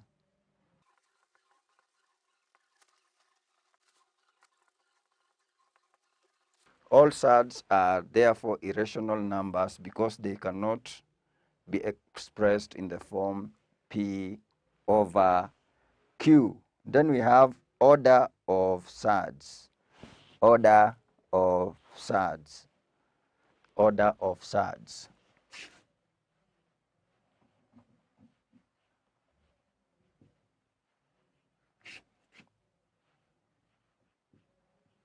They also have an order. We have order of surds. Lana, you'll reach a word like that. So square root of 7,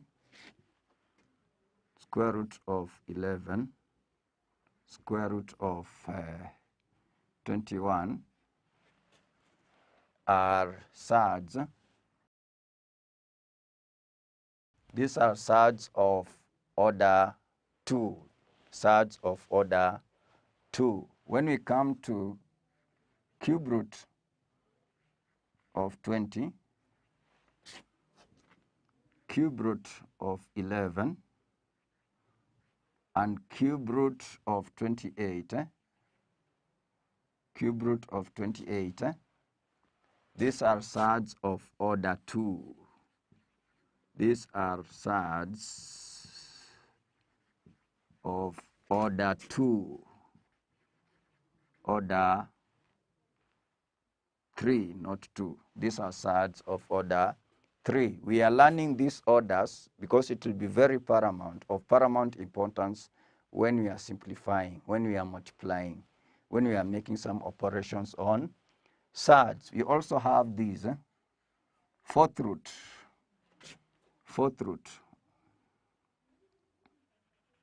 of 60, fourth root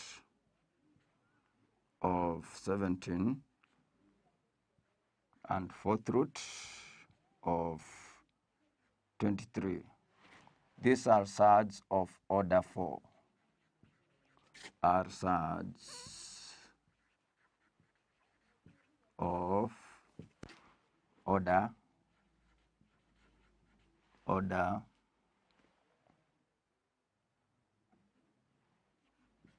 So you should be able to differentiate the surds, especially the root is one that gives it the name. The root you can put here 2. Square root is as if a 2 is here. So it gives its order 2. Cube root, order 3. Fourth root, order 4. So Lana, those are the orders of those ones. So just as a recap of what we've done, let's go back. We've considered numbers.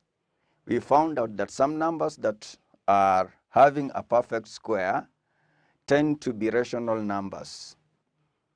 But the following, like here, they'll not have a perfect root. They do not have perfect squares. They do not have perfect square roots. Perfect square. They do not have perfect square roots. Expressions that do not have perfect squares or roots, perfect square roots. So the best is to write perfect square roots, are called surds. All surds are therefore irrational numbers because they cannot be expressed in the form of P over Q. Then we've looked at the order of surds. The order of surds. So if it is a square root, it's order 2. Cube root, order 3. And notice the number here does not have a perfect third root or square root or fourth root. That's why it qualifies to be a surd. It qualifies to be a surd. So in the assignment for surds,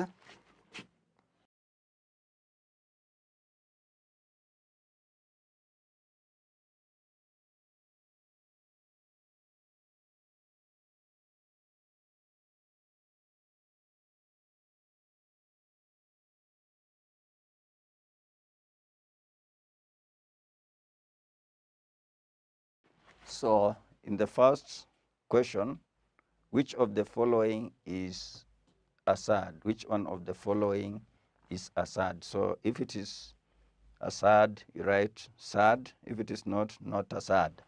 In the second one, state the order of the following surds. You just learned about the order of surds. So you'll do those two assignments before we jubilantly meet in the next lesson to continue learning about surds to make us more happy and not to make us sad as the topic goes. So thank you very much, and let's meet in the next lesson. Bye-bye.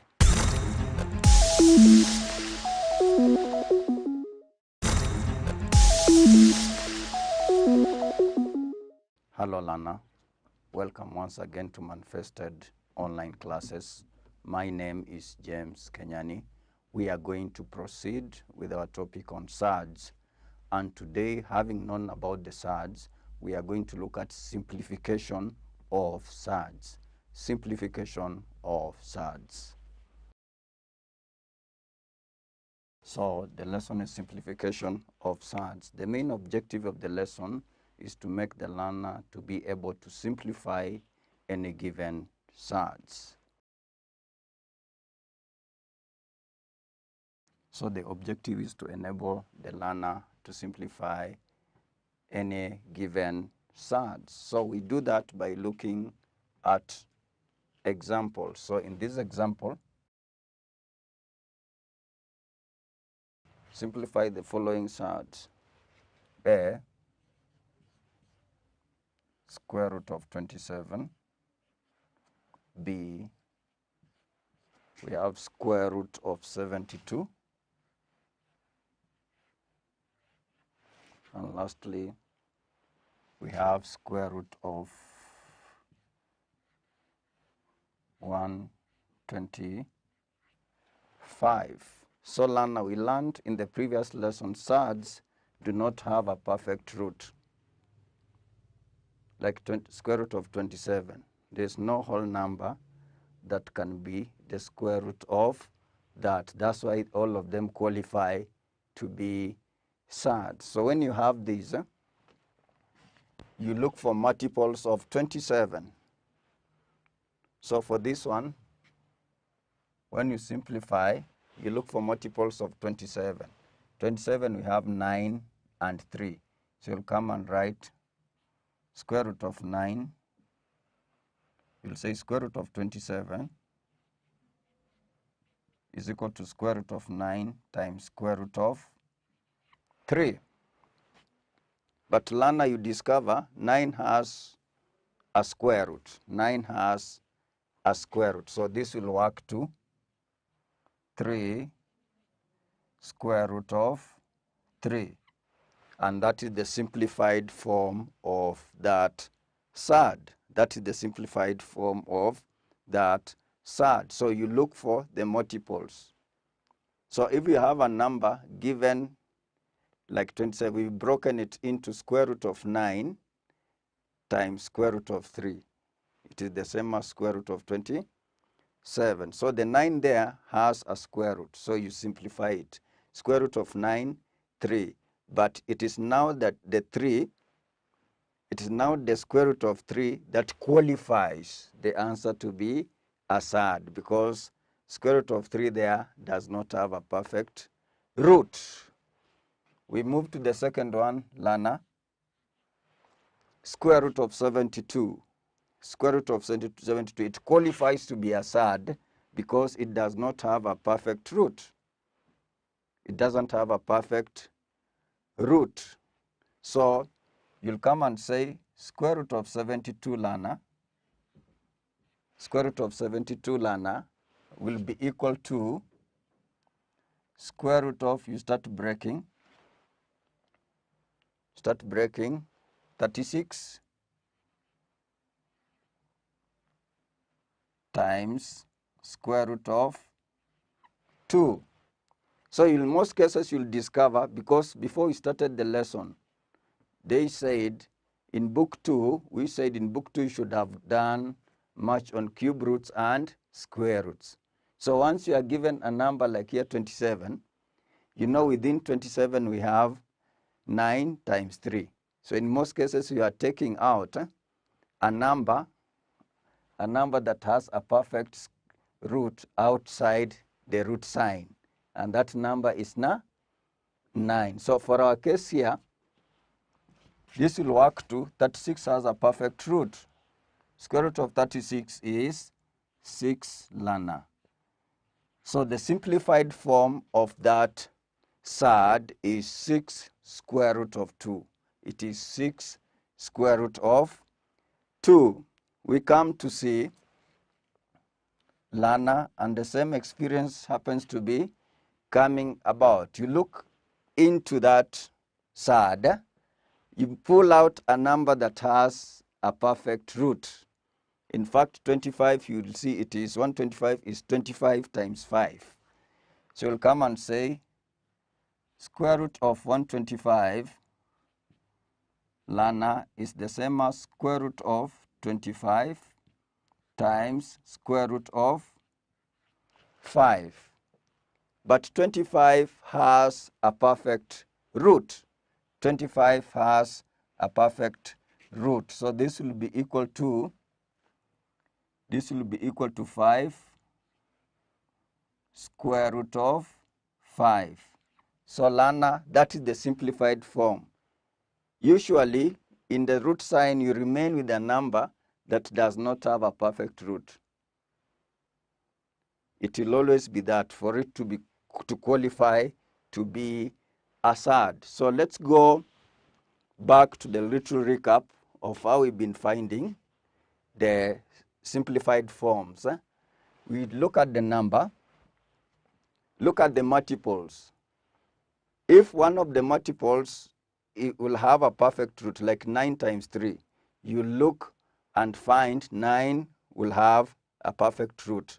That's why it comes down as 3, and you remain with root 3, which qualifies the simplified form to be still a SAD. We move to square root of 72. From there, we find we can pull out, it is 36 times square root of 2. But 36 has a perfect root. That's why we have 6 there, and 2 remains there as square root of 2 to qualify the simplification as a SAD. We move to 125. The experience of cubes and square roots would show 125 broken up is 25 times 5. So we have root 25, square root 25 times square root of 5. Square root 25 has a perfect root, which is 5.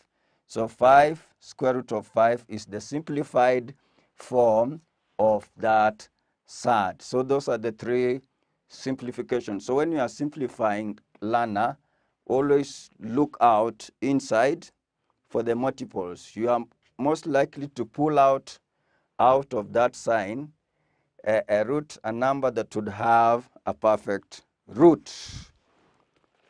So with that, learner, it will be a good time for you to go and work out this assignment to perfect what we've just done.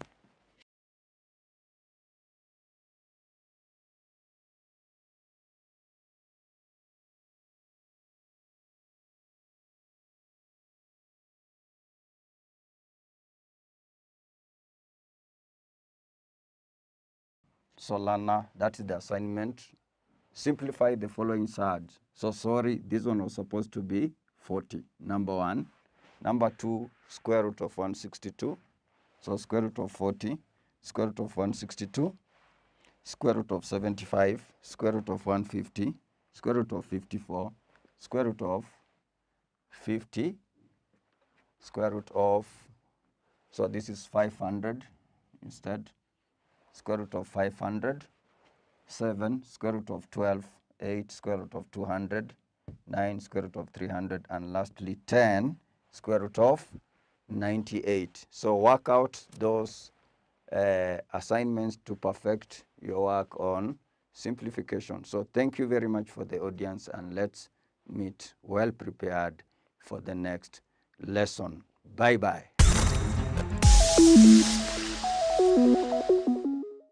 Welcome to Manifested Publishers. Welcome learners, my name is Stephen Kariungi, and today we continue with our topic of discussion. The topic is acids, bases, and indicators, topic in Form 1 chemistry. So at this point, we are going to discuss commercial indicators. And this is in addition to what we discussed the last time, whereby we discussed the extraction of indicators from plant extracts. And we saw the disadvantages of those indicators that are obtained from plant extracts, and that is now why there is need for commercial indicators.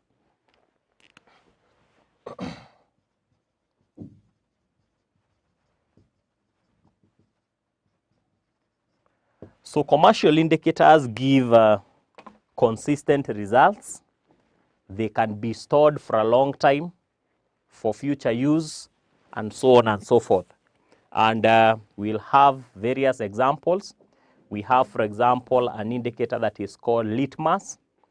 Litmus can either be in form of a solution called litmus solution. It can also be in form of a paper called litmus paper. We have other commercial indicators such as methyl orange. There is phenolphthalein. There is screened methyl orange. There are many. There are bromothymol blue. So there are several. But of course, we'll only mention the common ones, the ones that are commonly used in our laboratories. So we can say that common commercial indicators include, we have litmus, we have methyl orange, there is also screened methyl orange,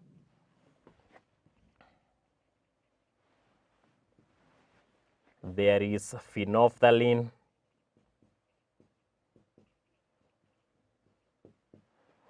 there is a bromothymol blue. So all those, they are commercial indicators, but we'll mainly mention the litmus and the methyl orange and phenolphthalein, because those are the common ones that we actually use. So we can first of all say that these indicators give consistent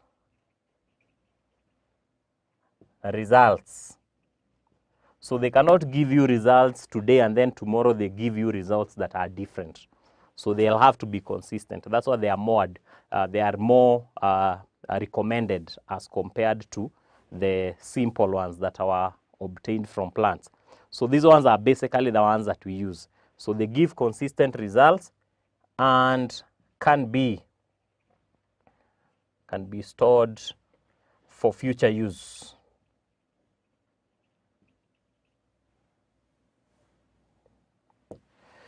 So at this point, we'll have a table showing the effects of commercial indicators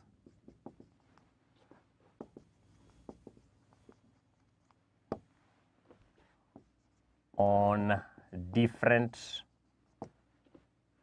solutions. Effects of commercial indicators on different solutions. So we'll put these as a table.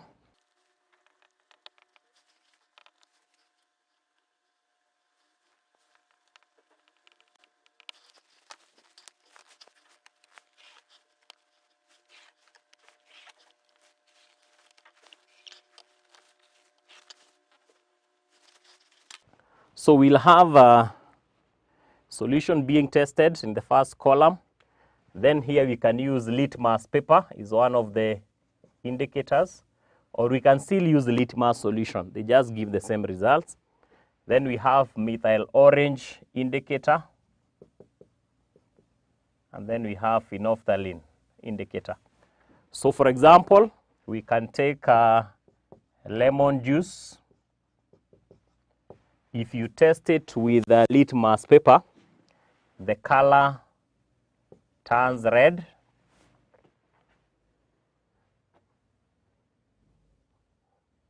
So you can mention somewhere here that this is the color obtained using either of those indicators, using litmus paper.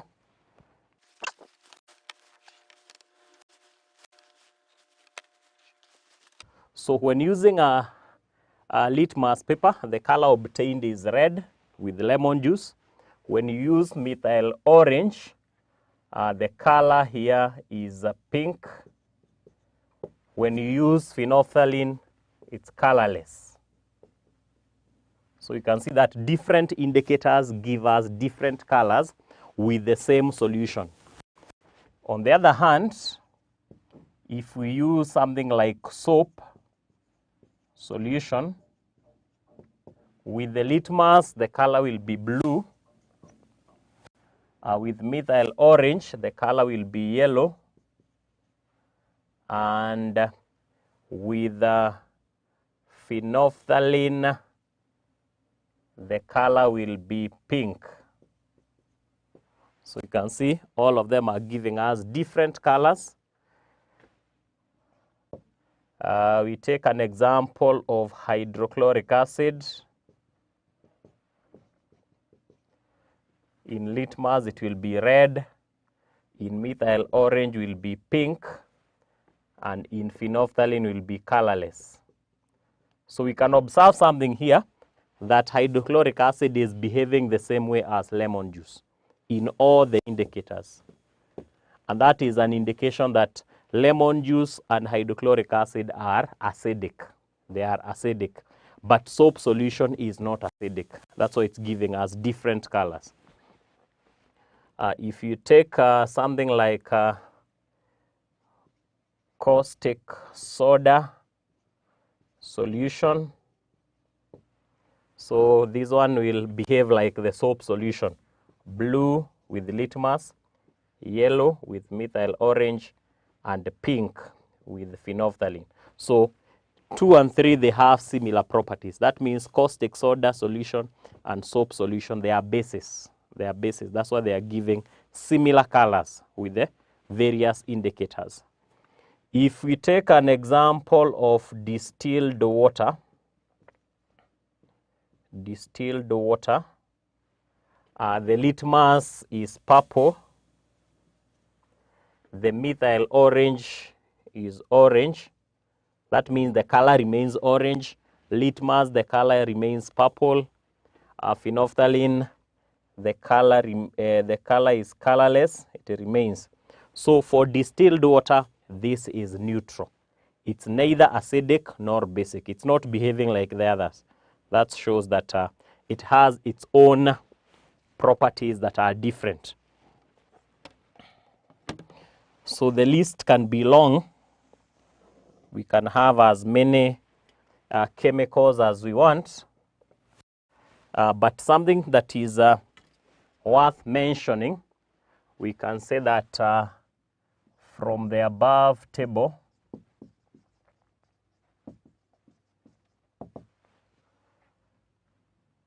we can say A, lemon juice, hydrochloric acid, we can still use sulfuric acid, all give similar, they give similar colors with different indicators. They give similar colors with different indicators. They are all acidic. All of them are acidic. That's why they are giving the same colors. Lemon juice, hydrochloric acid, even if we were to use sulfuric acid, it will give us all those colors. So that's an indication that all acidic substances will behave like that. On the other hand, we can say that soap solution, caustic soda solution, we can have potassium hydroxide, sodium hydroxide,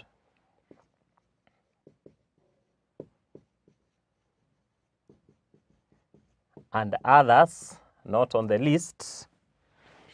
They also give similar colors with different indicators.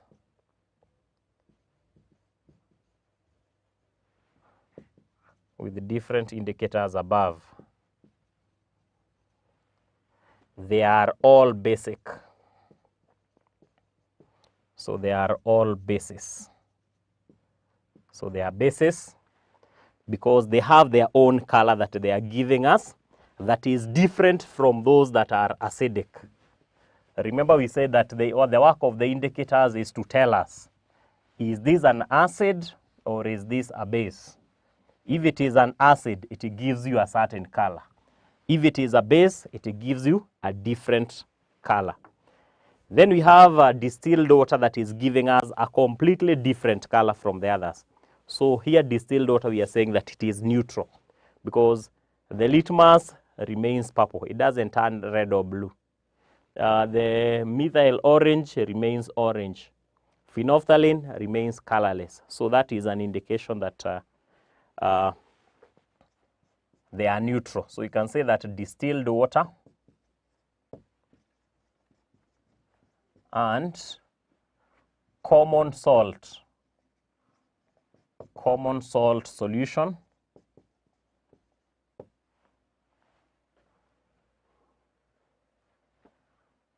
even sugar solution, can also use it there. They do not change the color of indicators. They do not change the color of indicators above, i.e. they are neutral. They are neutral. And neutral means neither acidic, they are neither acidic nor basic. So they are not acids and they are not bases. Distilled water, common salt, sugar solution, those ones have no effect on the indicators. But you can see that lemon juice, hydrochloric acid, sulfuric acid, those ones are acidic. They are giving you similar colors. If it is using litmus, all of them are red. If it is using methyl orange, all of them are pink. If it is using phenolphthalein, they are colorless. So if the behavior is the same, then it means that they have similar properties, or they have the same properties. So we can summarize that again and say that we can have the indicator, then we can have color in acid, base, and neutral solution. So for example, we can start with the litmus.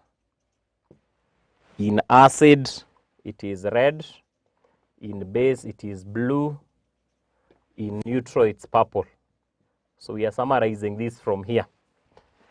If it is methyl orange,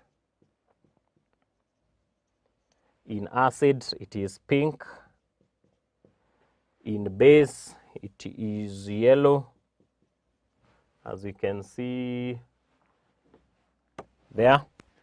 And then in neutral, it's orange. And then finally, phenolphthalein.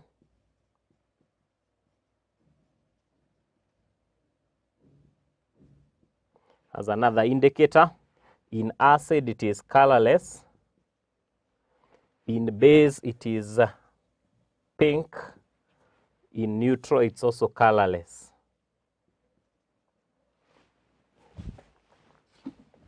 So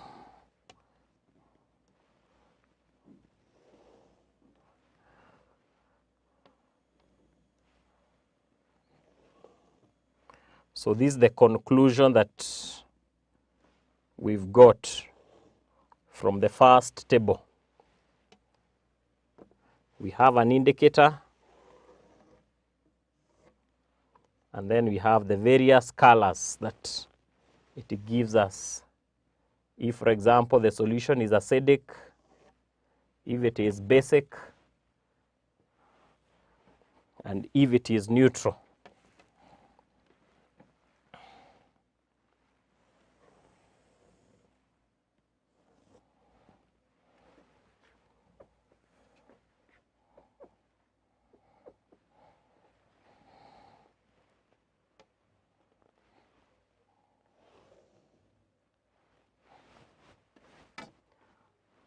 So color in acid, litmus is red. In base, it is blue. In neutral, it's purple. Methyl orange, in an acid, it is pink. In a base, it is yellow. In a neutral solution, orange. Phenolphthalein, if you put it into an acid, it is colorless. In a base, pink. In a neutral solution, colorless. So that tells us that indicators give us different colors in an acid and different colors in a base. So you can have an assignment.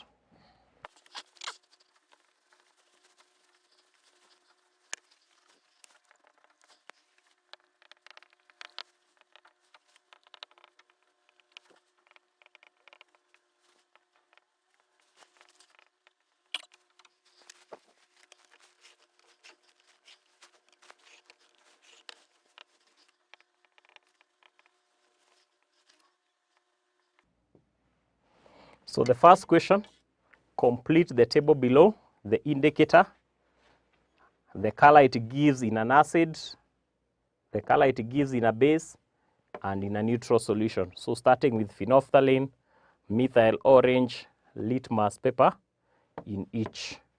And then question number 2, why is it advisable to use commercial indicators in the laboratory?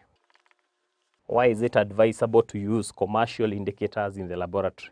So we'll stop there until next time. Goodbye.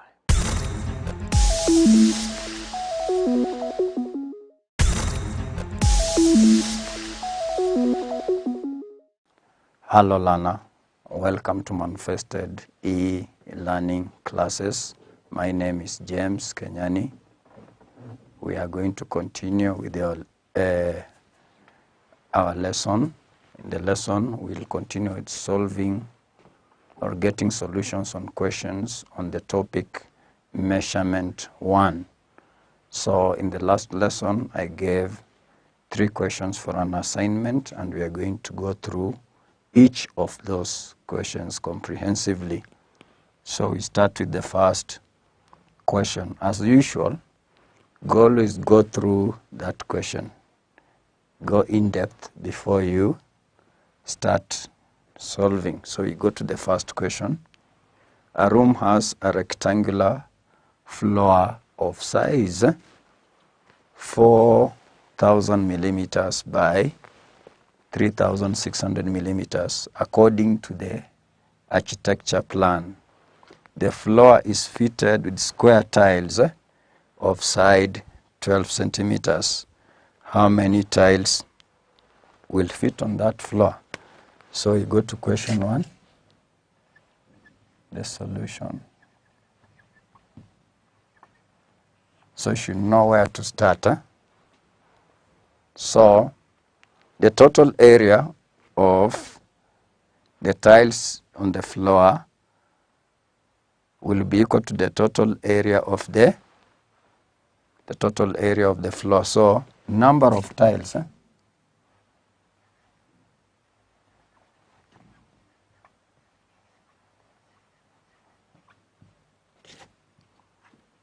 will be given by area of floor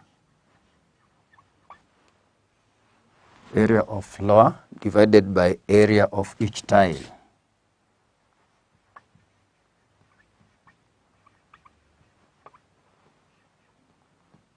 For a very simple reasoning, I've said the total number of areas, the total area of the tiles will give the area of the floor. Even if you cross multiply, area of tiles times number of tiles will give that area. So the area of the floor, you are given the dimensions of the floor. So that is 4,000 centimeters times 3,600 centimeters. Each tile is of square shape of side 12 centimeters. So you'll say 12 centimeters times 12 centimeters. 12 centimeters times 12 centimeters. You realize the units are not the same, but you know this was millimeters, millimeters, point of correction, millimeter. The units are not the same. So it is easier to move to centimeters. We know 1 centimeter is equal to 10 millimeters. 1 centimeter is equal to 10 millimeters. So this 400 millimeters will become 400 centimeters times 360. You divide by 10. 360 centimeters divided by 12 centimeters times 12 centimeters. You realize the centimeters will cancel out. The centimeters will cancel out. The centimeters will cancel out. So you'll go about it. 4 goes here, 100, 4 goes there, 3. 12 goes there, 1, and 12 goes here, 12 goes there, 30. 3 goes there, 1, 3 goes there, 10. So you end up having 1,000 tiles. 1,000 tiles. That will give you the answer. So we move to question 2, and as the first procedure is for us to read the question. You get what is in the question before you answer. You'll get the best. So we go through the question. A cylindrical metal bar of diameter 14 centimeters and length 484 centimeters is melted into metal cubes into metal cubes of side 220 millimeters. So how many cubes will be produced? So you've gone through the question. So we had a metal bar, cylindrical in shape. So when you move to question 2, so the metal bar will look like that, and the cube, properties of a cube, the length, the width, they are both equal. So when you are told they are melted into cubes to form cubes, you realize volume of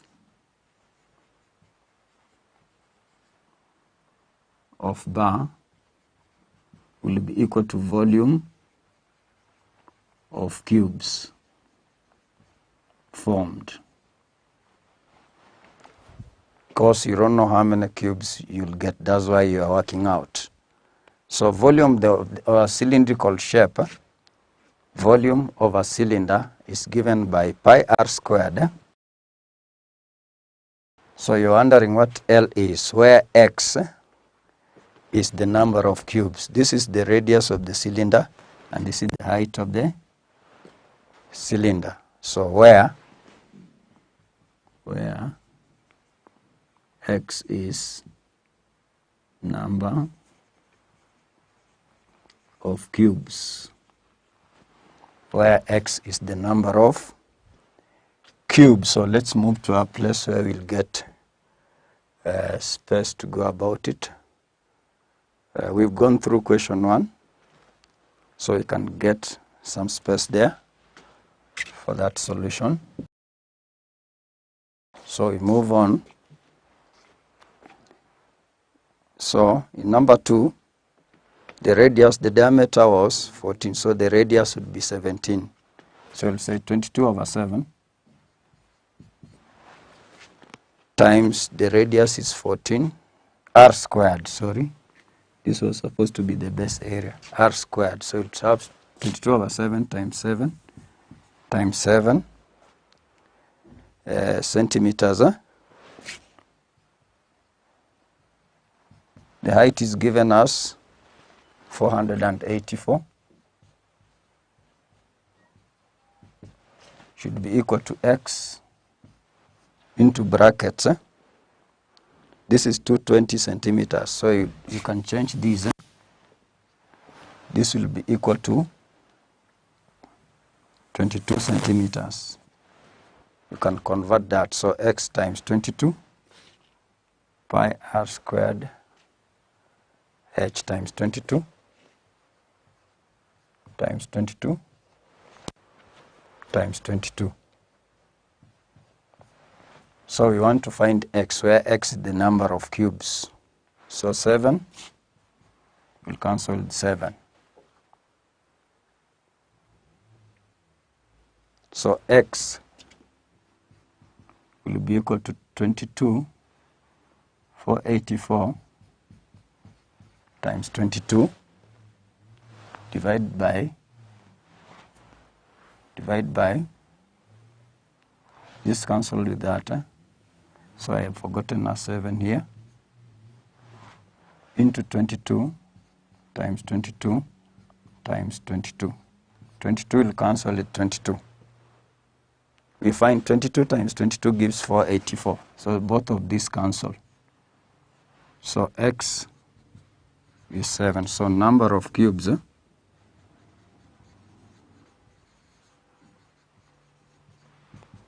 is equal to 7. That will give you that answer. We are moved to the next question. Realize the formula. This was just to show how the cylinder looked like. So for a cylinder, cylindrical shape, the volume is pi r squared height.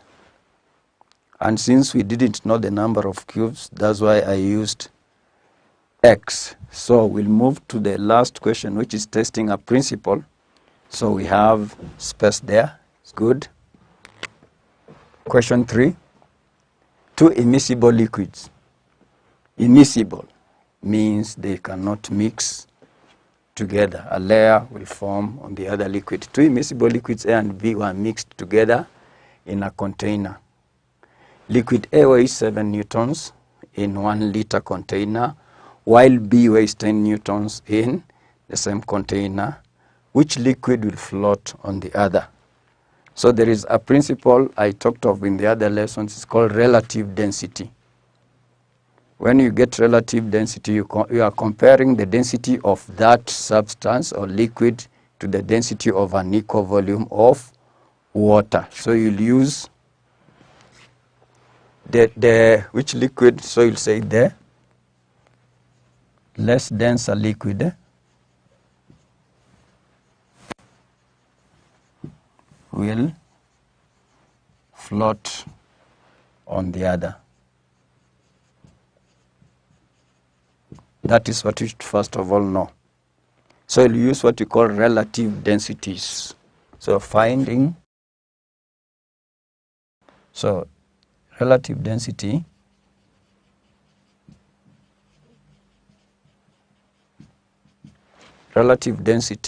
is equal to the density mass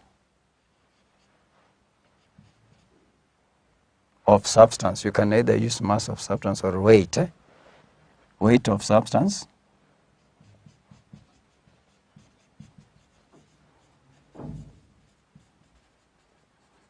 divided by weight of an equal volume of water.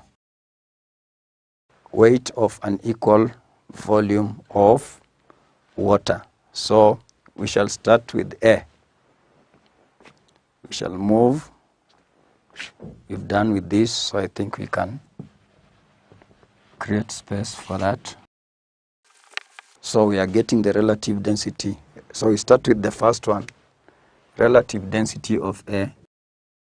Relative density of A is equal to 7 newtons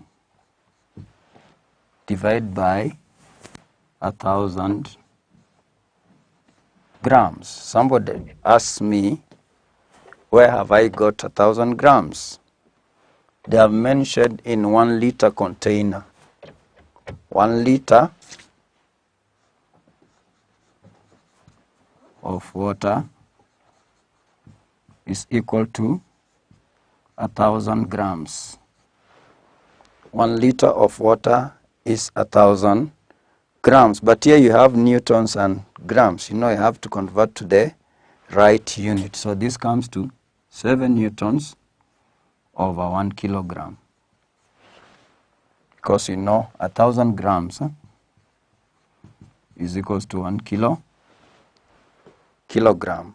I have to convert again to newtons. So it will be 7 newtons over 10 newtons, which is 0.7. So relative density, once you've got relative density, you just put their units. So density of air is equal to 0.7 grams per centimeters cubed. I said when you get the relative density of a substance is, let's say 6, that means 6 grams per centimeters cubed, because you are comparing it to the density of water. So we say relative density of B. We shall just do the same. Relative density of B, I've described it here. We got 10 newtons. 10 newtons over 1,000 grams, which is equal to 10 newtons over 1 kilogram, which is 10 newtons over 10 newtons, which is 1.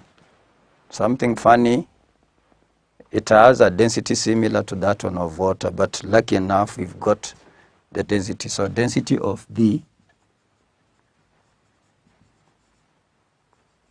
is equal to 1 gram per centimeter cubed. So it is easy to know which is denser. It is now easier to know which one is denser. You compare 0.7 to 1 gram. So from the two, so you come and explain from the results, A is less denser than B. Therefore, it will float. It will float on B. It will float on B. Note this statement very carefully. Relative density. They have compared there with 1 liter. 1 liter container. 1 liter container. So you use that equal volume to get their relative densities. That's why when I come here, 1 liter of water has a mass of 100 grams. Because 1 liter of water is 1,000. So it's better to write has 1,000 grams. That's why it was easy for us to calculate the relative densities. So A floats on B.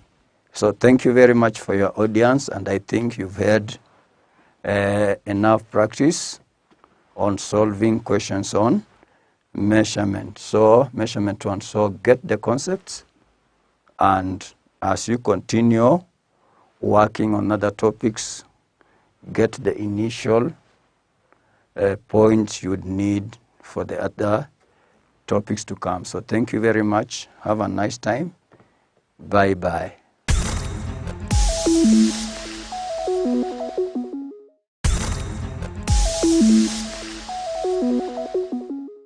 Hello learners, I'm teacher James Kenyani. Today we are going to continue with the topic angle properties of a circle, and today I have 2 examples on the board which we are going to solve related to the concepts we learned earlier. So if you look at the first example, we have a circle there, and from the properties you get in the angle properties, there are some things you can highlight. We have, in the first question you asked, in the figure above, O is the center of the circle. So you are told to find the value of the obtuse angle AOB.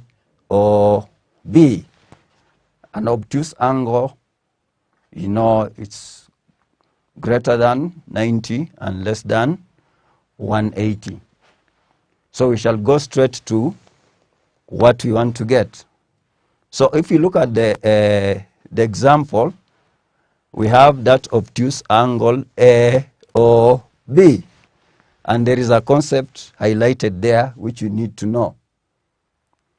In the concept, we learned that the angle at the center is twice.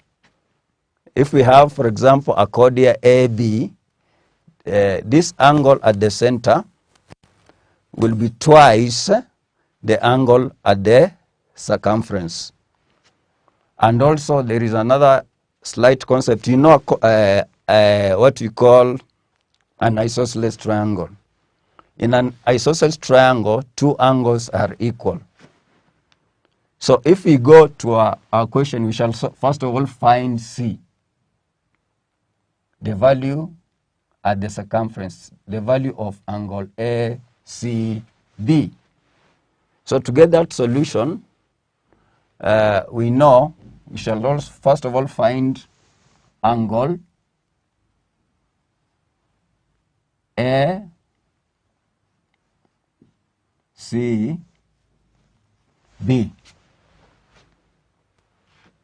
isn't it? And angle ACB is equal to BCO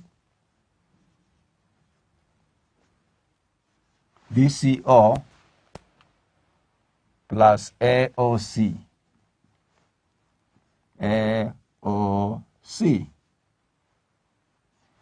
These 2 we shall get from the value, isn't it? We shall get from the value from the properties of an isosceles triangle. So if we look at the first isosceles triangle, BOC, the value, this 20 degrees is equal to angle OCB or VCO. So the value here will be 20 degrees. And if you look at the other isosceles triangle, the value of OAB, OAC will be equal to the value of ACO. So it goes without saying that this angle here is 30 degrees.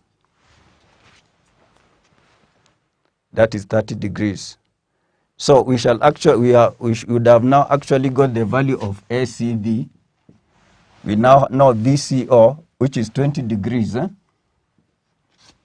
20 degrees plus 30 degrees, which gives us 50 degrees. Now, after getting the value of the angle at the circumference, the value of the angle we are asked for, AOB,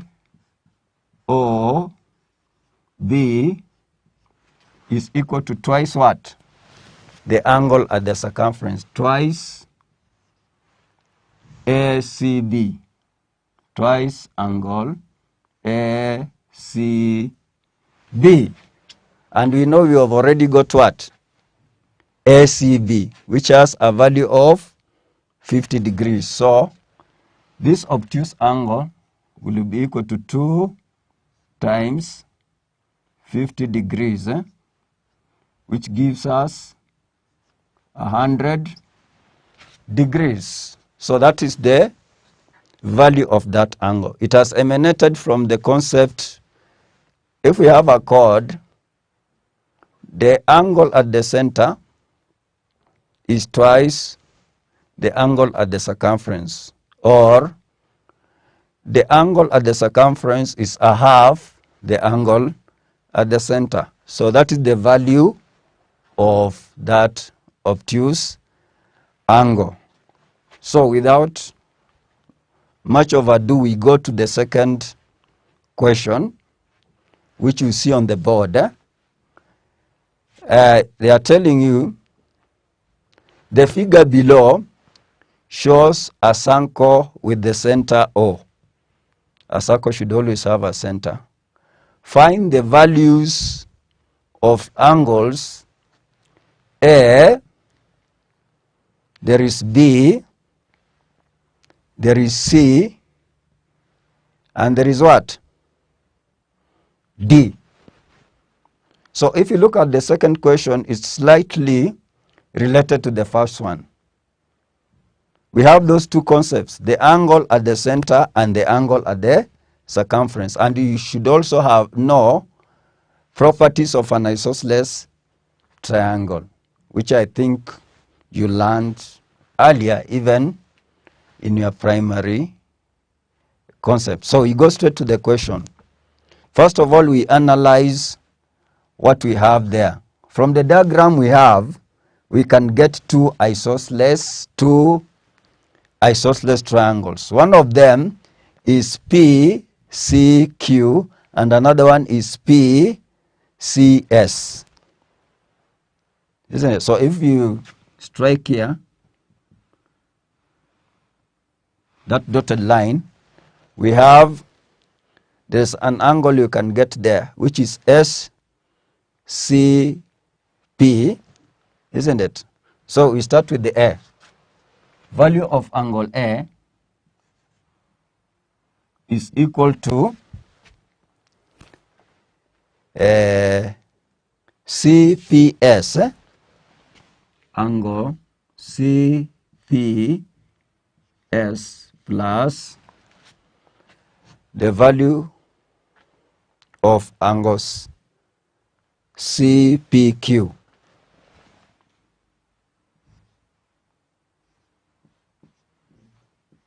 And if you look at our diagram, we don't really need to go much into calculating that. It's actually properties of angles in an isosceles triangle.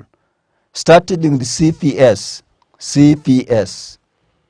knowing that the two angles in the isosceles triangle are equal, the value of this first angle will be 30 degrees.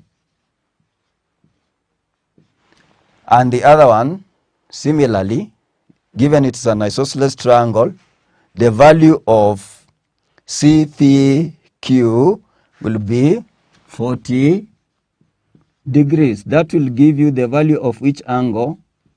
Of angle A, which is 70 degrees, which is actually 70 degrees. Now, we have B and C. We have B, value of angle B, C, and D. So to move quickly, we shall first of all get C, isn't it?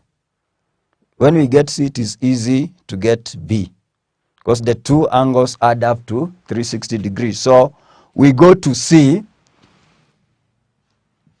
From the first concept, which I said, when we are solving the first one, the angle at the center is twice the angle at the circumference. So the first angle we've got A is the angle at the circumference, and C is the angle at the center. So A is a half of C, isn't it? A is a half of C, and C is twice A. So C is equal to twice A. Twice A. From the concept we've got, the angle at the center is twice the angle at the circumference when they are subtended by which chord? QS. So having got A, twice A will be 2 times 70 degrees, which will give us 140 degrees.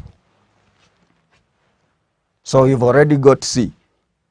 Having got C, we know very well that we have now C and B. The relationship between B and C, they add up to 360 degrees, isn't it? For many who don't know, B is also called a reflex angle. It has a value between 180 and 360 degrees. So B, since the two angles add up to 360, B will be equal to 360 degrees. Subtract 140 degrees, and quick computation there will give you what? 220 what? Degrees. You'd have got the value of angle B. We are remaining with one angle, and that is D. We are remaining with one angle. To get angle D, you'll create here a chord. A chord there. That chord is QS. And you'll use a property. The angle in the minor segment subtended by a chord in the minor segment, isn't it, added to the angle subtended by the same chord in the major segment, they'll give you a value of what? 180 degrees. So it shows that D, to get D, we have D is subtended by which chord? QS in the minor segment, and A is that angle subtended by the chord QS in the major segment. These two angles add up to 180 degrees. So if I know A, we got A earlier, D will be equal to 180 degrees, subtract 70 degrees, and it gives you 110 degrees. Those are the values of those angles, and the concepts we have highlighted are very important. Properties of angles in an isosceles triangle. Number 2, angles subtended by a chord at the center of the circle and at the circumference, their relationship. And lastly, the angle subtended by a chord in the minor segment and in the major segment. The two values of the angles should add up to 180 degrees. That is what gave us D. Yeah, so we've come to the end of our lesson, and I'll give you 2 exercises which you'll go to attempt.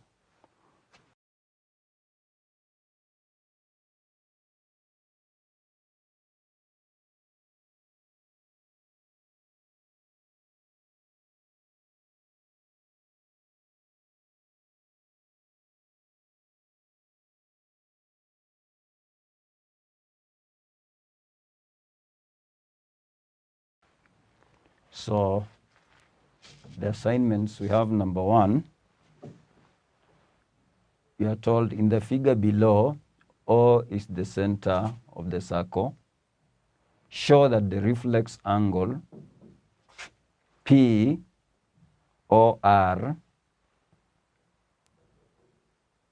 is equal to twice PQR. PQR. The second question, the question is, in the figure below, O is the center of the circle.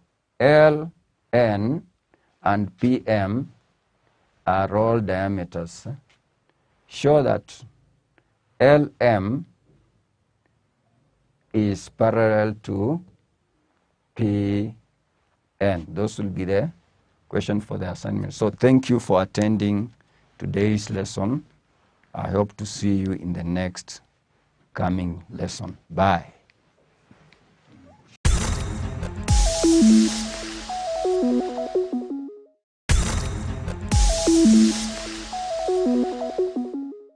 Welcome to our physics lesson. My name is Purity Anzelimo, and in our lesson we are going to continue with the topic waves 1. That's our topic, waves 1. So far in waves 1 we have looked at the classification of waves, whereby we have looked at electromagnetic waves, mechanical waves, transverse waves, and longitudinal waves. And in our lesson today, we are going to look at characteristics of wave motion. And by the end of the lesson, you should be in a position to state, or you should be able to tell when an oscillation is complete, when an oscillation is complete, and number 2, you should be able to explain terms associated with waves. Terms associated with waves. So when you are given, for example, a wave, and you are told to state when an oscillation is complete, you should be able to show where an oscillation is complete. Then again, you should be in a position to explain the terms associated with waves, to state and to explain.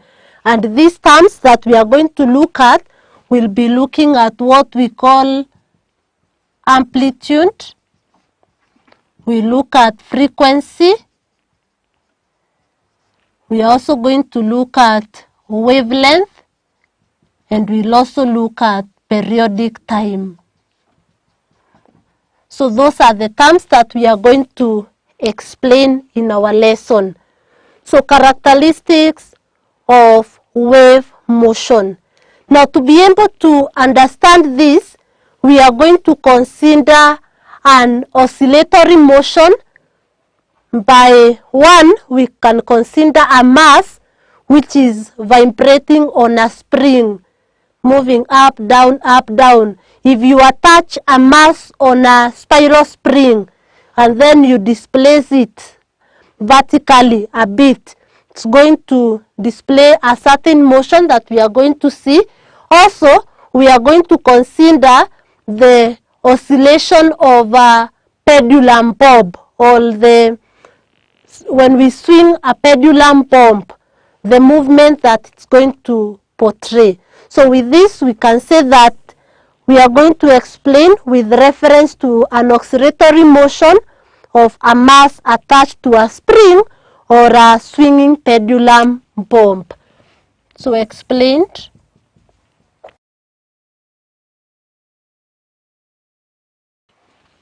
Explained with reference to the motion of a mass attached to a spring or a swinging pendulum bomb. A swinging pendulum bomb. So in this, we can start with the first one, where we are talking of a mass that is attached to a spring. I'm sure you have learnt about a mass. You know what is a mass. In the previous topic, Hooke's law, you learnt about these masses. Then when it is attached on a spring, when you are defining or verifying the Hooke's law. So here we are going to consider, this is our fixed point, and then here we have a spring. That's our spring. On this end, we have a mass attached onto it. So this is our mass. So that's what we have. This is our, we can call this one A. So this is our spring. And here we have the mass. So in this, if we consider this to be our mean position for the mass, this is our mean position at the center of this mass. So if we call this, we can use letters. For example, we can talk of A. So when it is given some vertical displacement, it will swing in this manner. It moves from here up, back again here, again. That's how it will be swinging up, down, up, down. So if we have our A here, so this is how it swings from the mean position up, then down, then. So we have it this way. So if we have this as our, so if we have it this way. So if we have this as our A, then we can have this upper part. If it is moving from A up, then through A, then down, then A, we are going to have it this way. So if this is our A, then this we can call it B, and then here we have C. So how will the mass be moving? The mass will have an oscillatory motion described as follows. So it is going to move, it's from A here, it will move from A, then it moves to B, then back to A, then moves to C, then it moves to A, then it moves again to B, then it moves to A to C, and the motion will continue. So that is what we are going to have for our motion. But now we want to know, when do we say a complete oscillation is attained? So if it moves from point A, moves to B, through A again, back to C, and then to A, then we'll say that that is a complete oscillation. So we can say for a complete oscillation, we are going to have the following. So if we are taking it from A, we can take it from anywhere, because if we start from B, if it moves from B, they'll move back to A, to C, to A, then to B again. But if we start from A, for a complete oscillation, we'll say a complete oscillation has been achieved when it moves on both sides and then comes back to its initial position. So if it is oscillating in this manner, it's moving up, then through the mean position down, then back to the mean position, then that is a complete oscillation. So if it is from A, it is going to be A, then B, then back to A, then to C, and then back to A. So that is a complete oscillation. Or if we are starting from B, if it is from B, it can also be B, then it moves to A, then to C, then back to A, and finally to B. That's a complete oscillation. Or, so we can either talk of this or that, or if we are starting from C, it means that it will move from C to A, then to B, then back to A, and then again to C. That is the starting point. So that is a complete oscillation. Hopes you get that. So for a mass attached to a spring, you can see, for us to say that it has moved one oscillation, then it has to go back to its initial position through the two signs. So if it is from A, it has to move to B, then back to A, to C now on the other side, and then back to the starting point. That is now for a mass attached to a spring. Now we want to consider a swinging pendulum bump. A swinging pendulum bump, and see how we can tell that it has completed an oscillation. So in this one, we again consider a fixed point. In this, we are going to use a string to attach. We attach our pendulum bump here. So this is our bump here. This is the pendulum bump. That is the initial position. So if we give it a slight displacement horizontally, so we give it a displacement, it's going to swing this way. So it is going to swing to this direction. We can use a dotted line. So it is going to swing to that side, and again it will swing to on the other side. So we have it that way. So this is our pendulum bump. Pendulum bob. So this is what we are talking about. If here we have our pendulum bump. So this is our mean position. We give it a slight displacement. This is our fixed point. We are going to have it move this way. So you can see how it is moving. So if we have our fixed point again at this point, we give it some slight displacement. You can see how it moves. So that is the swinging of a pendulum bob. So it is going to swing. Let's say we have our point A here. We can call this B and this one C. Or to make the contrast, let's use other letters than the one that we have used for the mass. We can use X, Y, Z. X, Y, and Z. So for us to say that it has completed one oscillation. So for one complete oscillation, before we move to one complete oscillation, this is how the pendulum bob will move. So it's going to move from, let's say it's starting from Y. So we have from Y to X, then back to Y, then to Z, to Y, to X, to Y, to Z, from Z to Y, from Y to X, and so on and so forth. So that's how the movement is going to be. So for one complete oscillation, we are going to have the following. So if we are from Y, it's moving from Y, we'll move to X, then through Y to Z, and then back to Y. So that is a complete oscillation. So if we have our pendulum pump here, moving to this side, back, then this other side, then the starting position, then that is for a complete oscillation. Then if we are starting from X, because we can start from any point, if it is from X, moving to Y, then to Z, then through Y again, and back to X. That is another complete oscillation.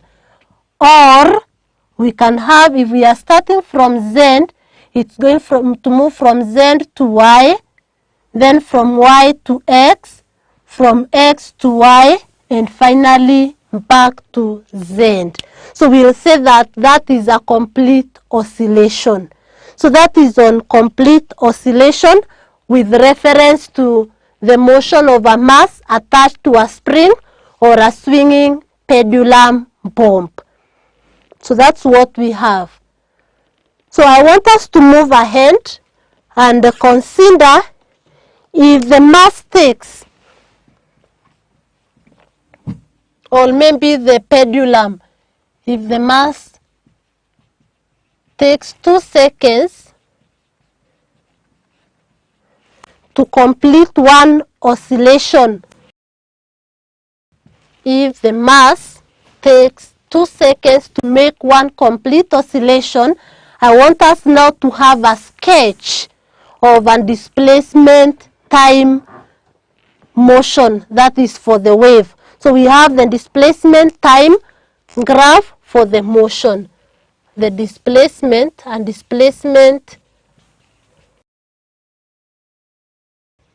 we will draw a simple sketch for how the motion will be like.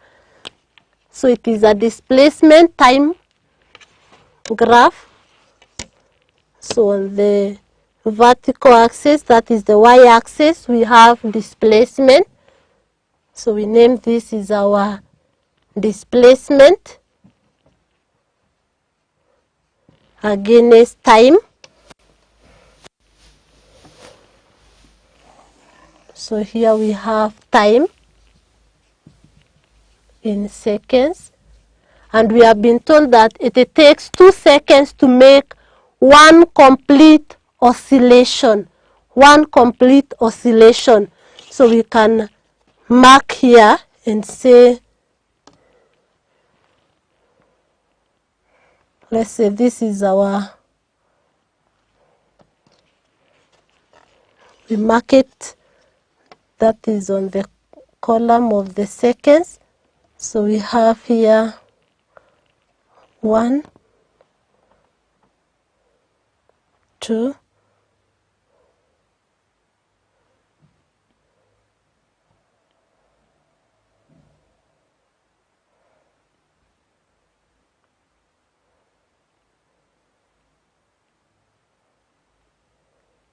So we can have it that way. Then we can mark on these 2 signs and see. We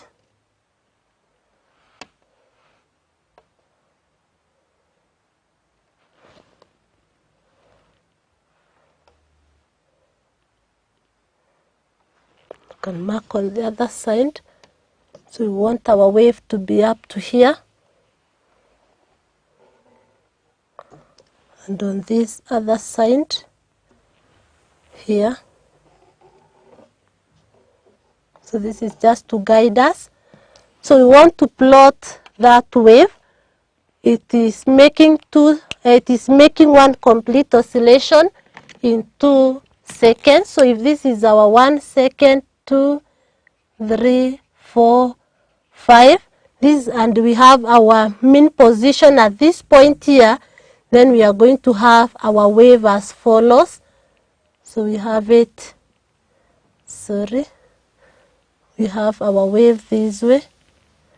We want it to make one complete oscillation in 2 seconds. So you can see from this position we have the first part, the crest, the trough. So we have now one complete oscillation up to there, taking 2 seconds. We can continue with plotting the wave.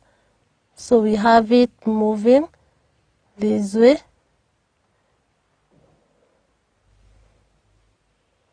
And that way, and it continues. So that is our wave. We can make it as smooth as possible. So this is 2. So you can see clearly that in one complete oscillation, the time taken is 2 seconds because this is our complete oscillation. So I want us to consider this wave. So this is what we have. This is the wave. These are 2 seconds. So you can, maybe I can ask you to count how many complete oscillations or how many oscillations can you see in this wave? What's the number of oscillations in this wave? How many are they? We can count them. We are having 1, 2.5. So we have 2.5. These are 2.5 oscillations.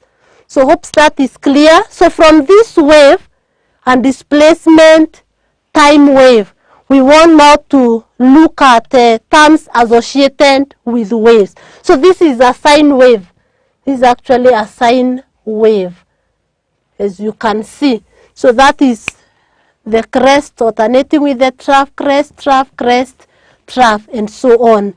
And of course, also when you are plotting these curves, ensure that it's a smooth one, just like in mathematics. We say that the turning point should be clear. So for a wave, it turns, and we have it this way. So this is our 4, 3. So this is the turning point. So when you are drawing this turning point, ensure that it turns. So don't draw it like this, but it should turn. It is a curve. So from this, we want now to look at the terms associated with waves. Terms associated with waves. If you follow keenly, you will understand it so well, and you'll be in a position to solve the numerical problems in an easy way. So we look at terms associated with waves. So we start by listing them down. We'll discuss the following terms. Number 1, amplitude. Amplitude is denoted by capital letter A. Number 2, we look at frequency. Frequency is denoted by a small letter f. So for amplitude, a capital letter A, frequency, a small letter f. Number 3, periodic time, denoted by a capital letter T. And finally, on terms, we are going to look at wavelength. Wavelength is denoted by a Greek letter lambda. This is how we write it, that way. Lambda. It's a Greek letter. So wavelength is denoted by a Greek letter, which we are calling lambda. So those are the terms that we want to discuss with reference to the wave that is here. So we have this wave, we want to discuss these terms. So we'll start with the first term, which we are talking of as the amplitude. So what is amplitude? When we talk of amplitude, it refers to the maximum displacement from the mean position. It is the maximum displacement. It refers to the maximum displacement from the mean position on either side. So like in our wave here, this is our mean position. If we have this is our mean position. Now, our maximum displacement will simply mean the highest point on either side, either here or here. So for this, let's say our displacement was in meters, and here we have this one as 0.1, and here we have negative 0.1. So it means that our displacement from the mean position is 0.1, and that is the amplitude. So from our sketch here, we can say that amplitude will be equal to 0.1 meters. I would like also you note that the SI unit of amplitude is meters. The SI unit is meter. Being and displacement, and we know that the SI unit for displacement is meter, the SI unit of amplitude will be meters. So that is the SI unit of amplitude, and we are saying that it is simply the distance from the mean position. So if you are given a wave like this one, and you are told what is the amplitude, you simply come and check the highest point. So you look at the crest or even the trough, and you assume this negative now when you are giving the amplitude, because it is now the distance from the mean position. So we are going to have 0.1 meters. So if it were in centimeters, we need to convert it into meters so that we can give in its SI unit. Let's move on to our second term, which is frequency. How frequent? Now in English, how frequent? Now when we talk of frequency, it refers to the number of complete oscillations in 1 second. It is the number of complete oscillations in 1 second. We now know what is an oscillation.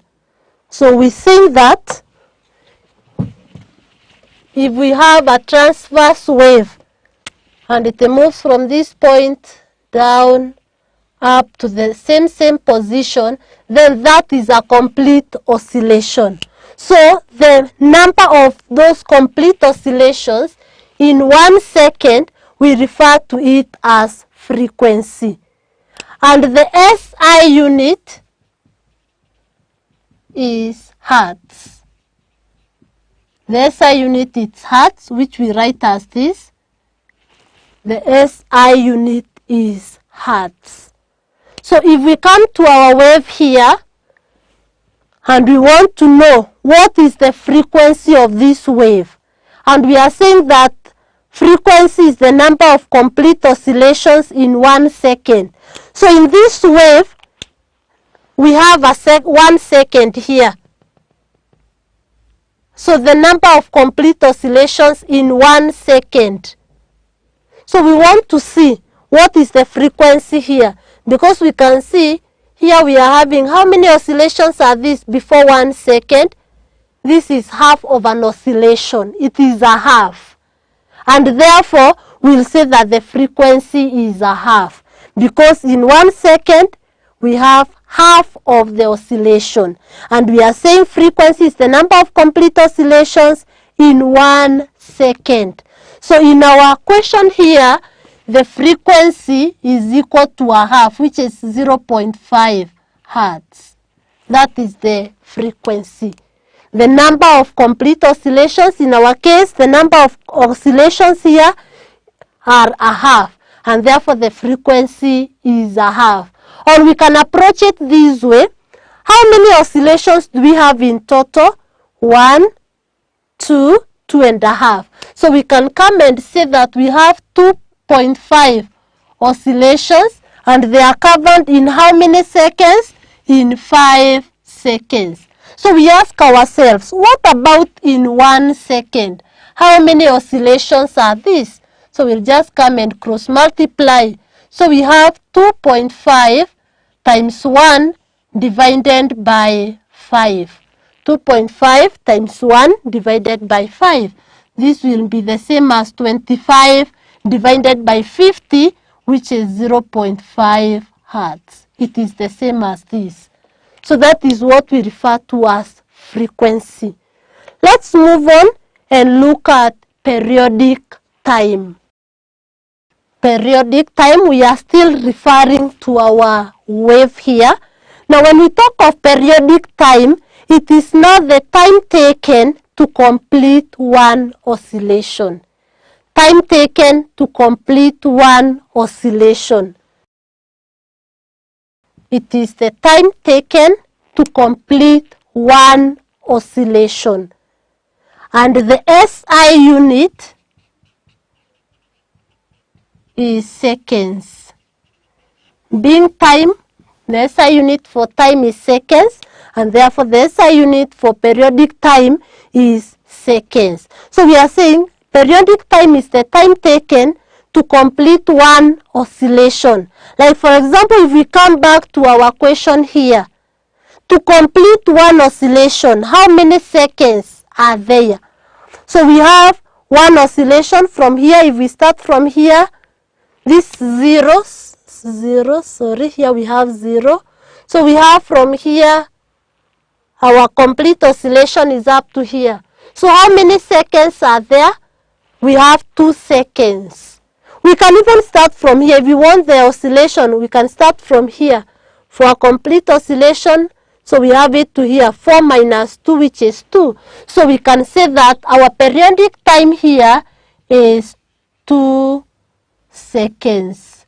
The periodic time is 2 seconds. It is the time taken to complete one oscillation. Time for one oscillation is what we are calling the periodic time. And now I want us to see the similarity or some relationship that is between periodic time and frequency before we look at wavelength. Some relationship between periodic time and the frequency. Relationship between periodic time T and the frequency F. Now, from our wave here, we have been able to see that the frequency is 0.5 hertz and the periodic time is 2 seconds. That's what we have been able to see. Our frequency, number of oscillations in 1 second, we have 0.5, and we have also been able to see that the time for one oscillation is 2 seconds. Now, if you look at this, if we were to find the reciprocal, if we were to find the reciprocal of frequency, 1 over the frequency, we have 1 over 0.5, which is equal to 10 over 5. 10 over 5 is 2. Look at it. The reciprocal of frequency is 2, and 2 is the periodic time. Again, the reciprocal of periodic time, which is 1 over 2, is 0.5, and 0.5 is our frequency. And therefore, we can make a conclusion that periodic time is the reciprocal of frequency, and vice versa, frequency is the reciprocal of the periodic time. So when you have frequency and you want the periodic time, you just get the reciprocal. So the periodic time is 1 over f, and frequency is 1 over the periodic time. So you need to make note of that. So when you have one of them, when you have the frequency, you can get the periodic time, and when you have the periodic time, you can get the frequency. Is that clear? So finally, our last term, we have wavelength.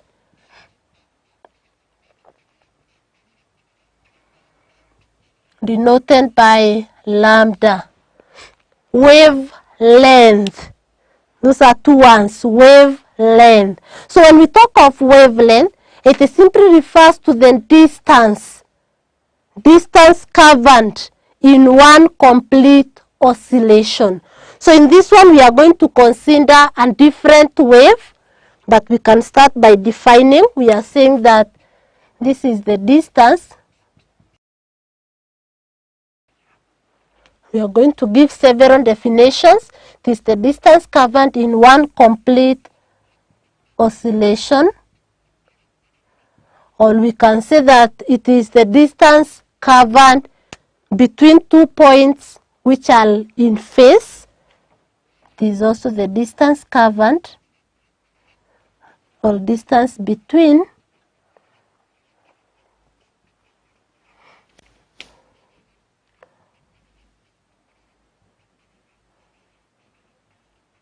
we can also say that it is the distance between two successful crests or two successful troughs or even two successful rear or two successful compressions. So we can define it further. All those are definitions for wavelength. You can give any of them. So we are also saying that it is the distance